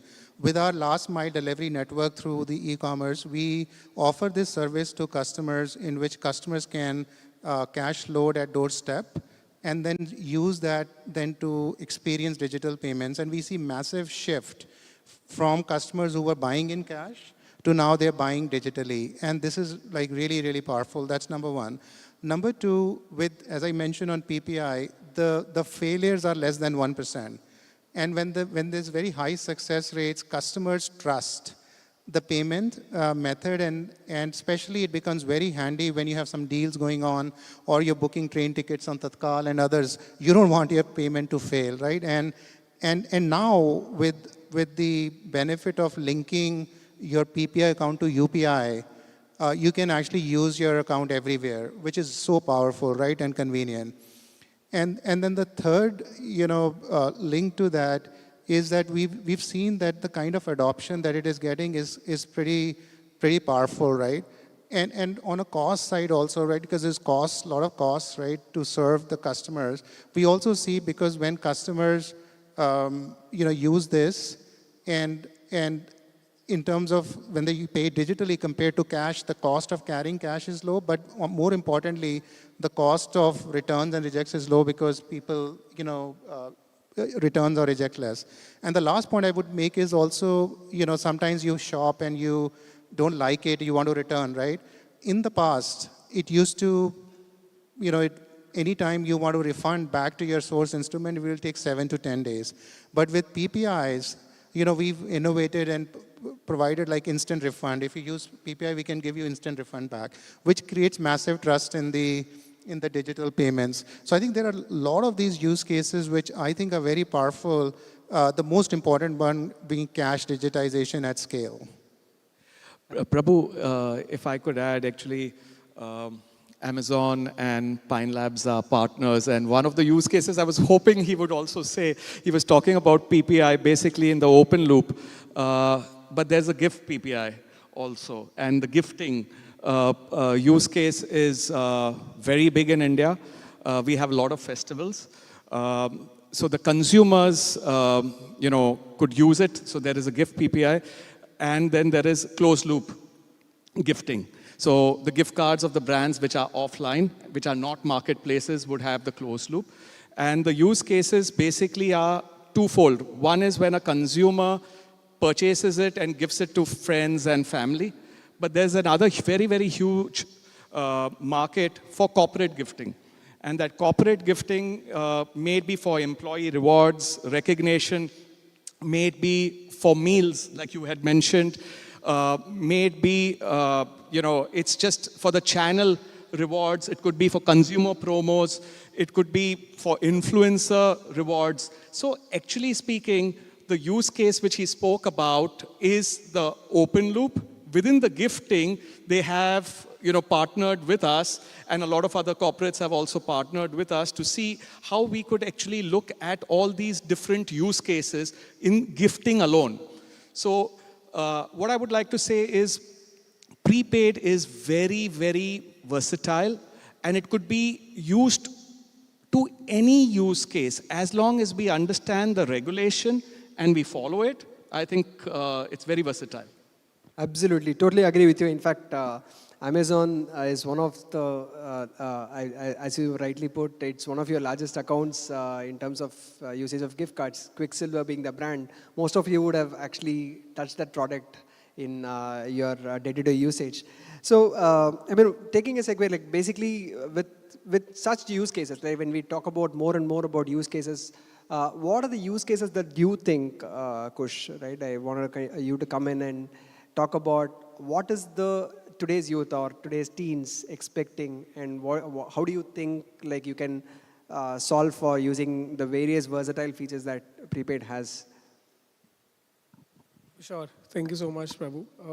Thank you so much, guys, for mentioning so many use cases. And I completely agree. PPI is quite versatile, and there's so many possibilities, not just for RTG, but in general, a lot of problems, that can be only solved through PPI. In our case, like first of all, I'll tell how our users use, PPI instruments. So for them, they were using cash before this product. So, they keep the entire money in this app. They consider this PPI more like a bank account for them because they don't have bank accounts. They save their money here. They spend for all the expenses like buying stationery or going to a movie with a friend and then paying for it. So a lot of use cases come on daily basis, and that is how they continue using it when they grow. So they join FAMApp by Trio at the age of 17. And they keep using it when they turn 18, 19, and their use cases start to increase in a way that their expenses increase. They expect PPI to function more like a account for them. And where they struggle and where we want our PPI to be more versatile and of a good use case with them is that they like a lot of students go abroad, like Naveen mentioned that, when they go abroad, there's a use case. So even students go for studies abroad. But since non-banking PPIs are not allowed to do international transactions, they can't use our FAM card, whenever they go out. So I believe if Forex can be provided to non-banking PPIs, that would open a lot of use cases for us. Secondly, they can, as Vikas mentioned, that these transactions are morely daily expenses, which you don't want to do it with your bank account. Like I myself use UPI, GPay, PhonePe, etc., all the TPAPs for various expenses. And for all the small transactions like paying to a stall or a pani puri, you don't want it in your bank statement. Like when you have to file your taxes, you have to go through the entire list and figure it out. So what if PPIs can be more discoverable to TPAPs in a way that they become truly interoperable? Right now, in TPAPs, you can only link bank accounts. What if in TPAPs you can link PPIs? and then pay directly, through it. So all your daily expenses can go through PPIs, and you can use your bank account for savings, which is what it was meant for. So I believe these two could be, two use cases where we, can leverage PPI a lot. Thank you. Amazing. So some of these are, I would say, in fact, Pranay also mentioned about Forex allowing multi-currency on prepaid. I mean, like prepaid cards to have the Forex capability so that it will open up a plethora of options for the users as well as businesses that are solving for. Pretty, well thought and well put points, Kush. So Pranay, I wanted to request you to come in and talk about some of the use cases you think that prepaid will solve for in the future, and what you think as some of the wish disciples. So while we have over the last decade, we all talk of UPI, but I believe PPI also has been a game changer, right, in terms of its evolution. And we've seen a plethora of use cases, as you rightly said, when you introduce right from basic use case of purchase of goods and services to meal cards to utility payments and transit and payroll cards and the works, right? So it has evolved beautifully.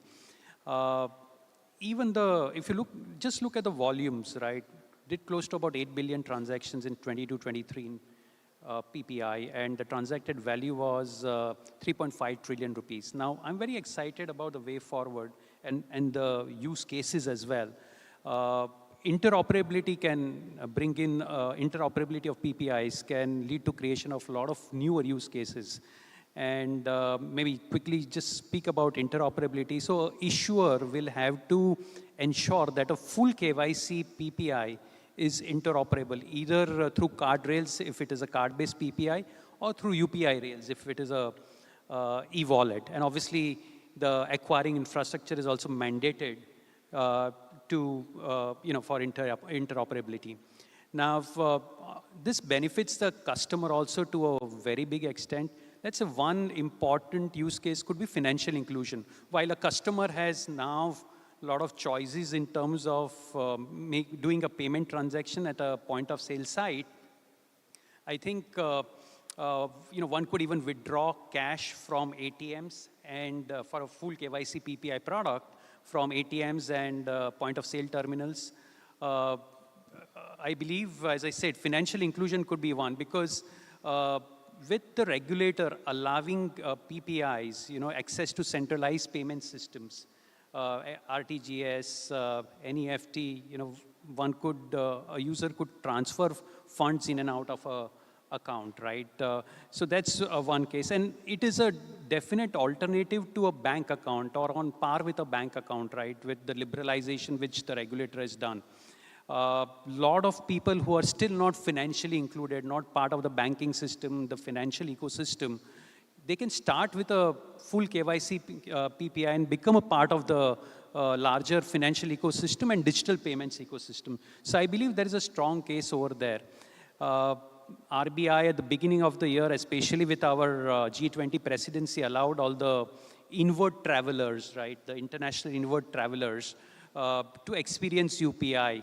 And eligible traveler would be issued a prepaid card which would be linked to a UPI app.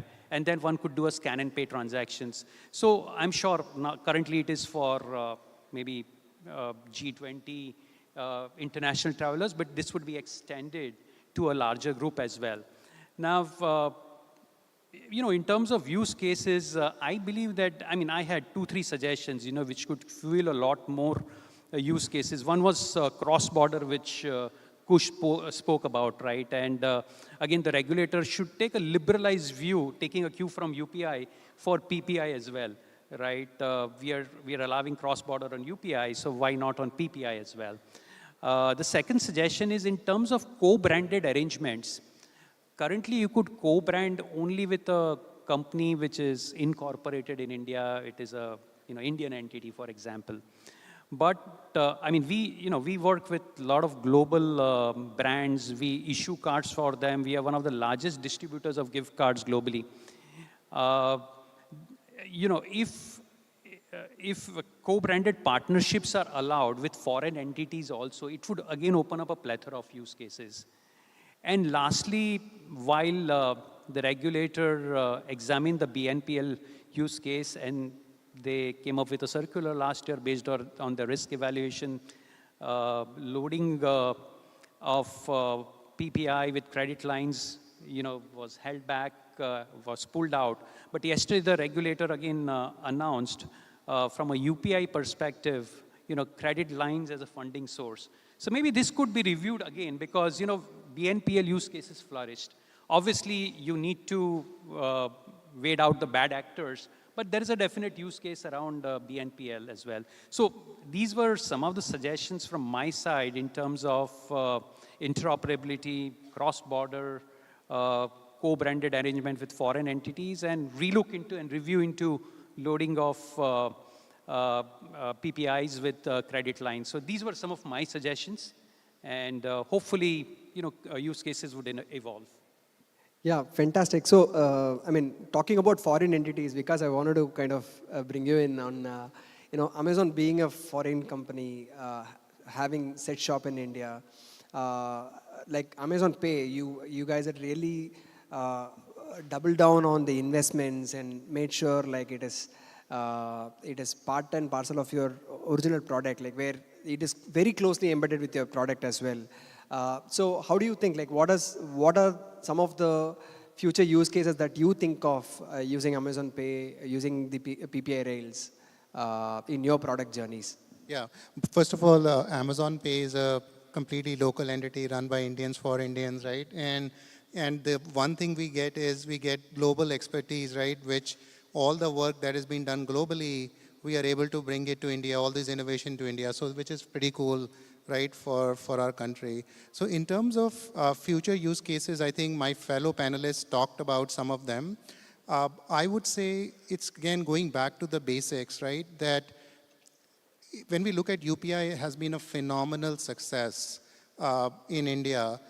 When you look at the yearly transacting users, my estimate is the users that are using UPI in a year is close to 20 crores, 200 million.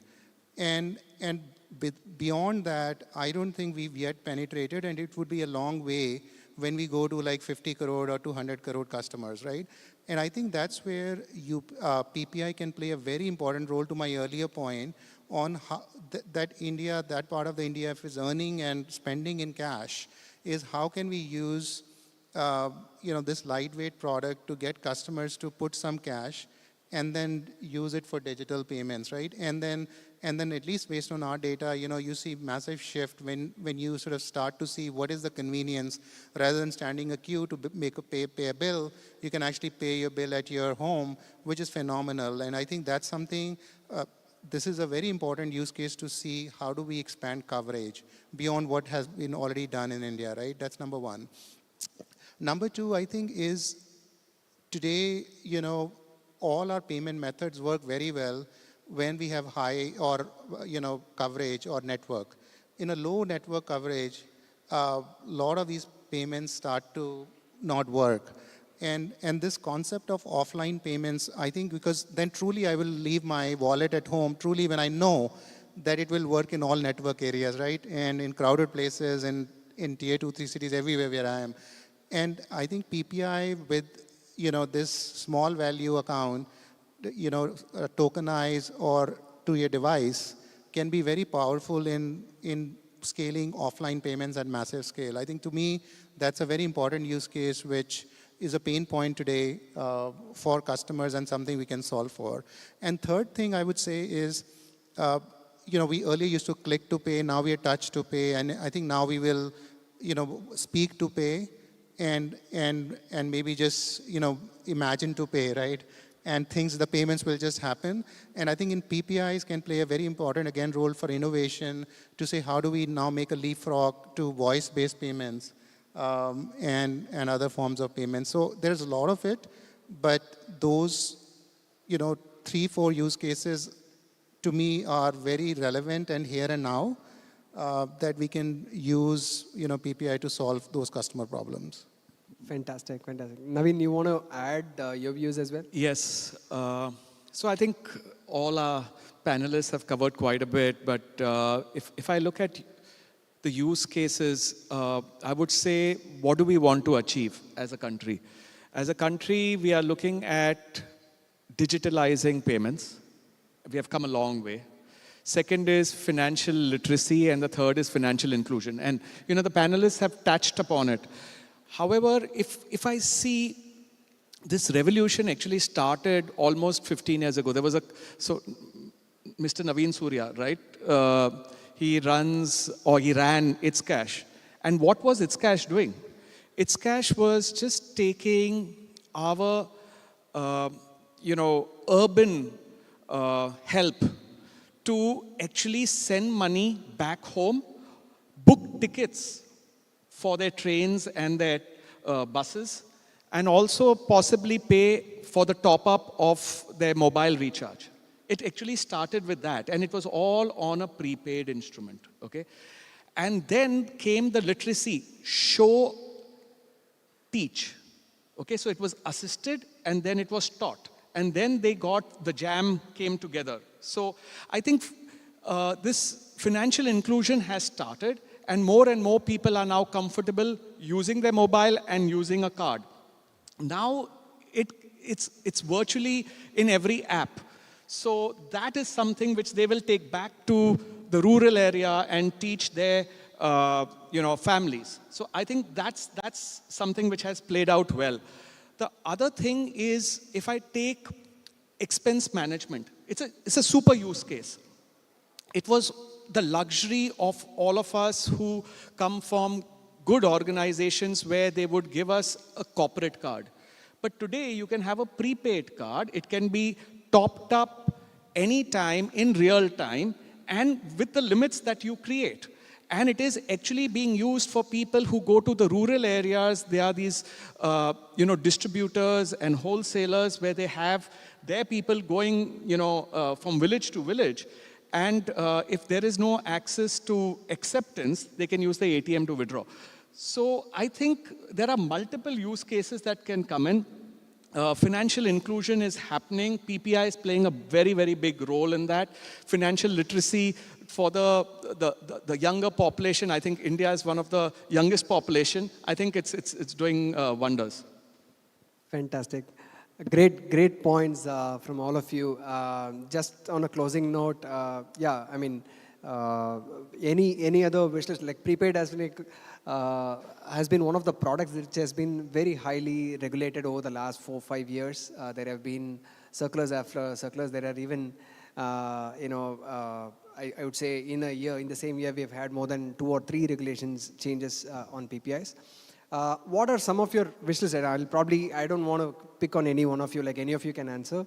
What do you think are some of the wish list items in terms of regulations? Like what do you want the regulators? I'm sure Pranay and Kush already spoke about bringing in Forex into prepaid. Anything other than that any of you gentlemen want to kind of pick up? Yeah, go ahead, Vikas. Sure. So I think we already discussed, right, the important role that PPIs play, or PPI players like ourselves play in terms of digitizing India, digitizing Indian economy. In terms of a few things, I think one, we always discuss about KYC and then how important is KYC, to understand, to know your customers so we can mitigate any financial risk, right, and other risks. But I think the point is how it can be more proportionate, risk-based. And I'll give you an example. Like, we can imagine a world in which there is a small PPI without with a min KYC to there you can move to sort of Aadhaar-based KYC, which today has a validity, but then it can have a infinite validity for small value payments, right, or for small scale, to a full video KYC, which can then be used for any large value payments, just like a bank account. And then, so that can be more like sort of simplify based on the risk framework, right? That could be one way to look at it. The other thing is, we have to now see how we can evaluate technology more and more prominently, right, to make system efficient and reduce cost. And then there, like today, video KYC, we do that and it's doing really well.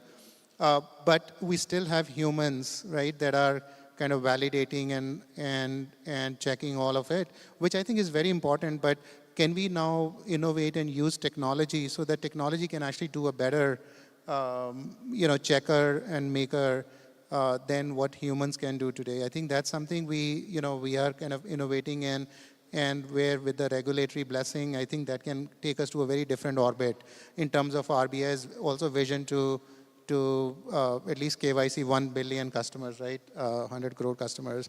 So that's the second point. And linked to that is also interoperability. I think my fellow panelists touched upon interoperability. And I think this linking your PPI to UPI is a game changer, because customer, if they're putting money in, they want to be able to use everywhere. But still, it's kind of early days because there is some acceptance challenges. And I think as an industry, we need to solve to make sure that if customer has put money, they should be able to use it everywhere. Because today what's happening is, in some cases, it works, in certain merchants it doesn't work.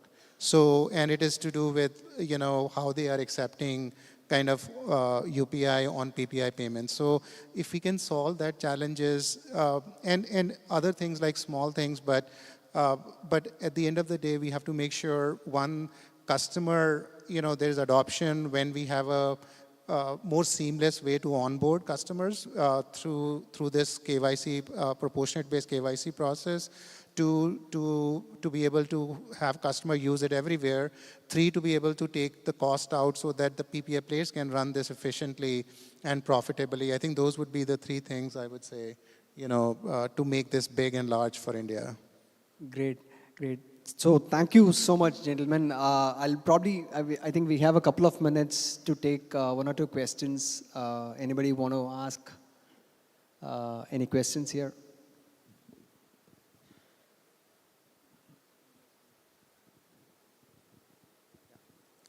Hi. Yeah, go ahead. So myself, Shreyas. I'm from MSGM and Associates. My question is to Vikas and Naveen sir. How do you see PDP bill and how will it work in interoperability of PPI in future? So personal data. No, so I think PDP bill is absolutely the step in the right direction. And when it comes to interoperability, right, what we are saying is that you should be able to use on the entire acceptance network, right? I think that is kind of the basic, because in the past, there used to be closed loop networks, is that I will have my own customer to my own acceptance points, and then I can do whatever, right, within my closed ecosystem, to now, which is more interoperable ecosystem, and we have to make sure, customer is at the center of, any data that gets shared, but there is no, with interoperability, there is really not anything that's going out, but like customer has to be in the center of it, right, from a consent framework perspective. So I think it is very positive on how it is working, both PDP as well as interoperability. Yeah, can we please pass the mic there? Yeah.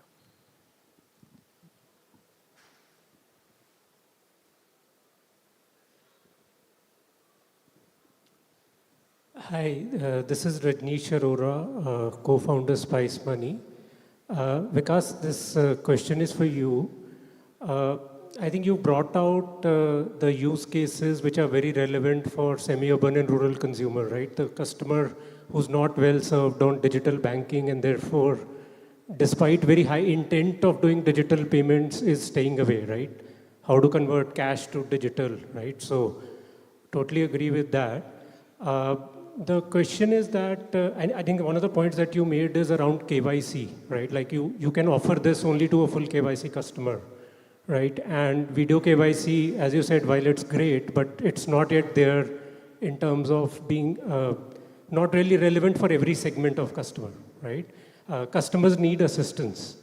So how are you thinking of solving for both KYC in the current context as well as distribution in the context that people need us assistance to really get on to such new products? Yeah, I think I already touched upon that. Look, KYC is extremely important, but how you do it can be based on the kind of scale or kind of the value that you have, right, in the system. But I agree with you that for us to go beyond the 20 crore customer that I talked about, they would need some sort of assistance. And that's where, the power of, at least for us, on the Amazon, on the e-commerce side, the delivery agents are going to every pin code in the country. And then for us, those agents become kind of our points to be able to assist customers if they need any help. It's all self-service, but they can help.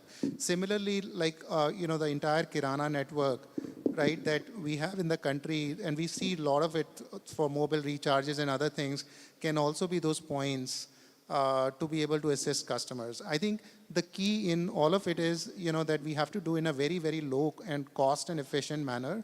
And we have to do it in a way that is also kind of secure and foolproof. So those are the challenges we will encounter, but we must sort of do that, be on that path, right, to that point of, 1 billion KYCs by 2030.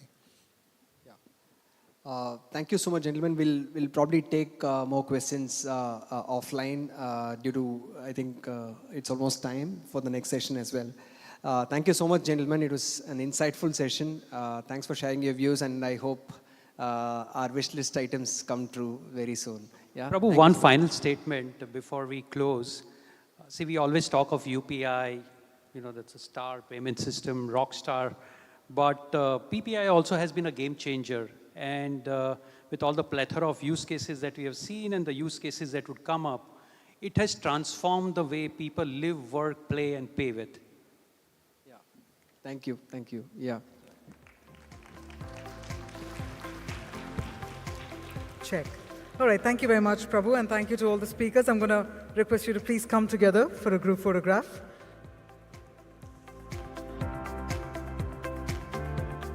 And we managed to gather some very, very interesting nuggets of insights as to how PPIs in India are actually evolving with regard to changing regulations, or for that matter, prioritizing security and digital ease.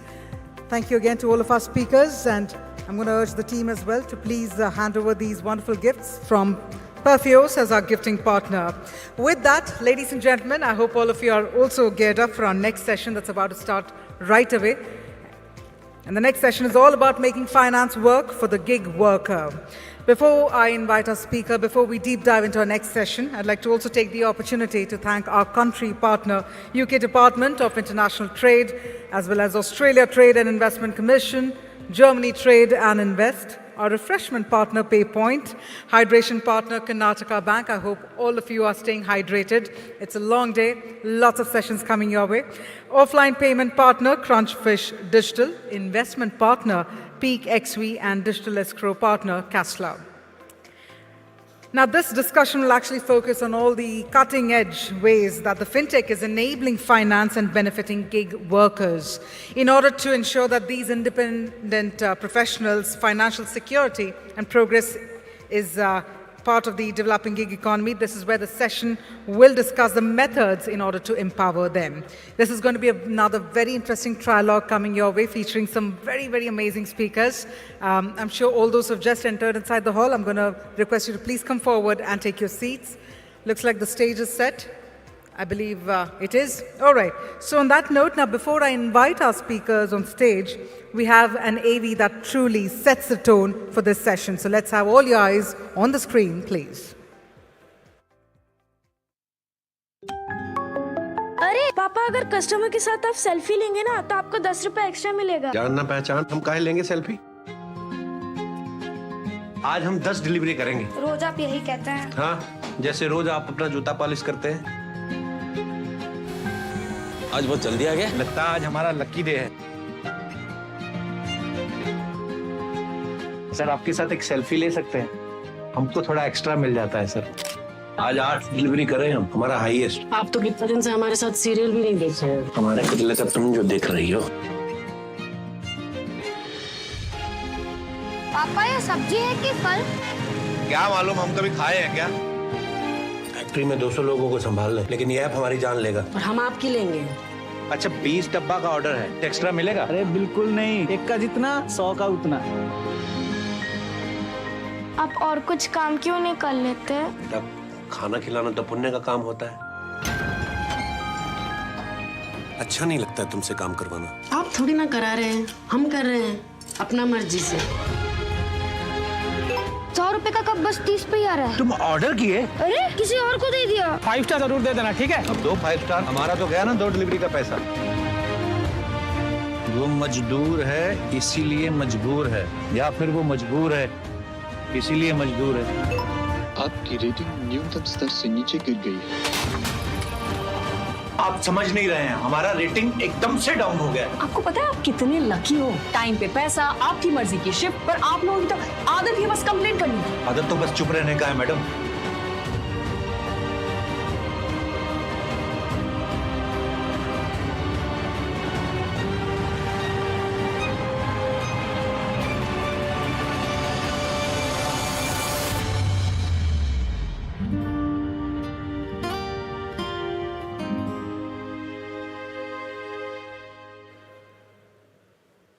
Ladies and gentlemen, with that, firstly, can we have a round of applause for that idea as it sets the tone for our very, very important session coming your way. And with that, I'm going to quickly invite Shinjini Kumar, co-founder SALT, who will be spearheading this phenomenal session for all of us. And it's time for her to also introduce her speakers and to set the tone for this wonderful session. Ladies and gentlemen, I know we talk about online delivery. Can we also deliver a really fast round of applause? Let's come together. Please help me welcome on stage Shinjini Kumar.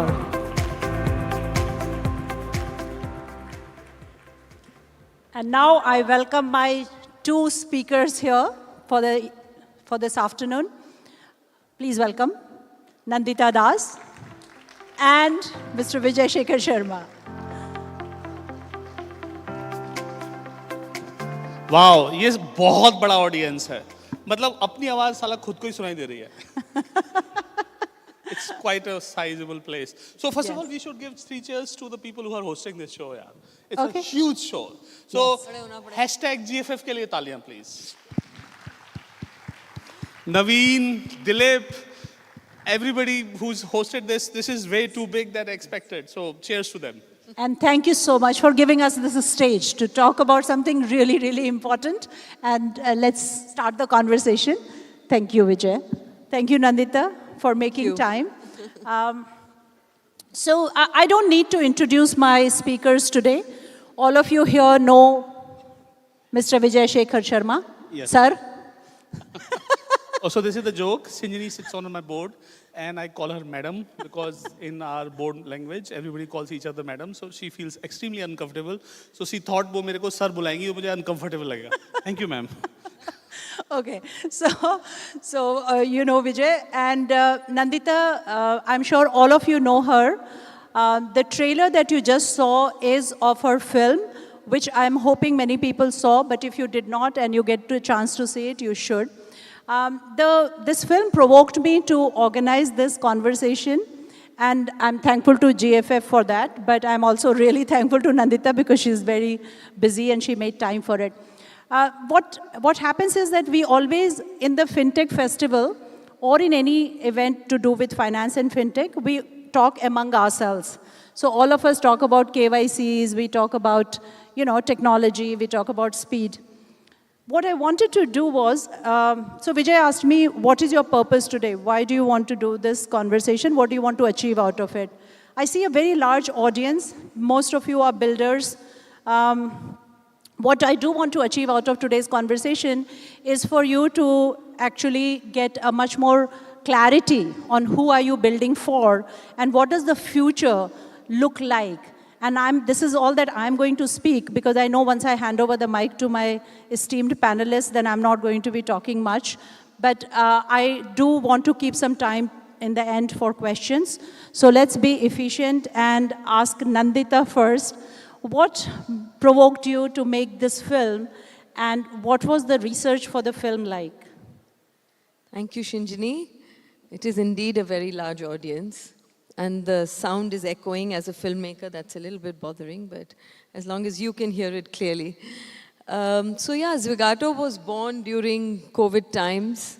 For our conveniences, we were all ordering things, and often we had contactless delivery, so we didn't even have to meet the people. And I don't know if you, I'm sure many of you have experienced this, you know, delivery rider calling you up and saying, 5 minute late ho raha hu, please aap mujhe galat rating, buri rating mat dena, ya koi aake deta hai, so then they tell you 5 star de dena, and you feel like abhi khana bhi nahi khaya yaar, tumko apne stars ki padi hai. And through all of that, I mean, it just got me thinking. There was a rider who was very, very anxious about it. So I just told him, I said, kya ho gaya bhaiya? Koi baat nahi, ab 2 minutes sirf late ho, you'll be fine. I'll give you a 5-star. Come and have some water. And we got talking. And initially he was telling me how his life has changed because of it in the positive. And then as we started talking, he started sharing his anxieties around this job. And I think that kind of prompted me to think deeper. And as I started researching, I realized that this is a more sort of acceptable form of unorganized sector. I mean, in a country like India, we are quite used to having unorganized sector all around us. And, you know, as consumers, we often use their services. But this just seemed like a more official, little more glamorous, little more acceptable. And yet they were literally left to their own devices, literally and metaphorically, left to their own devices. And they, in a country which is largely illiterate or less literate, in the phone they had to interact. It wasn't a traditional workspace where they could talk to a colleague or tell the boss if something went wrong. They were just on their own. And once I started researching and finding out not just the anxieties, but how the bargaining power just seemed so unfair. And there were many little things that came out. Actually, when I did my first draft of the script, it had so much in it that it felt like a manual on gig economy. And I felt, no, while you want to share some of these facts, a film also has to have an emotional connect. And if it can trigger enough for you to want to know more, then, you know, that should suffice. A simple thing like you order something from far away, and this particular company that gives you money, that pays for your petrol to go outside of your zone, but does not give you money for the petrol to come back. So you cannot get an order in another zone. You will not get any orders till you are back in the zone. You know, or for the longest time, I didn't know that the t-shirts and the bags that they carry are not given by the company because these are marketing tools, but they have to buy it. So, you know, there are various little things that when you keep adding them up, you feel that while this seems like a bit of a boon, especially in COVID times, not just for us consumers, but also for them, is there a way to make it a more fair space? Is there scope to have those conversations? For us as consumers, can we also look at it as to what role we can play in changing this new economy, this new way of employing people? And what is that new way of working, Vijay? Because we were talking about nature of work, and what does that mean for everybody here, not just for us as consumers, but also for us as builders, right? So, my belief is that as a country, we've come very far from, let's say, there was a time when government job used to be the peak, and sort of arrival of a person's career was considered that you are peak of government job. Government jobs can be like in from central government jobs to the state government. So government jobs, then came the PSU jobs, private jobs, and then came the startup jobs. But abhi startup job upar aa gaye. And then came these gig jobs. These are not permanent jobs. Now, it's a very tricky thing because financial system inherently believes that there are two kinds of people in the world. One are called those who have jobs, and second who have a business, or when I say not job, meaning they have a business. So you more or less underwrite them based on or understand them in financial system using, let's say, something which is a business is understood. Now this freelancer, which is like a tuition teacher, if you will, or somebody who does any other freelancing, is a line item, but it is the third citizen of the financial system. Now the gig worker just does not fit into this ecosystem. Now, as we all know, India's economy is going to grow, and that job creation is an obligation. We all have these magic apps in our hand which do something and something shows up, which means that gig economy or the obligation of gig worker is a mainstream job to be done in the country.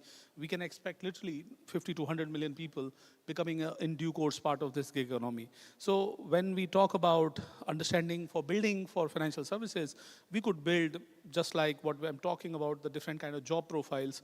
In my opinion, the gig economy workers are treated literally not yet as an addition of the inclusion agenda either. Because mostly the inclusion agenda is taken towards a sort of a rural or a poor person who takes some sort of grant or some sort of elements. But these are the people who are literally on the fringe of this border of nay or yay. And then from there on, their journey has to start. So gig economy, pretty large segment of customer base. Most of us do not look at them as a potential customer because neither. So it's a very sad thing that they don't fit into both Venn diagrams of you have a job or you don't. At the same point in time, they don't have a job and they still have a job. If you saw the trailer, it was very uncomfortable to know that I think no company's performance evaluation system will be that real time a criminal to a person as this was. I mean, just because your ratings got downgraded, and I totally get it. Somebody does give a food packet and they actually tell me, sir, please rate. And I wonder that it must be a key KPI for them. And obviously I understand at the back of the things that a high rating system gets into this, all this gig economy worker. It's an extremely tough job. And as a financial system, we are not necessarily serving them yet. We are not necessarily understanding what their needs are. Yeah, and that's what we are talking about. One of the things that Nandita mentioned is they are on their own. And I'm going to come back to Nandita with a question about gender in this story. But before that, I want you to talk a little bit more about this. They are on their own. And how does the financial system, how will the financial system look at them going forward, this person who is on his own? So it's a very interesting thing. We at Paytm, when we started, we thought that payment is the way to bring a heartbeat to the small shopkeeper who otherwise is not doing any compliance, or there is no other way to identify this person exists in the financial ecosystem out there. And payment concentrated, single place, you can identify, oh, there is someone. Now it's next level trouble. That how do you identify this as a person that exists in a financial system? If you don't exist in a financial system, you don't exist to be served. It's a very yes and no, uninclusive world out there. And if the payment could solve for SMB, and we are seeing the dividends of that, here it is an individual. It's not even a business. And the business is so incrementally, uncomfortably, uncompromising. There is no skilling, etc. done there. So not sounding like as if that I am not going to support the commercial benefit behind it. I'm going to say that this is an opportunity for us where whether you talk about how do you build for these people, deposit, wealth, and obviously there is no doubt about it, credit is the mother of all requirement that these people can do. But this is also the consumption economy of this country actually. I would rather say that when we are looking at grant-led ecosystem, so you have different grants that the state gives to gender or anyone, but these people are not the grant border either. So it's a very interesting, large demography which is not getting grant, which is not running a business, and it's still jiska koi nahi apna to khud aaye yaro type ki state hai. And I truly want to give a hats off. This is incredible movie that was made, and I as a Paytm can only say that I wish that our financial system, which has its own obligation to remain risk-free and remain stable for everyone, does a lot more to expand and extend to these customers. And we all know that problem is that the big financial institutions always have a lot to do, and a younger financial institution needs to have sustainability sorted out and many other risk factors, etc., sorted out. So it's sort of a yes and no. It's a very complex situation, and it's a structural problem, if you will. Yeah, it is a no man's land, because in any large institution, many of you must be from large institutions, what we always learned was the 80-20 principle, that 80% of your profits come from 20% of your customers. So actually 95% of your attention goes to those 20% customers, right? And on the other hand, when you build for scale, then like you said, you run into all these challenges of how do you get your arms around the risk, or how do you simple things like identify that Srini, customer. I'll tell you one interesting fact. We were trying to work with some gig economy companies that can we help them receive. Typically, I'm sure many of us know payday loans or salary loans, early salary kind of products where you get money in advance. Even that is not possible here because there is no predictability they want to give. And in fact, as Paytm, we recruit lots of people who deploy the soundbox or QR codes on counter. I also learned that there is a skilling level of problem or their commitment to the single job problem. So we are converting them to say, take a full-time job. Why are you roaming around at places? Why do you think you should be individual performer, consultant kind of job? So it's a little bit of a big issue, I would say. And if we all believe the economy has to become bigger and large, this is the most important sector which is unlooked and overlooked right now. Sure. So Nandita, I want you to talk a little more about this this person, because I want people to be able to visualize this. By the way, if you didn't see the film, Kapil Sharma really did an outstanding job. But his wife, Shahana Goswami, she did a completely mind-blowing job because she also has this whole, I want you to talk about her. Earlier in the morning, Chetna was on a panel with me and we were talking about building for this woman. Who is this woman? What does she need? Just tell us a little bit more about both of them, actually, just as people. Yes. So, Manas is the character. I will not get into the actors' name, Kapil and Shahana. Okay. But Manas's wife, Pratima, she's a low middle class woman, has never worked and is a homemaker, taking care of everything at home, which is a thankless job, undervalued as we know. And when there is a financial crisis, a lot of the women have stepped up. As we know, during COVID, across class, women have found new ways to earn. So she starts exploring within the unorganized sector, whether it is massaging a rich woman, those kind of jobs where she can earn a little more. And while the film is really about this gig worker and his family, and primarily the gig worker, and I want to create that sense of empathy, especially as consumers, to understand what their life is all about, what are the struggles of this man. When it comes to their relationship, in fact, often the empathy shifts to the woman, because despite being who he is, he's a nice man, he's trying to struggle, he's trying to do the best for his family, he's also brought up in a patriarchal system. There is no sort of denying that. And the tussle between the two is also an important aspect, like the kind of discomfort that the man feels when the woman may start earning more. Because she also aspires to be in this more official, more sort of glamorous looking, unorganized sector, like working in a mall as a cleaner. So not just the fact that he feels that she's going to earn more, but what if she's going to clean toilets? So there's also a caste thing. In our country, there's so much of intersectionality of religion, of class, of caste and gender that you can't, if you tell a story, even though this is a story of a 4-day in the life of a gig worker, you're actually touching upon all these aspects that are just there. I mean, they are all hidden in plain sight. We know them, but we don't really see them, or we choose not to see them. So therefore, their relationship also forms an important sort of crux and anchor to that story. Shinjini, I have a question based on what Nandita just now told about. We say that money doesn't have any caste or gender or any religion, but it seems like yourself, and we just now talked, and we talked about Mandeshi Foundation, ma'am also here.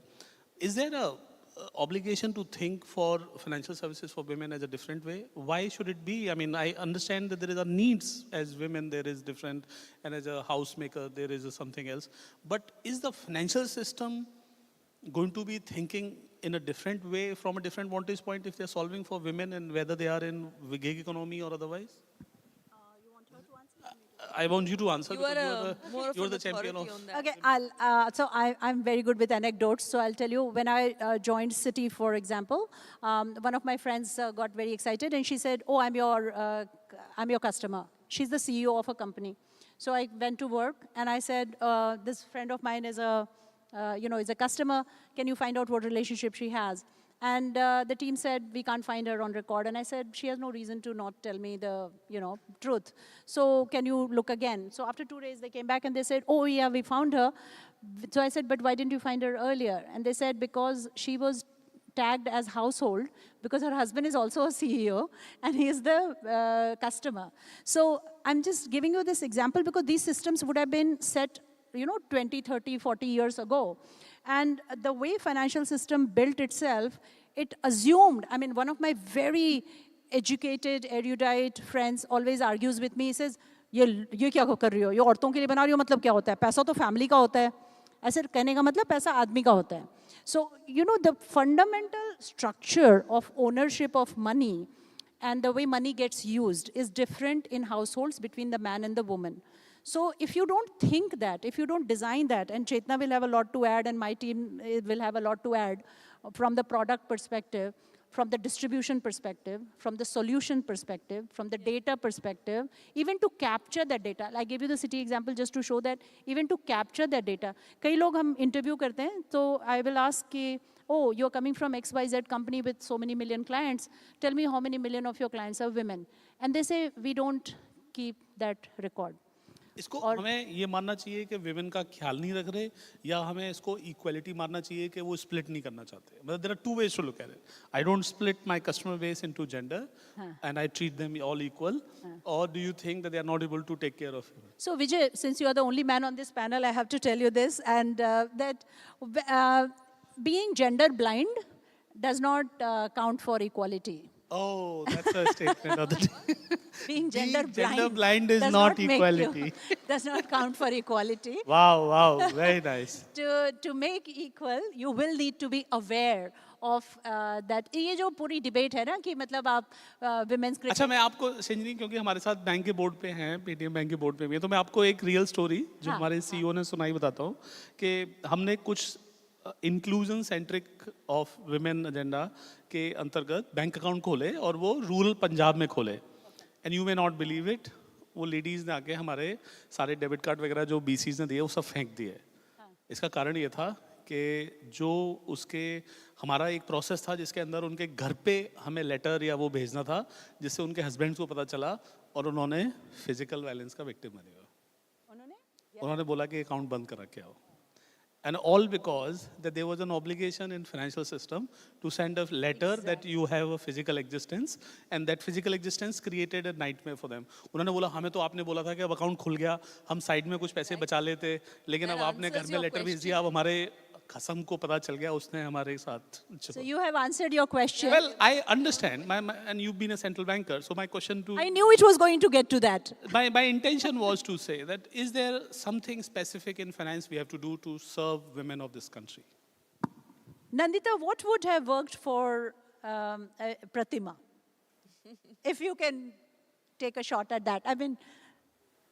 I think a lot of these women are instinctively very smart, right? You multitask, you manage a house. To manage a house is no less than managing a company. It may not be seen as the same. So I think it just takes that access, that confidence that, yes, I can do it. And some of this needs that affirmative action. It's like for the longest time, I grew up thinking that, I don't care about caste. My parents have never talked to me about caste. So it doesn't really exist for me. And I realize the minute you say, I don't care about caste, you can only say it because it's a privilege. You never have to think about caste. Yeah. So it's easy to say. The person who comes from a caste that is suppressed, oppressed, where you have to remember it every single day, that person will never say that caste doesn't matter. So it's in the same way I would say that it's easier to say that gender, does it really matter? Can one be agnostic to gender? You really can't, because there are different lived experiences, different struggles.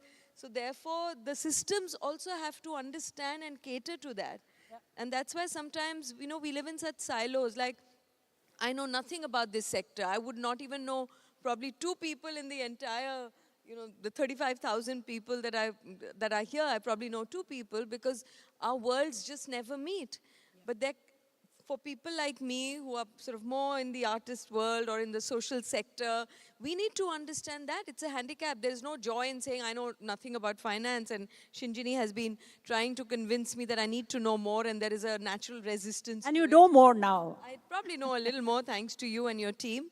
But similarly, we cannot create, I feel, financial solutions without understanding the social, cultural, all of these other other factors that play such an important role in a person's life or in a community's life. Yeah, and money. So Vijay, I want to bring this, both these conversations back to the idea of money, right? Because money is so integrally tied to your dignity in many ways until you have enough of it that it doesn't matter. It is very much a tool which gives... इतने पैसे के पास पैसा matter नहीं करता वैसे. मुझे लगता है जिसके पास बहुत पैसे होते हैं वो और पैसा लेता है. नहीं शिंजनी, मेरा ये मानना है दुनिया में हम एक बहुत ही इंटरेस्टिंग कन्वर्सेशन हो रहा था कि क्या चीज़ आप सबसे ज़्यादा लोगों को बेच सकते हो. एंड पानी, एयर, क्लीन एयर, ऐसे करके डिस्कशन हो रहा था. तो मेरे रूम में किसी ने बोला पैसा. देखो, जिसके पास पैसा नहीं है उसको भी पैसा चाहिए, जिसके पास पैसा है उसको भी चाहिए, जिसके पास ज़्यादा है उसको और ज़्यादा चाहिए. तो आप जब ये बोल रहे हो कि money matters, it is the dignity, where is that benchmark that it becomes a dignity or not? I come from a family, my father didn't have money to, at a time when my sisters were getting married, the financial system was not able to give him a 2 lakh rupee loan. I've seen the days when money has not been there and a privilege of having a cup of tea is a privilege. So where is that border according to you, the dignity money is? So I'm not going to fall in that trap, but what I'm going to do is to give you a compliment. And that is because, so one of the things that is very dignified about, I'm going to just say this about a Paytm app or a Google Pay app or even a Salt app, for example, any app, that as long as I have ensured myself of that basic platform, which is the smartphone, which is the data which fortunately is not so expensive anymore, I am same as you. So many times in my car, my driver will be, because there are two ends to that transaction and one person will typically be a receiver, Correct. one person will be a giver. Yeah. So that is what I mean by that dignity. Whereas in the earlier system, you would not have that parity. So where I want to reposition this conversation is to say that where are we in this journey to make that, to start thinking about creating that space for this Manas and his wife Pratima. Yeah. So interestingly, all commercial business organizations will look at per customer value, acquisition cost and serving cost and making some money, if not in a small cohort, but a larger cohort. Now, there are some bold bets people take. For example, I can say that we could take a payment bold bet that if we solve for payment, a lot of things will be solved and money will come later. But when you look at this cohort, the banking or the credit or many other services are not going to be taken bold bets. Many of financial system bold bets are systematic risk to financial system. Many of the bold bets in financial system could create a ripple of risk in the financial system itself. So if you want to give credit to these people, it is not even an inclusion job. It is not even a grant job. It is a risk job. Now, you know what I'm trying to tell you here is, it could be termed as reckless. It may not be even termed that you're being inclusive here. So I thought Nandita would put the ink in the water and muddy it, but you have actually thrown the ink in the water and muddied it. So now you will have to talk more about it, because we can't just get away with that excuse. No, my theory is that it's a problem that I'm personally solving. My personal ambition is now to give 100 million people a loan. If we got 100 million merchants on payments or 100 million customers on payment, this is a cycle that will take over. Now the 100 million people, how do they get credit? And I'm learning the risks that just like that extending, you can raise equity and give investments in the market to do something, but credit is not that. It's a systematic, linearly connected system. So maybe the solution that I believe, like Nanta ma'am has done this great movie, some set of people have to come together and do a risk underwriting, FLDG, the loss underwriting. Somebody has to do a good job of saying, I stand for these. So I invite all gig companies and say that this is my fund, which is a first loss fund. Why don't you extend financial system to them? And I totally agree with that. And that's the kind of conversation.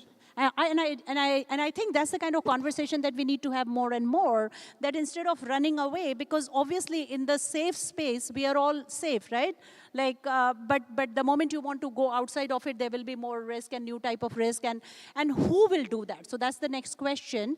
And I do want to give people the time to ask questions, because I can't be hogging all this time. But Nandita, I'll give you if you have something to add to what he said, and then I'll actually start taking questions. No, I just wanted to say that, not so much to add, but the reason, like you started with, why did I do the film? And I think, again, going back to the fact that we know so little about the other. As consumers, one can say, what can we do? You know, of course, it's benefiting us. We are using the app. What is it that differently we can do? Many of these apps, I shouldn't say all because there's no study, but most of them are really for the benefit of the consumer.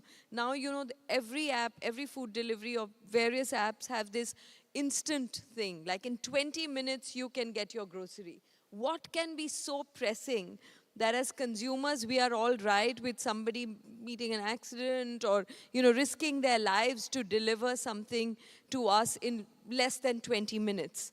So I think just to be able to see lives of others, to be able to see what difference can I make, how is there a symbiotic relationship between the people who quote unquote serve us and the comfort that we want. And I think to be able to understand that, because cinema can't create revolutions, it only can trigger conversations, maybe create some empathy, you know, to look at our own evils, to see our own prejudices and biases, and that's the attempt of art. And I would only request that we have more such interdisciplinary things, because like a lot of the women do not get the kind of films or even funding from producers because they are always seen as people who do not know how to handle finances. So if there is any training for even women filmmakers, I'll definitely sign up and get a bunch of women to understand, because it can't be rocket science. We're dealing with 100 other things, but we've kind of internalized this idea that, you know, finance means lots of numbers and we won't be able to understand all the acronyms that you use, and therefore we'll be at a disadvantage. So I'm going to open it to questions, and while the mic gets across, I do want to give you the chance to ask each other a question if you have a question for the other panelist, or... Okay, so you're asking public to ask. Yeah, but if Nandita has a question for you, she can ask. Okay, there is a mic. I have a question to you, Sanjani, here. You've seen it from different vantage points for financial problems to be solved. Which one it is for a gig economy worker that is the sequencing of problem to be solved? Is it a bank, which is like deposit? Is it a credit? Is it like extending long-term saving? Is it insurance? What? So I'm sure, Vijay, I'll ask your thoughts, but I'll tell you, in my understanding, the saving problem is quite a bit solved. And the payment problem, obviously, you guys have already done a great job of solving it. According to me, the job that remains to be solved is the security problem, the insurance plus pension, because like we were talking, our parents' generation totally relied on their employers for health benefits and for social security. Now the nature of work has changed so much that very few people are going to actually either get those jobs or have the choice to make those jobs. Now in that scenario, what is most important is how do you navigate through this life where you have periods of not earning, or you may retire early or whatever. How do you smoothen your money flow? So that's why I don't think credit is the answer according to me. The answer actually is good wealth management and insurance. But I'll tell you my favorite idea, okay? Because maybe you'll get it done. Sure, audience here. I just wanted to add a little thing. What you talked about, the Venn diagram, they're not employees, so you don't get those benefits. Yes. Yeah. The minute you're called a partner, and partner is supposed to be inherently a more equal space, which is not true at all. Yes. In fact, हमारी film में एक dialogue है, partner partner बोल के मालामाल तो आप ही हो रहे हैं. So I'll tell you, my favorite thing is that because Indian economy has so much of this interdependence and so many wealthy households, which are also getting wealthier, employ so many people, we should actually be allowed to buy pension plans and health insurance for our staff and claim tax deductions for it. That's my favorite idea. Okay, मैं पहुंचा दूंगा जहां पहुंचा सकता. Yes, you have a question. Yes, sir. Okay. This is the eco room. What you Vijay gets to choose who will ask the question because he knows. Yeah, please. There's no mic that is reaching. You could ask the question just like that. Run the mic, run. Yeah. ये वाला time मैं आप पे charge करने वाली हूँ. Hi sir, big fan basically like अगर मेरे को I want to ask like if you have to start how many people speak Hindi in this room? How many? People speak Hindi in this room. ये हिंदी बोलते time पे ठीक क्या है problem है यार? हिंदी में बढ़िया बात बढ़िया मैं सर हिंदी पंजाबी बोल नहीं, सकता हूँ जो भी बोलो वो बोलो, कोई लैंग्वेज पे तो हम डिवाइड ना करें कंट्री को कम से कम. नहीं सर ठीक है तो मेरे को बोलना है कि अगर आपको आज स्टार्टअप अगर करना हो तो किस चीज़ में करोगे other than fintech and basically आपको किस चीज़ में फ्यूचर दिखता है और जैसे जो यंग एंटरप्रेन्योर्स हैं क्या एडवाइस करोगे मतलब एक पर्टिकुलर जिसमें ग्रोथ तो ये मेरा डिस्कशन मेरा फ्रेंड सचिन बंसल है, जब वो फ्लिपकार्ट से निकल रहा था तब मेरी 3 घंटे की लंबी कन्वर्सेशन हुई. वो आंसर आज भी वैलिड है. I said either do an EV electric vehicle ecosystem play और do a financial services play and both of them are bet for 2030 तक. Okay thank you sir. Yo hi good evening. मैं भी हिंदी में ही बात करूँगा. I just need one एक question था. Specifically, अगर for example when we want to provide finance to big gig worker, तो आपको लगता है कि कोई रेगुलेटरी चेंजेस करना चाहिए या कुछ पॉलिसी रिफॉर्म्स लाना चाहिए specifically for this kind of gig worker and how can we address that? Actually governments different state governments is pay attention डाल रहे हैं क्योंकि ये एक तरह से आइडेंटिफाइड जॉब बन गया है.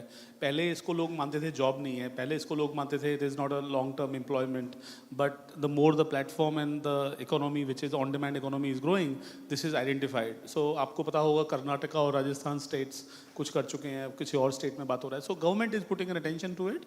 रेगुलेशन से ज़्यादा ज़रूरत है कि इनको एक फॉर्मलाइजेशन अटेंशन मिल जाए which is equal to regulation in my opinion that you are saying.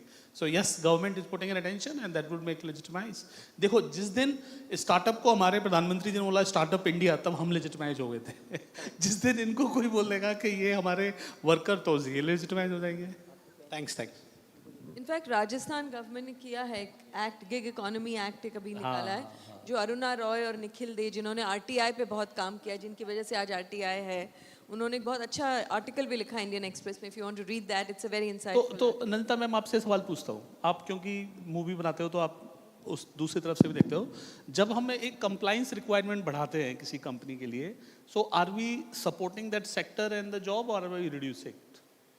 I think there are, we are losing nuances in every conversation. It doesn't need to be so polarized. We can have a gig economy that serves the consumers, that is profit making, and at the same time, mindful of the needs and the anxieties and the struggles of the gig workers. So I think it has to be, it's not an either or situation. So I'm taking a contrarian opinion on the table, and it is because I have to, we are on a panel and we have to offer, and none of us are in the business of this, that as soon as we start adding more costs or benefits, so more cost meaning convenience fee of the platform or the delivery fees and convenience fees start to get in the system. That reduces a TAM. That overall reduces even the industry size. As you may be aware, once upon a time, taxi on demand used to be a large service. It's fairly small because people no more use it. So did it help the ecosystem? Did it not help the ecosystem? I think there are other costs. I mean, money is not the only cost, right? I mean, there's a human cost, there's an environmental cost. जैसे बाहर से जब investment आता है, कोई बड़ा एक environmental project हो रहा है, या any project, a mining project or a road project, we look at the investment that's coming in. We are not looking at the environmental degradation. I'm a mother of a 13-year-old, and not just for my child, but this is not a cliche, but what is the world that we are leaving behind? So when we measure that project, are we going to take in account the environmental degradation that's going to happen, the human loss that's going to happen? Are these, the things that are not measurable in money? Unfortunately, I know this is the wrong place to talk about, but we've given so much importance to money that we have, this is ignored perfect all fintech else. panel. यहाँ पे पैसे की measurability, dignity में भी थी और measurable भी नहीं है. Very nice. I like this. Excuse me, I have a question. Yes, ma'am. We've all heard about You have a fortune at mic. the bottom. I don't see you here. Okay, yes. Okay. Fortune at the bottom of the pyramid. We women, working women, depend on our domestic help to work. And now that's a huge opportunity, and why is it so difficult to tap into them? To give you one example, my cook who makes my rotis and sabzi, she says it takes her 25 minutes to walk to my place, and it's too tiring, and she's going to stop working from today because she can't afford a cycle. So that's an opportunity lying right over there. She's someone who works and she's going to stay over there she's been there for the last 15 years. She's going to continue staying over there because she's got 5 houses that she works in. So your risk is also taken care of. She's not going to go away from there overnight. So how do we solve? I don't even look at it as a problem that needs to be solved. No, it does need to be solved. And I'll tell you one thing, because you raised the issue of cycle. I have always long said that the difference between boys and girls is wheels. So actually, every state that started to give cycles to girls actually improved their parameters on women participation in workforce. And now there are bus fares that are being waived and things like that. So on a policy side, there is something being done. I want Vijay to talk about finance side if you have any. नहीं मैं तो बहुत ही genuinely ma'am I empathize with you. मेरा एक दोस्त made in India एक startup बनाने वाला था इसी कारण से MAID in India, क्योंकि आपने जो बात बोला उसका कारण ये था कि यहाँ पे made की problem बहुत होती है. तो आप जो बोल रहे हैं अगर ये real है story आज की तो I feel bad for it. But as far as the system solution is concerned, the financial system does not trust someone who is not stable. So unless that household takes a guarantee, which is a very long commitment. I think this is where Shinjini also gives an example, and I want to tell you, आपके यहाँ पे जो दूध वाला आता है उसका महीने का पेमेंट हम बाद में करते हैं. बहुत सारे पेमेंट हम पोस्ट पेड करते हैं, अखबार वाला, दूध वाला, sometime even the maid we are paying later. And you know what? That person's cash flow is so small and minuscule that a week or two delay can cost havoc in their life. So what you're saying, ma'am, is perfectly true. From starting to make sure the payment are in time, we may just pay a few hundred or few thousand rupees for flight cancellation, and we would bother about the salary upgrade to these people at an even inflation rate. So, ma'am, what you're saying is bang on. The journey begins at home. The charity or the commitment to change the fortune of these people begins at home and begins at self. So, thank you so much. Very well said. So I think we are towards the close of our time, but I do want to get closing remarks from both of you on what should this room be doing? What would make us take care of the gig worker and take into account that the future of work is different from the past in terms of building financial products? Somebody will take an ownership and do it. Somebody will take ownership and do it. You are already doing it. I think it'll begin, like we said, whosoever is the recipient of their hard work has the first obligation and responsibility.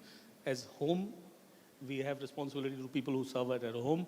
As companies who call them partner और सारा माल अपने पास ले जाते हैं, उनकी responsibility अगर वो माल ले जा रहे हैं कि उनका due उनको दिया जाए.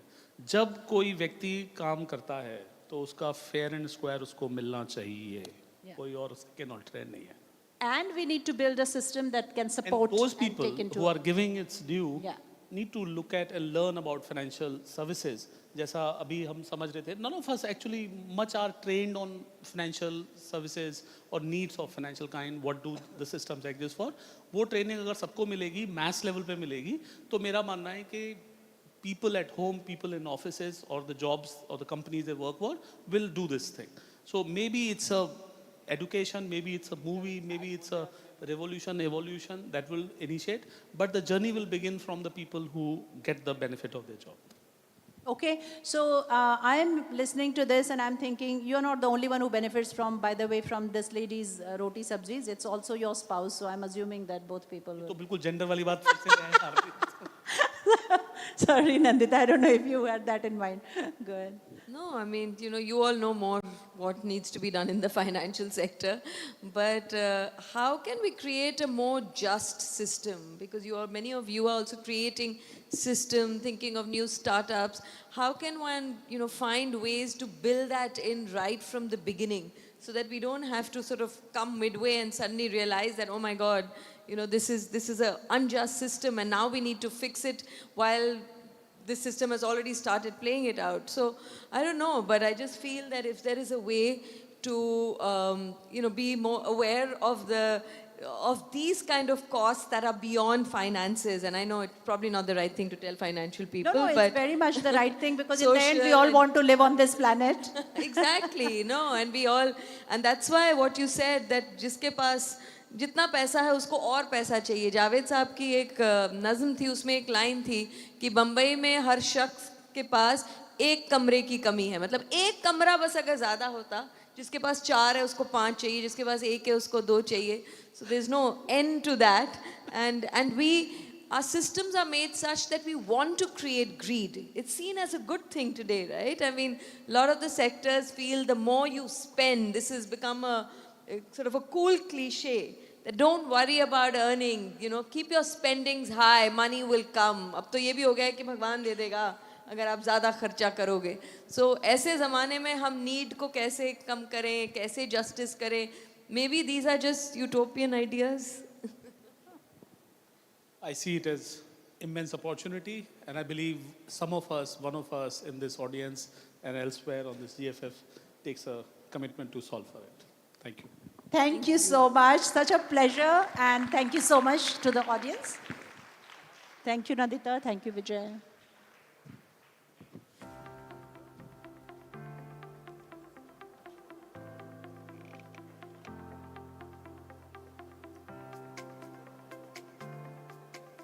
Check. Thank you very much, Shinjini. Thank you very much, Nandita and Vijay. And yes, ladies and gentlemen, that brings us to the end of another interesting conversation.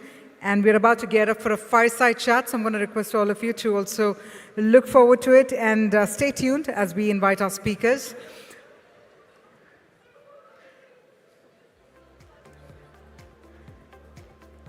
There's always the after effects after an interesting discussion wherein everybody would love to get in touch with our speakers. While you do so, I'm going to request you to take your questions and queries offline because it's also time for me to invite our next speakers, and we would need to clear out the area in order to invite our speakers up on stage. We'll hold on for just a couple of minutes, set the stage, and invite our next speaker. Our next discussion is all about innovation for inclusion. Stay tuned.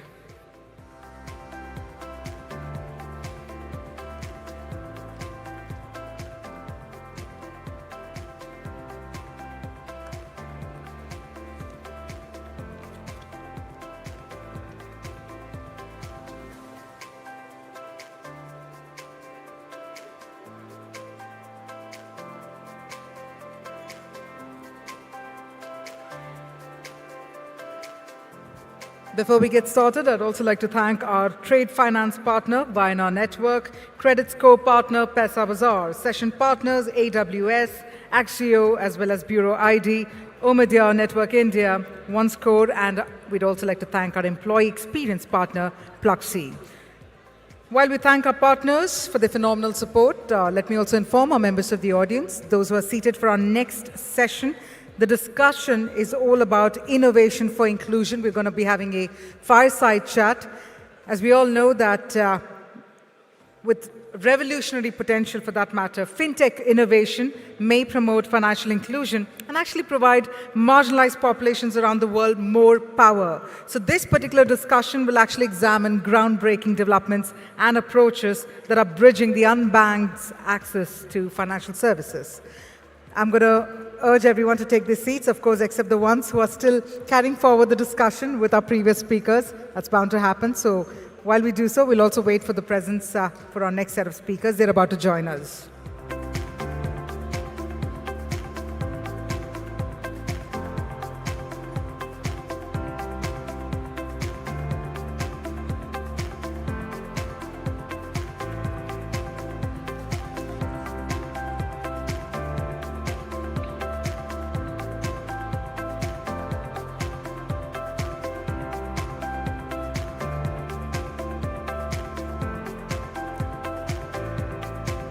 All right. A quick note to our members of the audience, the ones who are seated here, thank you so much for your patience and your time. And I'm just going to put a quick word to all the ones who are still standing there. If you could please clear out the aisle area so that our speakers can also come in. And let me inform you that we're about to get started with our next session. Once again, let me remind you all that the theme for our next fireside chat, a very feisty topic around innovation for inclusion. And this particular session will be spearheaded by Shri Rajesh Bansal, Chief Executive Officer, Reserve Bank Innovation Hub. So Shri Rajesh Bansal will be moderating this discussion for us, and he will be extracting all the relevant inputs and insights flowing in from two revered speakers who are about to join us in a short while. So if I could request our team to let me know if all our speakers are in, we can get the session started.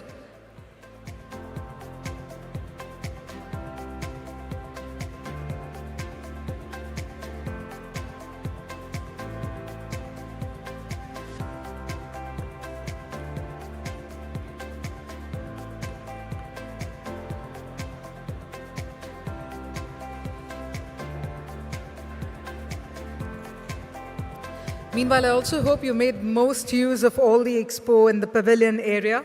That being said, let me also inform you another very interesting tidbit that we've created at this congregation. Outside, I don't know if you've noticed, there are some digital standees. All you have to do is scan the QR code, and that way you can upload your photo. All the photos of yours that have been clicked at the GFF will be directly uploaded. So if you want to access your photos at the GFF, all you have to do is at the digital standees that are outside, just go ahead and click the QR code, scan the QR code, and upload your selfie. The moment you upload your selfie, thanks to tech, it'll automate and it'll find out your face and also find out all the relevant places that you've been smiling at. So I'm going to urge everyone to keep smiling. We've got these big boss-like cameras somewhere or the other. They're all set to click some wonderful photographs for all of you. The pavilion is also open because that's where we have some interesting ideas as well as interesting initiatives that are at for all of you. So please do not miss out on the opportunity to connect with all our partner booths. On that note, I've been informed that all our speakers are here inside the hall. So let me please invite on stage Sri Rajesh Bansal, Chief Executive Officer, Reserve Bank Innovation Hub, who will be moderating this discussion for us. As I'd mentioned earlier, it's all about innovation for inclusion.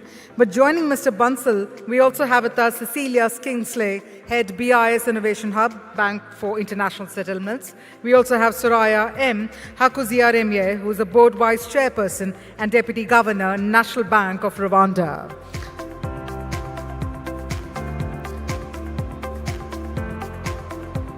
Can we give a warm swagat and a welcome to our international speakers, our amazing, amazing revered speakers have joined us here. Can we make that louder? Can we capture the pulse of India in your applause? And please help me welcome on stage Sri Rajesh Bansal, Cecilia Kingsley, and Soraya M. Hakuziaremye. With that, Mr. Bansal, over to you. So very good afternoon, everyone. It's exciting to see all of you here. And with me are two people from two different continents who are making a difference to innovation around the world. So as the host introduced, I have with me Cecilia Kingsley, who is the ex-deputy governor of Swedish Riksbank, the oldest central bank, right? Cecilia, the oldest central bank, and I've been to the city where it all started. She is currently leading the BIS Innovation Hub, as you would know, and she will talk about her work. And Soraya, who is the Deputy Governor of National Bank of Rwanda, a very well-known leader in the space of financial inclusion, financial innovation, not just in Rwanda, but globally. So the topic is innovation for inclusion. So I'll just lay out 30-second context. We've been all speaking about innovation, innovation, innovation. And I'm the CEO of the Reserve Bank Innovation Hub. So isn't it interesting how this is playing out? So our motto is innovation, inclusion, impact. I haven't used it in a while. Innovation, inclusion, impact. And I think that is the basis my team came up with, is innovation for inclusion. Because innovation cannot be just for the sake of innovation. So we have two leaders. So I'll start with you, Cecilia. So, as a head of the BIS Innovation Hub, could you provide the insights to our audience and how the Innovation Hub is driving financial inclusion, and how can innovation hubs like BIS play a pivotal role in encouraging collaboration between central banks, government, private sector players, fintech firms? So all yours. Thank you very much. All the simple questions, that's excellent. First of all, let me say that I am absolutely excited, delighted, and also humbled to be sharing the stage with two real giants in this space. I'm turning to you, Rajesh, and really would like to congratulate you, and you've probably heard this many times already, but you deserve it again. The astonishing performance in terms of improving financial inclusion in this magnificent country. You have really done a lot, and you keep doing a lot. And every time I come here, I'm really taken aback. You should be very proud. This country is really going full speed into the future in the way it serves its people, and I love it. It's very great inspiration. So Yeah, so innovation, central banks, innovation hubs, what's it all about? Well, the way I think about this is that central banks are sort of, central bankers walk on this planet with the objective of provide societies with a good version of money. And a good version of money are typical, you recognize them because they meet people's need in having a safe store of value, an efficient medium of exchange. So the stable store of value and making sure that it can work for making transactions, that's the sort of the essence of central banks. And we also know from history that if banks are getting into trouble, if there are financial difficulties, crises, the credit intermediation doesn't work, very soon very little other economic activities works as well. So having financial stability, having something called monetary stability, that money works for people every day of the week, 24/7, is crucial for central banks. And a lot of magnificent things are happening in the tech space. The technology can now change, can happen to anyone, anywhere, all the time. And central banks need to be on top of this, understanding what's going on, in the same sense that we need to know what happens in the cyclical aspects of the economy with unemployment, inflation, industrial production, etc. The structural sides, the changing in the economy, but also the tech. And that's why the Innovation Hub was set up, to follow and understand and sort of report back to the central banking community what's happening in those new novel technologies and how can it affect the roles of central banks, how we do our job, but also have a high ambition in terms of can we actually use the technology to do a better job ourselves. And that's where the hub is located. So we have centers across the world. We are working with central bank digital currencies, financial market infrastructure, open and green finance, and reg tech and sub-tech, cyber security. And what we do is we experiment with technologies, we identify problems or places where there can be room for improvements. And let me just say as a end point here that if you tap into our webpage, bis.org, you will see a lot of these different projects that we're doing in this space. And I'm particularly proud of, in this part of the world, to say that we have some really exciting projects coming in the making. Nexus is one, which is about trying to connect countries' instant payment systems, so you could be able to send money P2P or P2B, if you like, instant, cross-border, cross-currencies, and one connection only, and then people are off. But I can speak at length to this, but I'll stop there as an introduction. So those of you who are working on cross-border payments, please tune in into BIS website, the BIS literature, because that is perhaps the best source to talk about cross-border, whether it's CBDCs or cross-border payment, correspondent banking arrangement. The complexity of correspondent banking is not easy, but they have decrypted it for us. So I would urge all of you to please, look at what BIS is doing and BIS Innovation Hub in particular. I'm learning myself last 15 years or so about whatever BIS does and try to read a lot, but you churn out too much literature.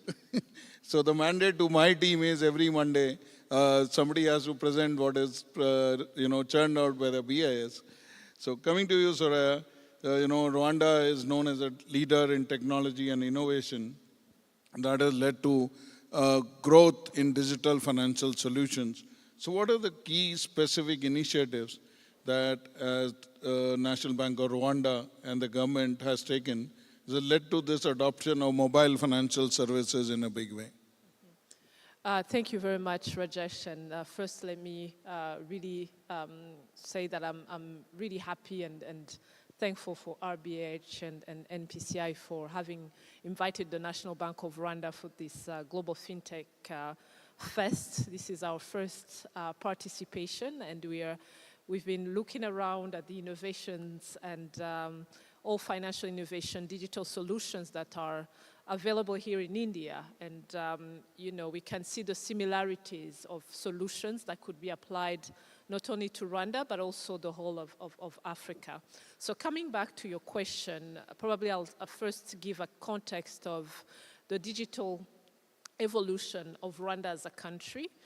So since the year 2000, the government of Rwanda really decided that information and communication technology and digital economy would be the backbone of our economic development, with first a 20-year vision, a strategy to lay the foundation. And today, when we look at how even government services are offered digitally, looking at one e-government platform called Irembo, which means gate in Kinyarwanda, which now has 100 government services where any Rwandan citizen looking for birth certificate, driving license, do it through that portal digitally. And then one can ask, where does the digital financial services fit in? So the National Bank of Rwanda, we are the Central Bank of Rwanda, and in one of our mandates is also financial sector development and financial inclusion. And starting, I would say, around 2008, 2009, on the backbone of the mobile money revolution, which, as you know, started in Kenya, our telcos also looked at mobile money services. And at the time, as a central bank, we didn't have any regulation to allow a non-bank to offer payment services. But yet we had seen really how transformative mobile money had been, and worked together with the telco company to, one, put in place a regulatory framework to allow telecom companies to offer payment services. And secondly, we also worked on modernizing our own infrastructure as a central bank to make it more digital. One such project was having an integrated interbank payment system, which started in 2011, and before that we didn't have any. Secondly, what we did was to make sure that creating an enabling regulatory environment that allows non-banks to come in the space, as I said, telcos, but that's what has allowed fintechs as well to flourish in the country. We have not only revised our payment system laws and regulations, but also are among the first countries in Africa to have a law on data protection, which has given more comfort to investors in digital solutions. And lastly, I think the other digitalization of being land registry, for instance, the Credit Reference Bureau, that has enabled our country and the adoption of mobile money. Today, when we look at mobile money penetration, which has allowed us to increase financial inclusion, before mobile money was introduced, only 48% of Rwandans had a bank account. Today, we are at 77%.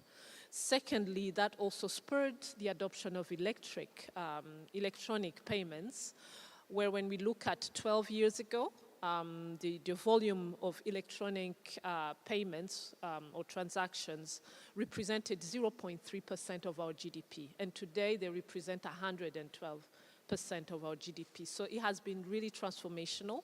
And probably we'll get also time to talk about it. Which challenges do we now see in one, fostering that adoption of digital payments, but going beyond just payments? How can people access funding, insurance products using digital solutions? Oh, thanks, Zora. Zora, did I hear it right? 70% of adults use mobile money? Yeah, absolutely. So we have currently more than roughly 70% of people using mobile money. Yeah. So that's something for all of us, those from India. Obviously, UPI is great, but there's a lot to learn from countries like Rwanda, where 70% people use digital payment solutions. So that's an interesting learning, and we are working closely with National Bank of Rwanda for cross-learning. Going back to you, Cecilia, in the context of fostering financial inclusion, how does the BIS assess the potential of new technologies in terms of how does it help inclusion, and what factors contribute to hub's confidence that a technology will indeed drive innovation? I know it's a bit of a tricky one, what we're trying to get insights into the working of the BIS Innovation Hub. Yeah. So I've been in banking for about more than 15 years, and I went to central banking about more than 10 years. And I think the whole notion of central banks actually playing a very important role in supporting, enhancing, driving financial inclusion is an issue that sort of seems to be growing every year. And I find it really exciting that more and more central banks are looking into the possibilities that technology can offer. As we heard, that Rwanda has been on a tremendous journey, is still on, and others are doing that as well. That wasn't the case sort of 10, 15 years ago. Financial inclusion, I think, was sort of something that other authorities were more interested in than central banks. So this is a great trend, great direction that central banks are going to, and exploring technologies to make sure that people in society are having the access and the choices to the financial services of their preference. So what do we try to do then in the BIS Innovation Hub? So as I said, we have 7 centers across the world. They have working with different field of areas. And I like to think about it as, although we don't have explicit objective to support financial inclusion, if we do a good job helping central banks moving even faster in this direction to support financial inclusion, we have done our bit. So how do we do this?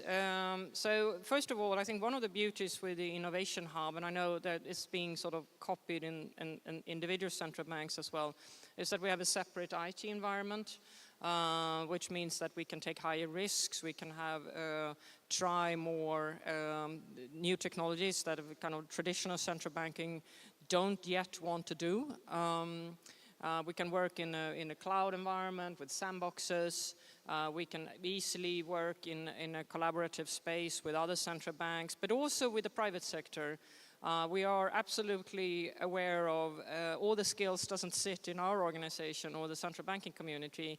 We need to collaborate with the private sector where they can teach us possibilities, what can be done, and having a separate IT environment is key in that space. We'll also allow ourselves to be inspired by the best, which is the tech industry when it comes to work methods. So we work with sort of design thinking, agile methodologies, and we nurture the culture of failing fast, failing forward, and try to avoid sticking to old truths and to the old guns for much too long, which is also can be a bit of a challenge in the central banking world, who loves to sit and explore questions, perhaps sometimes for years, and then write papers and then come up with a decision. And this operations is completely different. We work fast. We try to come out with findings within a year. If we think it has merit, we continue with various projects. And if we think, no, it's time to stop and allocate resources to something else, that's also fine. Again,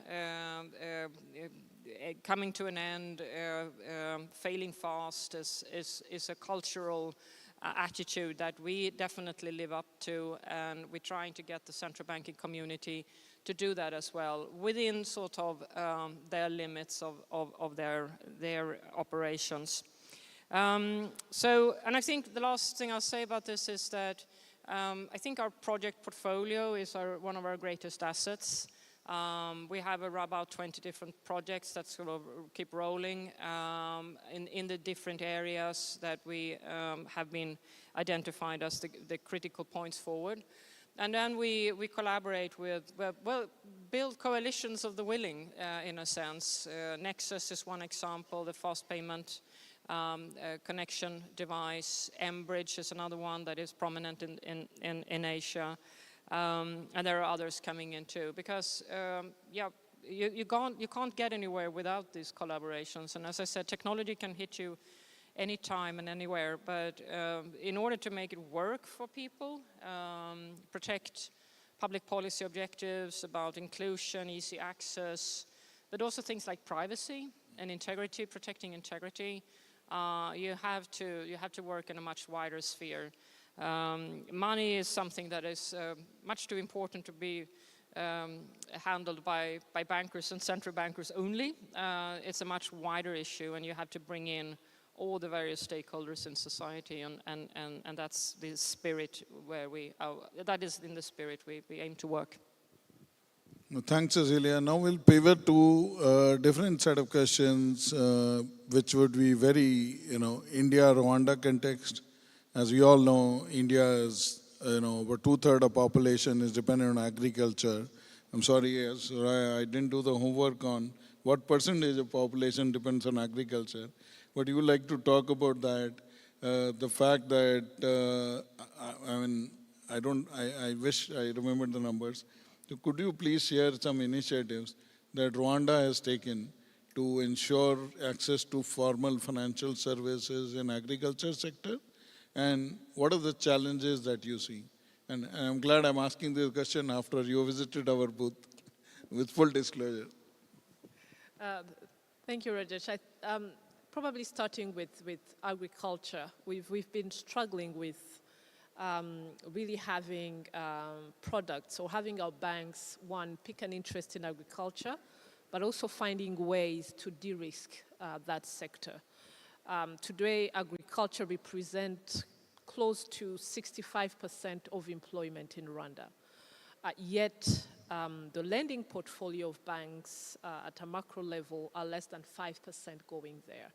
So some of the initiatives had to come from government or partnership between government, private sector, but also the development partners. And one of the initiatives was to set up a national agricultural insurance scheme that allows farmers to get access to loans, but with an insurance scheme that's fully financed by government. That was one initiative. The second is a project that we work on with the World Bank, $300 million, to really subsidize and de-risk not only agriculture, but make it more commercial. And now farmers can get access to loans on an interest rate of 8%, which is still high, but it's compared to commercial rates that we have between 16 and 17%. And thirdly, another initiative is to look beyond the banking sector. How can we get long-term financing to agriculture or to our farmers? But for that, there are some obstacles that we need to really break, and barriers. And the first one being, one, of course, financial and digital literacy for our farmers. Second, building capacity within our banking sector of people who are specialized in agricultural finance. And then there's also been the issue of, as much as government has put and funded the insurance scheme, how is it operationalized? Because, for farmers, and I think this is not only specific to Rwanda, taking an insurance is still seen as a cost. And it's not until, there's a disaster coming that then, farmers realize the importance of that insurance scheme. So we've been really, as a central bank, working hard with the industry to educate our people on the not only the insurance sector, the benefits of insurance products, but also making sure that the insurance products that are put on the market really addresses the needs. That's where the microinsurance comes in, to try to address the specific needs, even if it's insuring one cow, that it's still possible and not look at larger volumes. So these are some of the initiatives that we're taking. But I think the challenges that I've mentioned are also opportunities for fintechs. How do we develop, more data for the agriculture sector, being on the production, but also weather-related data that facilitate farmers, one, in increasing, but also predict their production, but it's used as alternative credentials for banks to be able to also give out loans more to that sector. Thanks. I wanted to ask a supplementary question, but I'm looking at the watch, so maybe we'll obviously leave time for some audience question. So Cecilia, coming back to you from your vantage point when you work with global central banks, what do you think, common themes that you observed in the last about 2 years that you've taken charge, and you were earlier at the central bank, and specific instances of innovative approaches that you've seen in the global south, because the problems of the global south are different from that of the global north largely. So what do you think are good practices that you observe and you're collaborating with some of the central bank? First of all, you have to really stay updated given the fast pace in what you call the global south. A lot of great progress is being made.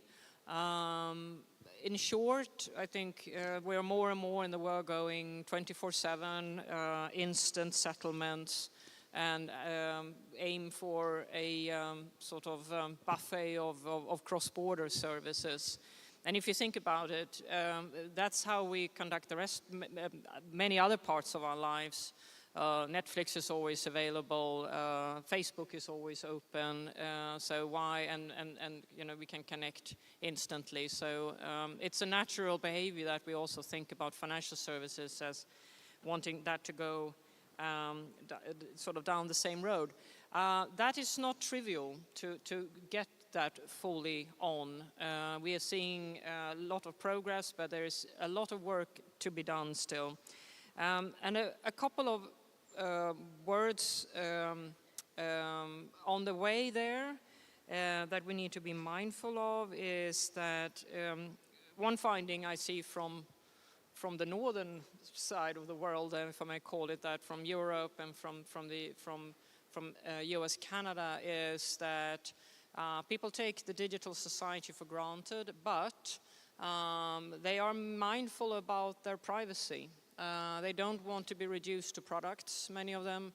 They don't want the data to be misused in a way that they haven't approved of, and in many cases there are some nasty surprises in how data is being used and shared. So we are hearing that. I think it's important to look into different ways to use technology, but ultimately regulations and structures and protecting individuals' privacy and the right to privacy, because I think that is a core issue in a state, in a government, in a public sector. And benign government looks after its societies and its members of the society's privacy and the right to privacy. It's also very easy to get excited about technologies, but we have to make sure that it stays resilient, so it works. Offline services, that it's especially important when we run more and more on our phones, the financial services, and the way we conduct our daily lives. I also like to point out the importance of competition. And here I think the public sector, central banks, and regulators can think a bit more about how to make sure that infrastructures are open, so it becomes easier for new players to come in and innovate and see if their services could fly. And there is a trade-off here, because if you have very open infrastructures, you may find yourself as a regulator, a supervisor, having new animals coming in that has a very different business model from the old, compared to the vested interest that already sits there. It makes life harder as a public sector servant, but I think it's still important that we try to provide open systems, because competition can very easily get squashed in the financial industry, because if you're big and beautiful, the probability that you can stay big and beautiful is very high, and that's a tricky thing that we have in financial services compared to many other sectors in the world. Yeah, I'll stop there. Thanks. So, Suraj, we've been hearing about big techs, FANG, and whatnot. But as we understand, India with a population of 1.3 billion, the African continent with 1 billion plus, what do you think is the opportunity for cross-border collaboration? And we have a number of fintechs. I'm sure we were looking at opportunities that exist beyond borders. So what is your view? What are the key enablers that have to be, as policymakers, we have to look at? That's a great question. Looking at really the fintech space in Africa, it's growing very fast with a potential to raise close to, I think a McKinsey report, close to $3 billion in the next 2 years. And opportunities that we see as Rwanda is one, the same way mobile money has really transformed the way payments are done, but also being an anchor to, let's say, digital lending, is the same opportunity we see in fintech. So 3 years ago, as Rwanda, we launched the Kigali International Financial Center, with 3 areas of competitiveness that we think we have, being a Pan-African fintech hub, green finance, and impact investment. So we're trying really to attract as many fintechs as possible, not only to serve Rwanda, but to use Rwanda as a gateway to Africa. And we're leveraging really the single market that's created by the African Continental Free Trade Area Agreement, which is a trade agreement between 52 countries in Africa, and which will allow liberalization of financial services. Say a fintech that's based in Rwanda can serve the other countries in Africa, and we're looking towards building sort of harmonizing regulations so that you don't have to be licensed by the 50 countries. Secondly, that access to 1.2 billion market from one single country is, I think, for Indian fintech that have already proven their solutions here, it's easy to scale them up to a similar market. And being in the payment system, the remittances, but also in microinsurance, lending, and so forth. I was really pleasantly not only surprised but amazed by the digital lending to farmers that RBAH is developing, and I could see how it can be replicated to a country such as ours. So there are many opportunities in fintech, but I do also reckon that any investor, being Indian fintech or financial institutions or global financial institutions, they have to be assured that the regulatory environment in any country they come to in Africa is solid, which is, has been the reforms that Rwanda has conducted, I would say, in the last 15 years. Today we are considered the second easiest country in Africa to do business by the World Bank, just after Mauritius. And this is really a result of those reforms to ease doing business, to make sure we have a regulatory environment that matches international standards, but also to be able to attract talent, not only in Rwanda, where we have partnered with international higher education institutions such as Carnegie Mellon that has set up its Africa campus in Rwanda, and training, being data scientists, IT engineers. The African Institute of Mathematics and Science is another one. So as long as we invest heavily in infrastructure, invest in the regulatory environment, we needed to also attract the talent that matches it. So we do hope to attract more investors from India in the fintech space. Thank you. Thanks, Soraya. We have time for maximum of 2 questions. Any questions that anybody in the audience has for Cecilia, for Soraya, or for me? Yeah, there's somebody here, yeah. Hi, Cecilia, Soraya, and Rajesh sir. This is Himanshu from Finbox. My question is to Soraya. The question is around so you've talked about how financial inclusions have happened in Rwanda in terms of bank accounts, payments, mobile money, and all these things. I wanted to know more about how the sector is panning out for the lending sector or the microfinance when we talk it about. And there you need there is a need of more alternate data sources to sort of, let's suppose you were talking about the farmers, where you need more data around obviously the farmers, how they are financially how financially stable they are, and obviously other parameters that are sort of external to them, like how is the weather and all these things. So if we talk about somebody who is a common man in Rwanda and wants to sort of take a loan, and seeing the numbers in Rwanda where the smartphone penetration is around 23%, but the Android percentage in that is around 78%. So my question to you is, what sort of alternate sources of data is National Bank of Rwanda utilizing to source of sort of evaluate a borrower, and what is the roadmap for that? Sure. Thanks. Thanks. I'll start with your first question on the financial inclusion journey through mobile money in terms of opening, I would say, what we call the mobile wallet or the mobile money accounts. That has what has increased the number of formally included people in Rwanda. But also the microfinance, especially in the rural area, where at every sector, which is sort of a smaller unit than the districts themselves, we have what we call the savings and credit cooperatives that were set up to really make sure that we reach as many people as possible. On the second question on the alternative credit data, there's a project that the National Bank, as central bank, we have started working with the Monetary Authority of Singapore, as well as the Business Development Fund, which is a fund created to really de-risk underserved communities.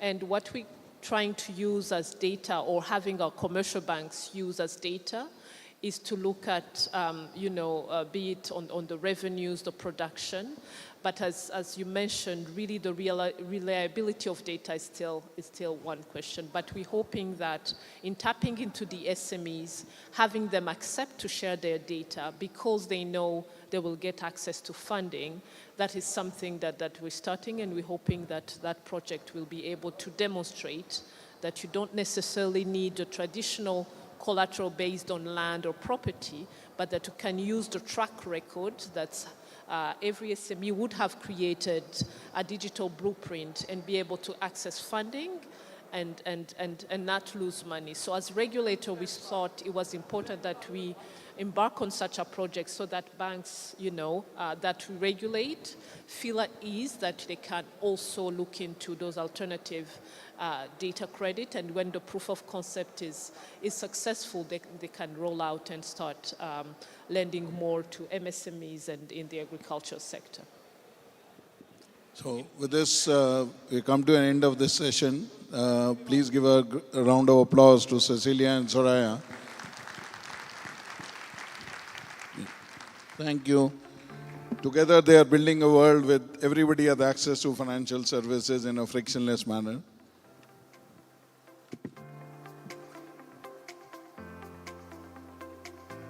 Thank you. Thank you very much. And I'd like to request our speakers to please come together for a group photograph.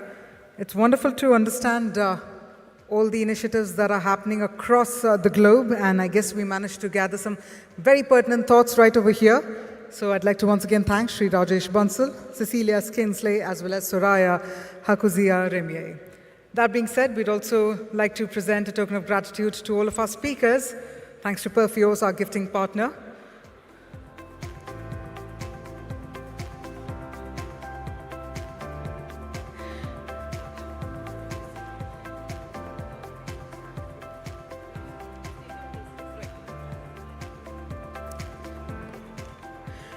All right, that being said, let me also inform our members of the audience that it's time for our final session for the Global Fintech Fest Day 1. Yes, we have a lot more in store for all of you tomorrow and day after. But meanwhile, all those who have just entered inside the hall, I'm going to urge you to please come forward, take your seats, because our next set of speakers are about to arrive, and we're about to get our next session started. In fact, let me inform you that the upcoming discussion actually delves into the dynamic interaction between regulatory frameworks as well as the world of fintech innovation. And this is where the speakers get to examine how a balanced regulatory strategy might promote development, security and innovation in the financial industry. So we're going to hear a lot more about the fintech innovation and the approach to regulation. So that's going to happen in a short while. But before that, I'm going to urge everyone, please take your seats. We'll get the session started shortly.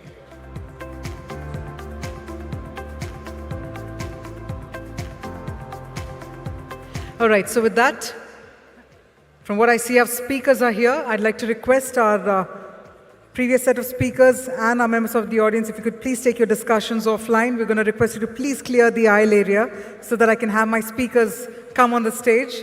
It's going to be a quick request to everyone. Ladies and gentlemen, we're about to get our next and our final session started. We have with us none other than Shri G. Padmanabhan, former Executive Director, Reserve Bank of India, Shri T. Ravishankar, Deputy Governor, Reserve Bank of India, and Shri Chris Gopalakrishnan, Chair of Global Fintech Fest 2023, Chairman Axelor Ventures and Co-founder Infosys. So if I could please invite all our three speakers to please come on the stage so that we can directly deep dive into this dynamic interaction that we've all been eagerly looking forward to. I request our members of the audience to please very quickly take your seats. This is our finale session for the day one of the congregation. Ladies and gentlemen, Shri G. Padmanabhan, Shri T. Ravishankar, and Shri Chris Gopalakrishnan. Can we have a dynamic round of applause as we gear up for a dynamic interaction? I now request Shri G. Padmanabhan to please take it over from here. Over to you, sir.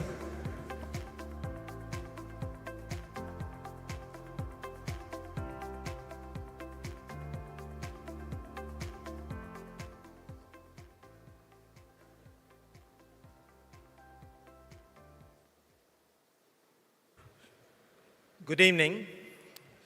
It's my privilege to introduce Mr. T. Ravishankar, a career central banker, and he joined the Reserve Bank of India in 1990. And he has worked in various capacities till his elevation as the Deputy Governor in May 2021.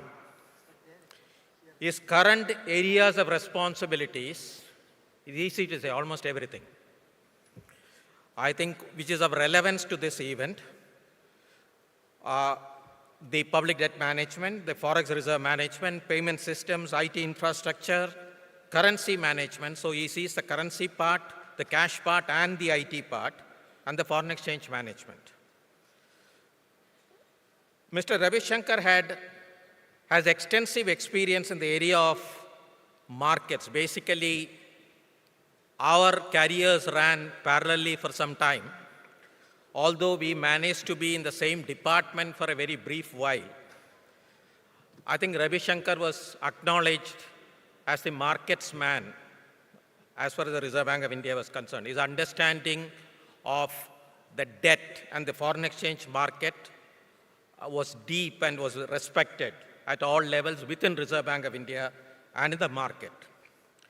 In early 2000, Ravishankar played a key role in creating a regulatory framework for the government securities market, and he was also instrumental in setting up the Reserve Bank of India's screen-based, anonymous, negotiated dealing system in government securities, which guaranteed settlement through a central counterparty. More recently, under his guidance, Reserve Bank has rolled out a web-based system called the Retail Direct, enabling Indians to directly buy and sell Indian government bonds.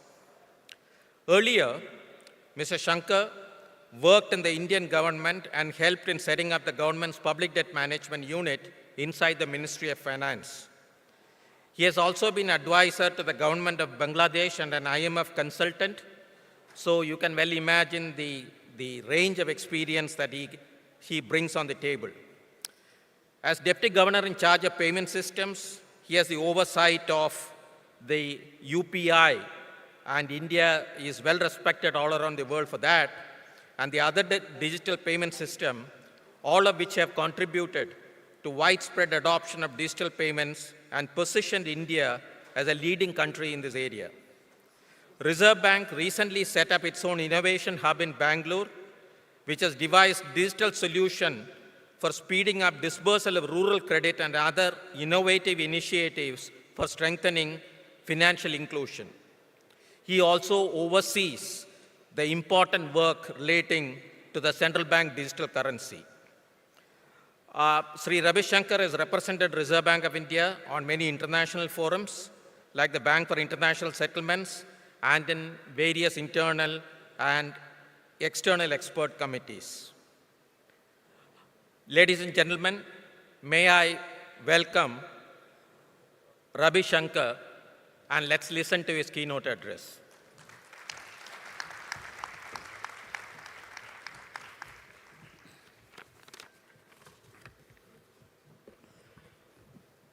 Good afternoon, Mr. Gopal Krishnan, Mr. Padmanabhan, organizers of the Global Fintech Festival, delegates from both India and abroad, ladies and gentlemen. It actually felt good being introduced by Mr. Padmanabhan, although I must confess that you probably heard those things better than I did on the stage, mainly for the reason that he is the kind of person, probably one of maybe 2 or 3 people in the Reserve Bank, that people like me looked up to as we progressed in our career. He was the person we had to emulate. There's the standard set by people like Mr. Padmanabhan were the ones that we had to emulate. He's right. We didn't really work together for a long time in one department, but we were pretty much in close contact virtually throughout our careers. In fact, when I joined the Reserve Bank of India, which was in Trivandrum, Mr. Padmanabhan was posted in Trivandrum, but he had just left around that time. So feels great, and with all familiar faces from the industry. These days, it looks like I have to speak on fintech or startups or payment systems so often that I find it difficult to get a new topic to speak on. Hopefully, I'll try and not bore you much, in this talk. To start off the formal speech, I'm delighted to be present in the 4th edition of the Global Fintech Festival, a platform which provides space for a meaningful interaction and sharing of ideas among stakeholders of the fintech ecosystem. The deliberations help all participants in identifying common objectives and provide inputs for potential policy actions. The elements of the theme of this year's festival, inclusion, resilience, and sustainability, succinctly captures the attributes of the sort of fintech ecosystem that one would like to see in India. The role of innovation in increasing the productive capacity of the economy is well understood. But where does innovation itself come from? Economists, following the tradition of Joseph Schumpeter, conclude that innovations are overwhelmingly the fruits of long-term investments that build on each other. Innovations rarely occur in isolation. It is by its very nature deeply cumulative. Innovation today is often the result of some pre-existing ideas. Innovation is also collective, with long lead times. What might appear as a radical discovery today is actually the fruit of years of hard work by different researchers. In the Indian context, the theory certainly holds true. For example, UPI, which now clocks more than 340 million transactions a day, is the outcome of cumulative efforts and investment in institutions and technologies by the Reserve Bank of India and the government over the past decade and a half. UPI also owes to private innovations, the private sector participants that have actually taken it, taken it in bridging the last mile and acquiring the kind of customer base that it has today. India's fintech players and the traditional financial institutions have all seized the opportunities offered by these public sector initiatives and created the thriving ecosystem that we see today. If I can divulge, sort of slightly, the typical model that we have in India, which is not really appreciated in its entirety for the development of digitization in general, is the fact that basic infrastructure has been built in the public sector. Now, basic infrastructure building for a private sector is not generally seen, not just in payment system, but in any aspect of economy because of the long gestation periods and the huge investments required. These basic infrastructures built in the public sector are then kept open to the innovative and creative fintech and startup ecosystem that we have, who create products, who innovate products that meet the requirements that are the call of the day at that point in time. This structure that we have, that the infrastructure is created in the public sector and the private sector is given a free hand to innovate on it, is probably, probably unique to India. Now, to be sure, innovation in the finance space is not a recent phenomena. Wire transfers or ATMs are also instances of technological innovation, as are modern stock exchanges with their anonymous order matching systems or algorithmic trading. Mr. Padmanabhan referred to the NDS home system that was introduced in 2005 in India. This is a stock exchange-like anonymous order matching system for bond markets. At the time that it was introduced, it was unique. No other major market actually had an anonymous order matching system for doing bond trades, for doing wholesale bond trades. In fact, I think to this day, there is no other major market where you have price discovery in the anonymous mode in the government bond market.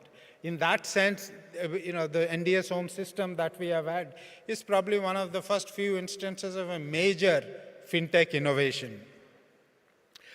All these changes, whether it's stock exchanges or, or ATMs, for example, was a fintech innovation, we can call that. But all these changes were gradual and enabled the financial system to adapt to the new technologies in a by and large non-disruptive manner. What is different about the recent innovations is the speed and the scope of such changes, making them potentially far more disruptive. So much so that they merited the status of a separate industry and a new name, fintech. It would be useful to remember that apart from the difference in speed and scope, neither the older innovations nor the current fintech innovations change the basic nature and functions of the financial system. The major transformation that characterizes the fintech ecosystem is the increased efficiency with which financial products and services are delivered and consumed. This efficiency is driven largely by three factors. A, digitization of information, which can then be accessed, processed, and transmitted with ease. B, more direct interface between buyers and sellers, between borrowers and lenders, and between payers and receivers, which optimizes transaction chains. And C, democratization of fast communication channels that expands the reach of the financial system. Put together, these efficiencies lead to lower cost, quicker transactions, and better inclusion. This is clearly a desirable outcome and one that should be actively encouraged and promoted, which is what the focus of policy making and regulation currently is. But innovative developments raise different issues, not necessarily undesirable in themselves, but which need to be addressed nonetheless. One issue is the relative roles of traditional financial institutions, especially banks, vis-à-vis the fintech entities. Should their interaction be driven by motives of collaboration or competition? The second issue is what should be the approach of financial regulators? How is fintech ideally regulated? Same as traditional finance or differently? I shall try and talk about these two issues briefly in what follows.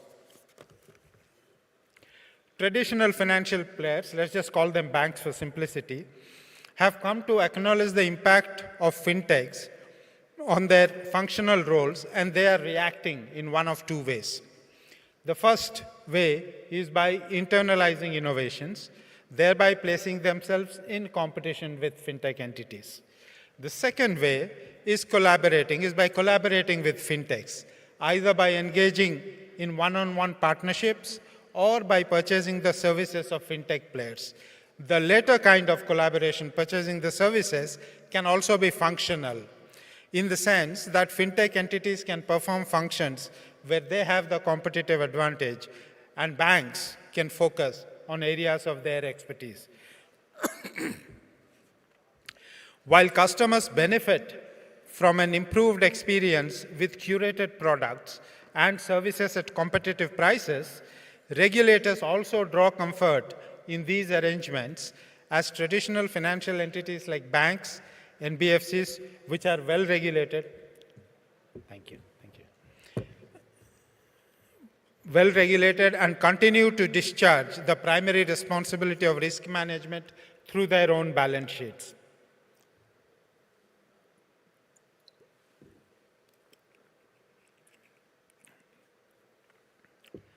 Perhaps the sweet spot lies in fintechs acting as both competitors as well as collaborators. The existence of competition is necessary to create incentives for fintechs to invest in innovations, as well as pushing traditional entities to stay on their toes. At the same time, collaboration is essential for innovation to be absorbed in the financial systems in as smooth a manner as possible. Traditional players, with their robust balance sheets, capital base, and risk management practices, can provide the strength and stability, while fintechs, with their agility and innovative capabilities, can deliver on customer experience, drive down costs, and expand access. What should be the area of collaboration and what should be the field of competition will eventually be determined by market forces.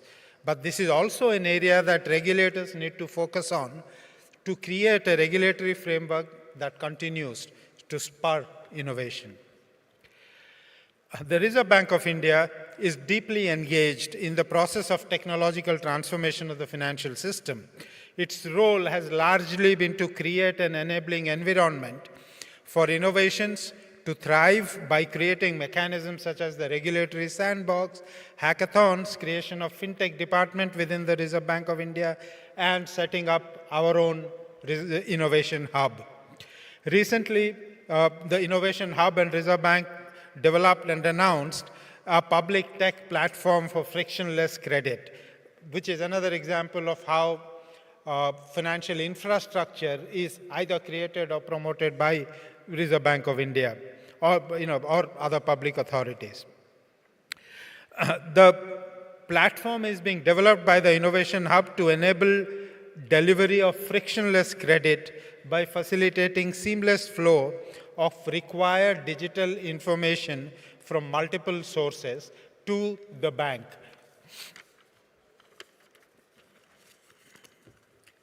The platform will serve as a public good and exemplifies RBI's approach to fostering innovation. This is the fundamental role that RBI plays. At the same time, RBI also plays the role of regulating the evolving financial system to maintain financial stability. Rapid technological changes can outpace regulatory frameworks and raise issues about market integrity, consumer protection, data privacy, and fair market practices. The agility of new age fintech firms can challenge traditional regulatory models as well, making it difficult to ensure compliance at all times and maintain stability. The reliance on digital platforms also amplifies vulnerabilities to cyber threats and data breaches. As fintechs amass sensitive financial data, ensuring robust cybersecurity measures and maintaining data privacy becomes paramount to safeguarding consumer information and financial systems. The rush to roll out new products and services could potentially undermine market integrity and compromise customer protection. Therefore, while fintech innovation holds immense promise, a balanced evolution where innovation is responsible and inclusive is essential for the sustained positive impact of fintechs on financial services. The regulations for P2P in 2017, the guidelines for account aggregators in 2016 are examples of RBI's proactive developmental role. As is the introduction of two-factor authentication way back in, I think 2012. The focus of the digital lending guidelines, more recent digital lending guidelines on fair treatment of customers demonstrates the prioritization of innovation with suitable guardrails. It is important to recognize that regulation plays a crucial role in managing the pace of change and allows the financial system to adapt to new innovations without threatening the stability of the system.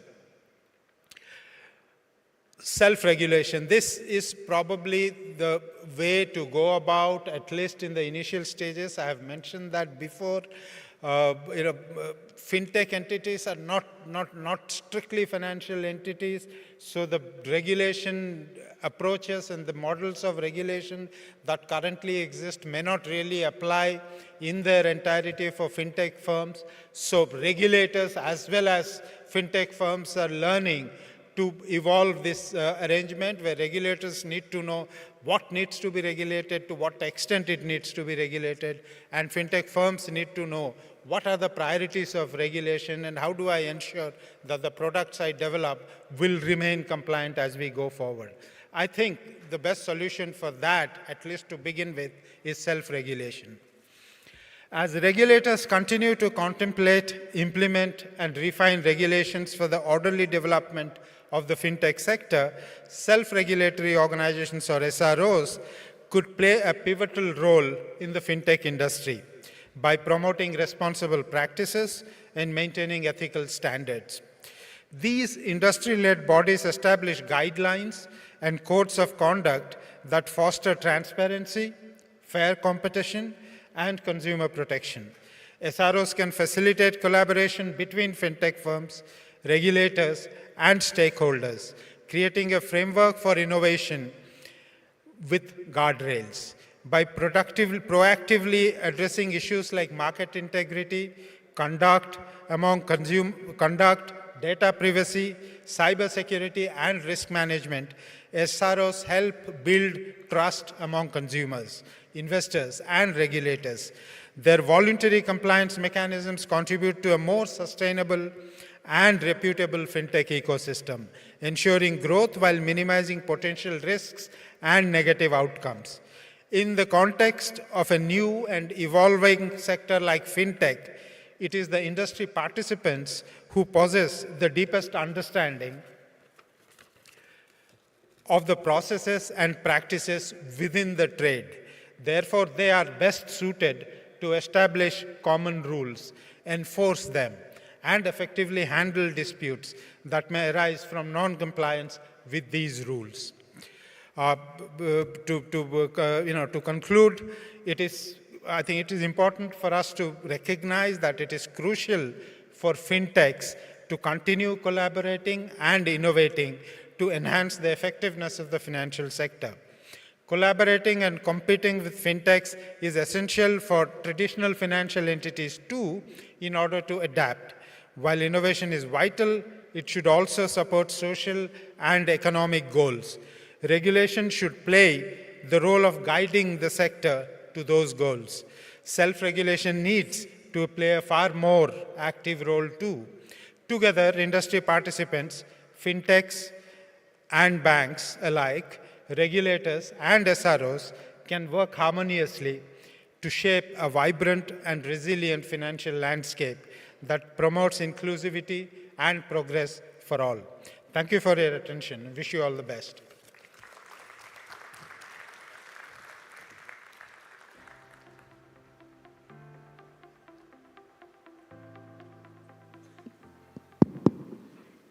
Okay, thank you very much, sir. DG has kindly agreed to take maybe 2-3 questions. Please raise your hand, identify yourself, and then you can raise the question. This lady here.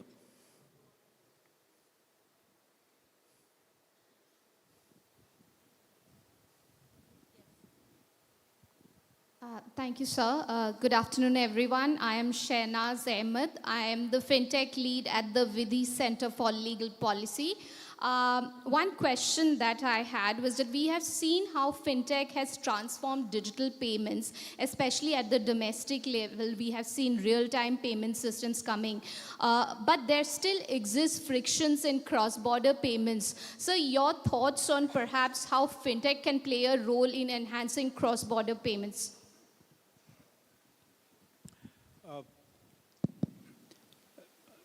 Absolutely, this is the point that is exercising the minds of and the attention of most policymakers across the globe now, cross-border payment systems.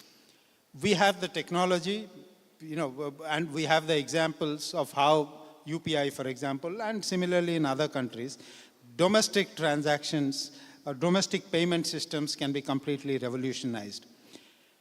Why is it that the same benefit doesn't export itself or doesn't facilitate itself when you go into the cross-border arena? There is an additional risk, of course, which is foreign exchange risk, currency risk. But that in itself, even if you leave it as it is, doesn't explain why does it still take 5 or 6 days for transactions to happen. Why does it still, for a retail transaction, why the average cost of transaction is 6% as per some studies? I think the answer lies in not technology. We have the technology. Technology can be linked. We have the technology to do that as well. It's not really technology. It's a question of consensus that has to arise globally on, and a commitment that has to come up globally on changing these systems. Personally, I do not think we will find the solutions to this within the framework, within the current framework which exists, which is largely the correspondent banking system that we have. You have to find solutions outside of that. In fact, this is exactly the reason why there is a strong case that was initially made and continues to be made in a sense for cryptocurrencies, especially stable coins. But there is no reason why the same thing cannot be done for other payment systems or for CBDCs. So to sum it up, I think it is a question of willingness. It's not a question of lack of knowledge or lack of technology. And it's a question of commitment of policymakers across the globe that we need to find a solution, and we should be open enough to look for the solutions outside the existing correspondent banking system. Thank you. Thank you very much. Yeah. Sir, I just want to ask you on your views on CBDC. First, introduce yourself, please. Sorry, my name is Nikhil, sir. I work at a startup called Setu. Sir, I wanted to ask you, we've seen the retail launch of CBDC happen. We've also seen announcements coming from the banks on interoperability with UPI. I just want to know the mental model in which the RBI is thinking about this. Is CBDC going to be a currency or a payment system? And how does these two things come together? And just to extend the thought that you left in the last one, sir, do you also see the wholesale use cases of CBDC, especially in the context of international trade or boosting B2B trade in India? Thank you so much. Thank you, Nikhil. Nikhil, right? Yeah. Do we see CBDC as a currency? Do we see it as a payment system? I think they are not separate from each other. One of the questions I have often been asked is, given the fact that we have UPI, which is probably the most efficient retail payment system anywhere in the world, is there really a need for CBDC? The answer to that is the fact that CBDC is not just a payment system or not just a payment instrument. CBDC is a currency. Currency is a payment instrument. We are used to digital transactions happen between bank accounts. We are not used, our minds are not programmed to look at currency transactions happening digitally. So when we are thinking of CBDC, we have to think of them as an instrument that will provide you similar efficiency benefits of a UPI or anything else. In addition to that, it is also a currency. It is also a token. It provides you a lot of other benefits. It, for example, provides you a store of value. It, for example, provides you programmability, which you can do, which you can do for targeted direct benefit transfers, for example. And I'm leaving it to the fintech ecosystem here to innovate and come up with products. The fact that conceptually CBDC is a currency which is also a payment system puts it on a different, different level compared to any other payment purely payment instrument. That's the answer to your first question. On the second question of are there benefits for wholesale, especially in the cross-border area? Absolutely. Immensely, in fact. You would recognize that even for wholesale cross-border transactions, the reason it takes 2 days and the reason that you have settlement risk for 2 days in foreign exchange market, for example, longer in some other markets maybe, is the fact that you have different time zones, is the fact that for settling, finality of settlement, you have to have both central banks open. So for that, you have to provide time and these time zone gaps. This has created in financial markets what is known as the Hurst risk. Now, if you are able to do wholesale transactions, large transactions, through currency, by handing over currency, you actually bypass the settlement risk implicit in the correspondent banking system. And if you can, given the volumes that are involved, the total forex volumes are somewhere around $6 trillion a day. So, if you assume that about 60–70% or even higher is actually wholesale transactions, if you are thinking of saving settlement risk-related capital, you are talking of huge savings. Yes, it can actually contribute substantially for cross-border, even in the wholesale space. Okay, maybe one more question. Yeah, gentleman at the back.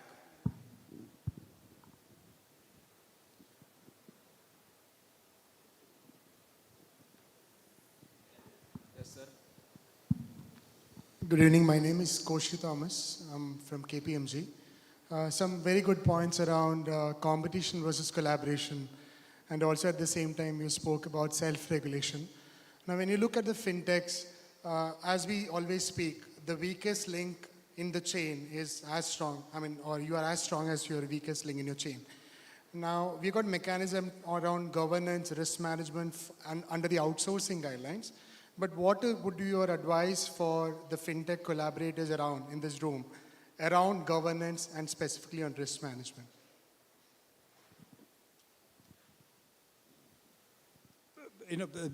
As far as governance specifically is concerned, or a culture of compliance is concerned, I really don't have an advice except saying that while you have the technological ability, while you have the skills to create products that are that are inconceivable at any point in time, just make sure that your product has a social relevance. Just make sure that your product eventually serves a felt need in whichever space you are working, payments, lending, it doesn't really matter. And do it in a responsible manner.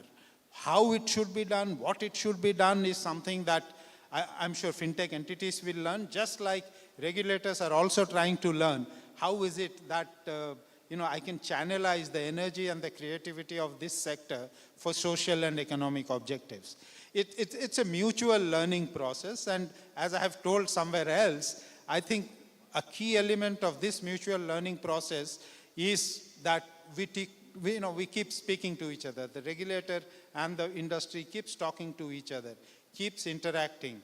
We should understand, the language that you speak, you should understand the language that we speak.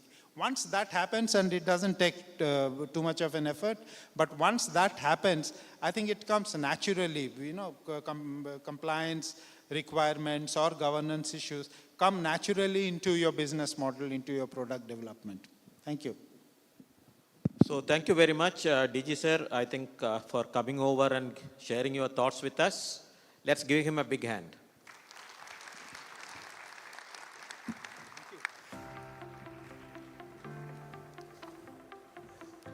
Thank you very much indeed. I'd like to request Shri G. Padmanabhan, Shri T. Ravishankar and Shri Chris Gopalkrishnan to please come together for a group photograph.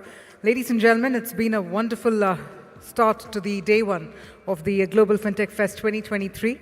I'm sure all of us had some wonderful takeaways from the sessions. With that being said, we are about to get started with the Global Fintech Awards 2023.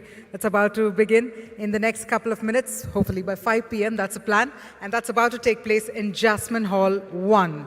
This hall is Jasmine Hall number 3. I'm going to urge all of you to also proceed towards Jasmine Hall number 1, wherein we'll be absolutely excited to greet you all to be part of the phenomenal Global Fintech Awards 2023. I'm going to see you all on the other side of the hall. Please do ensure that you not only take care of your belongings, but take your belongings along with you. That's an important announcement for all of you. But we'll see you all in Jasmine Hall number 1. Thank you so much.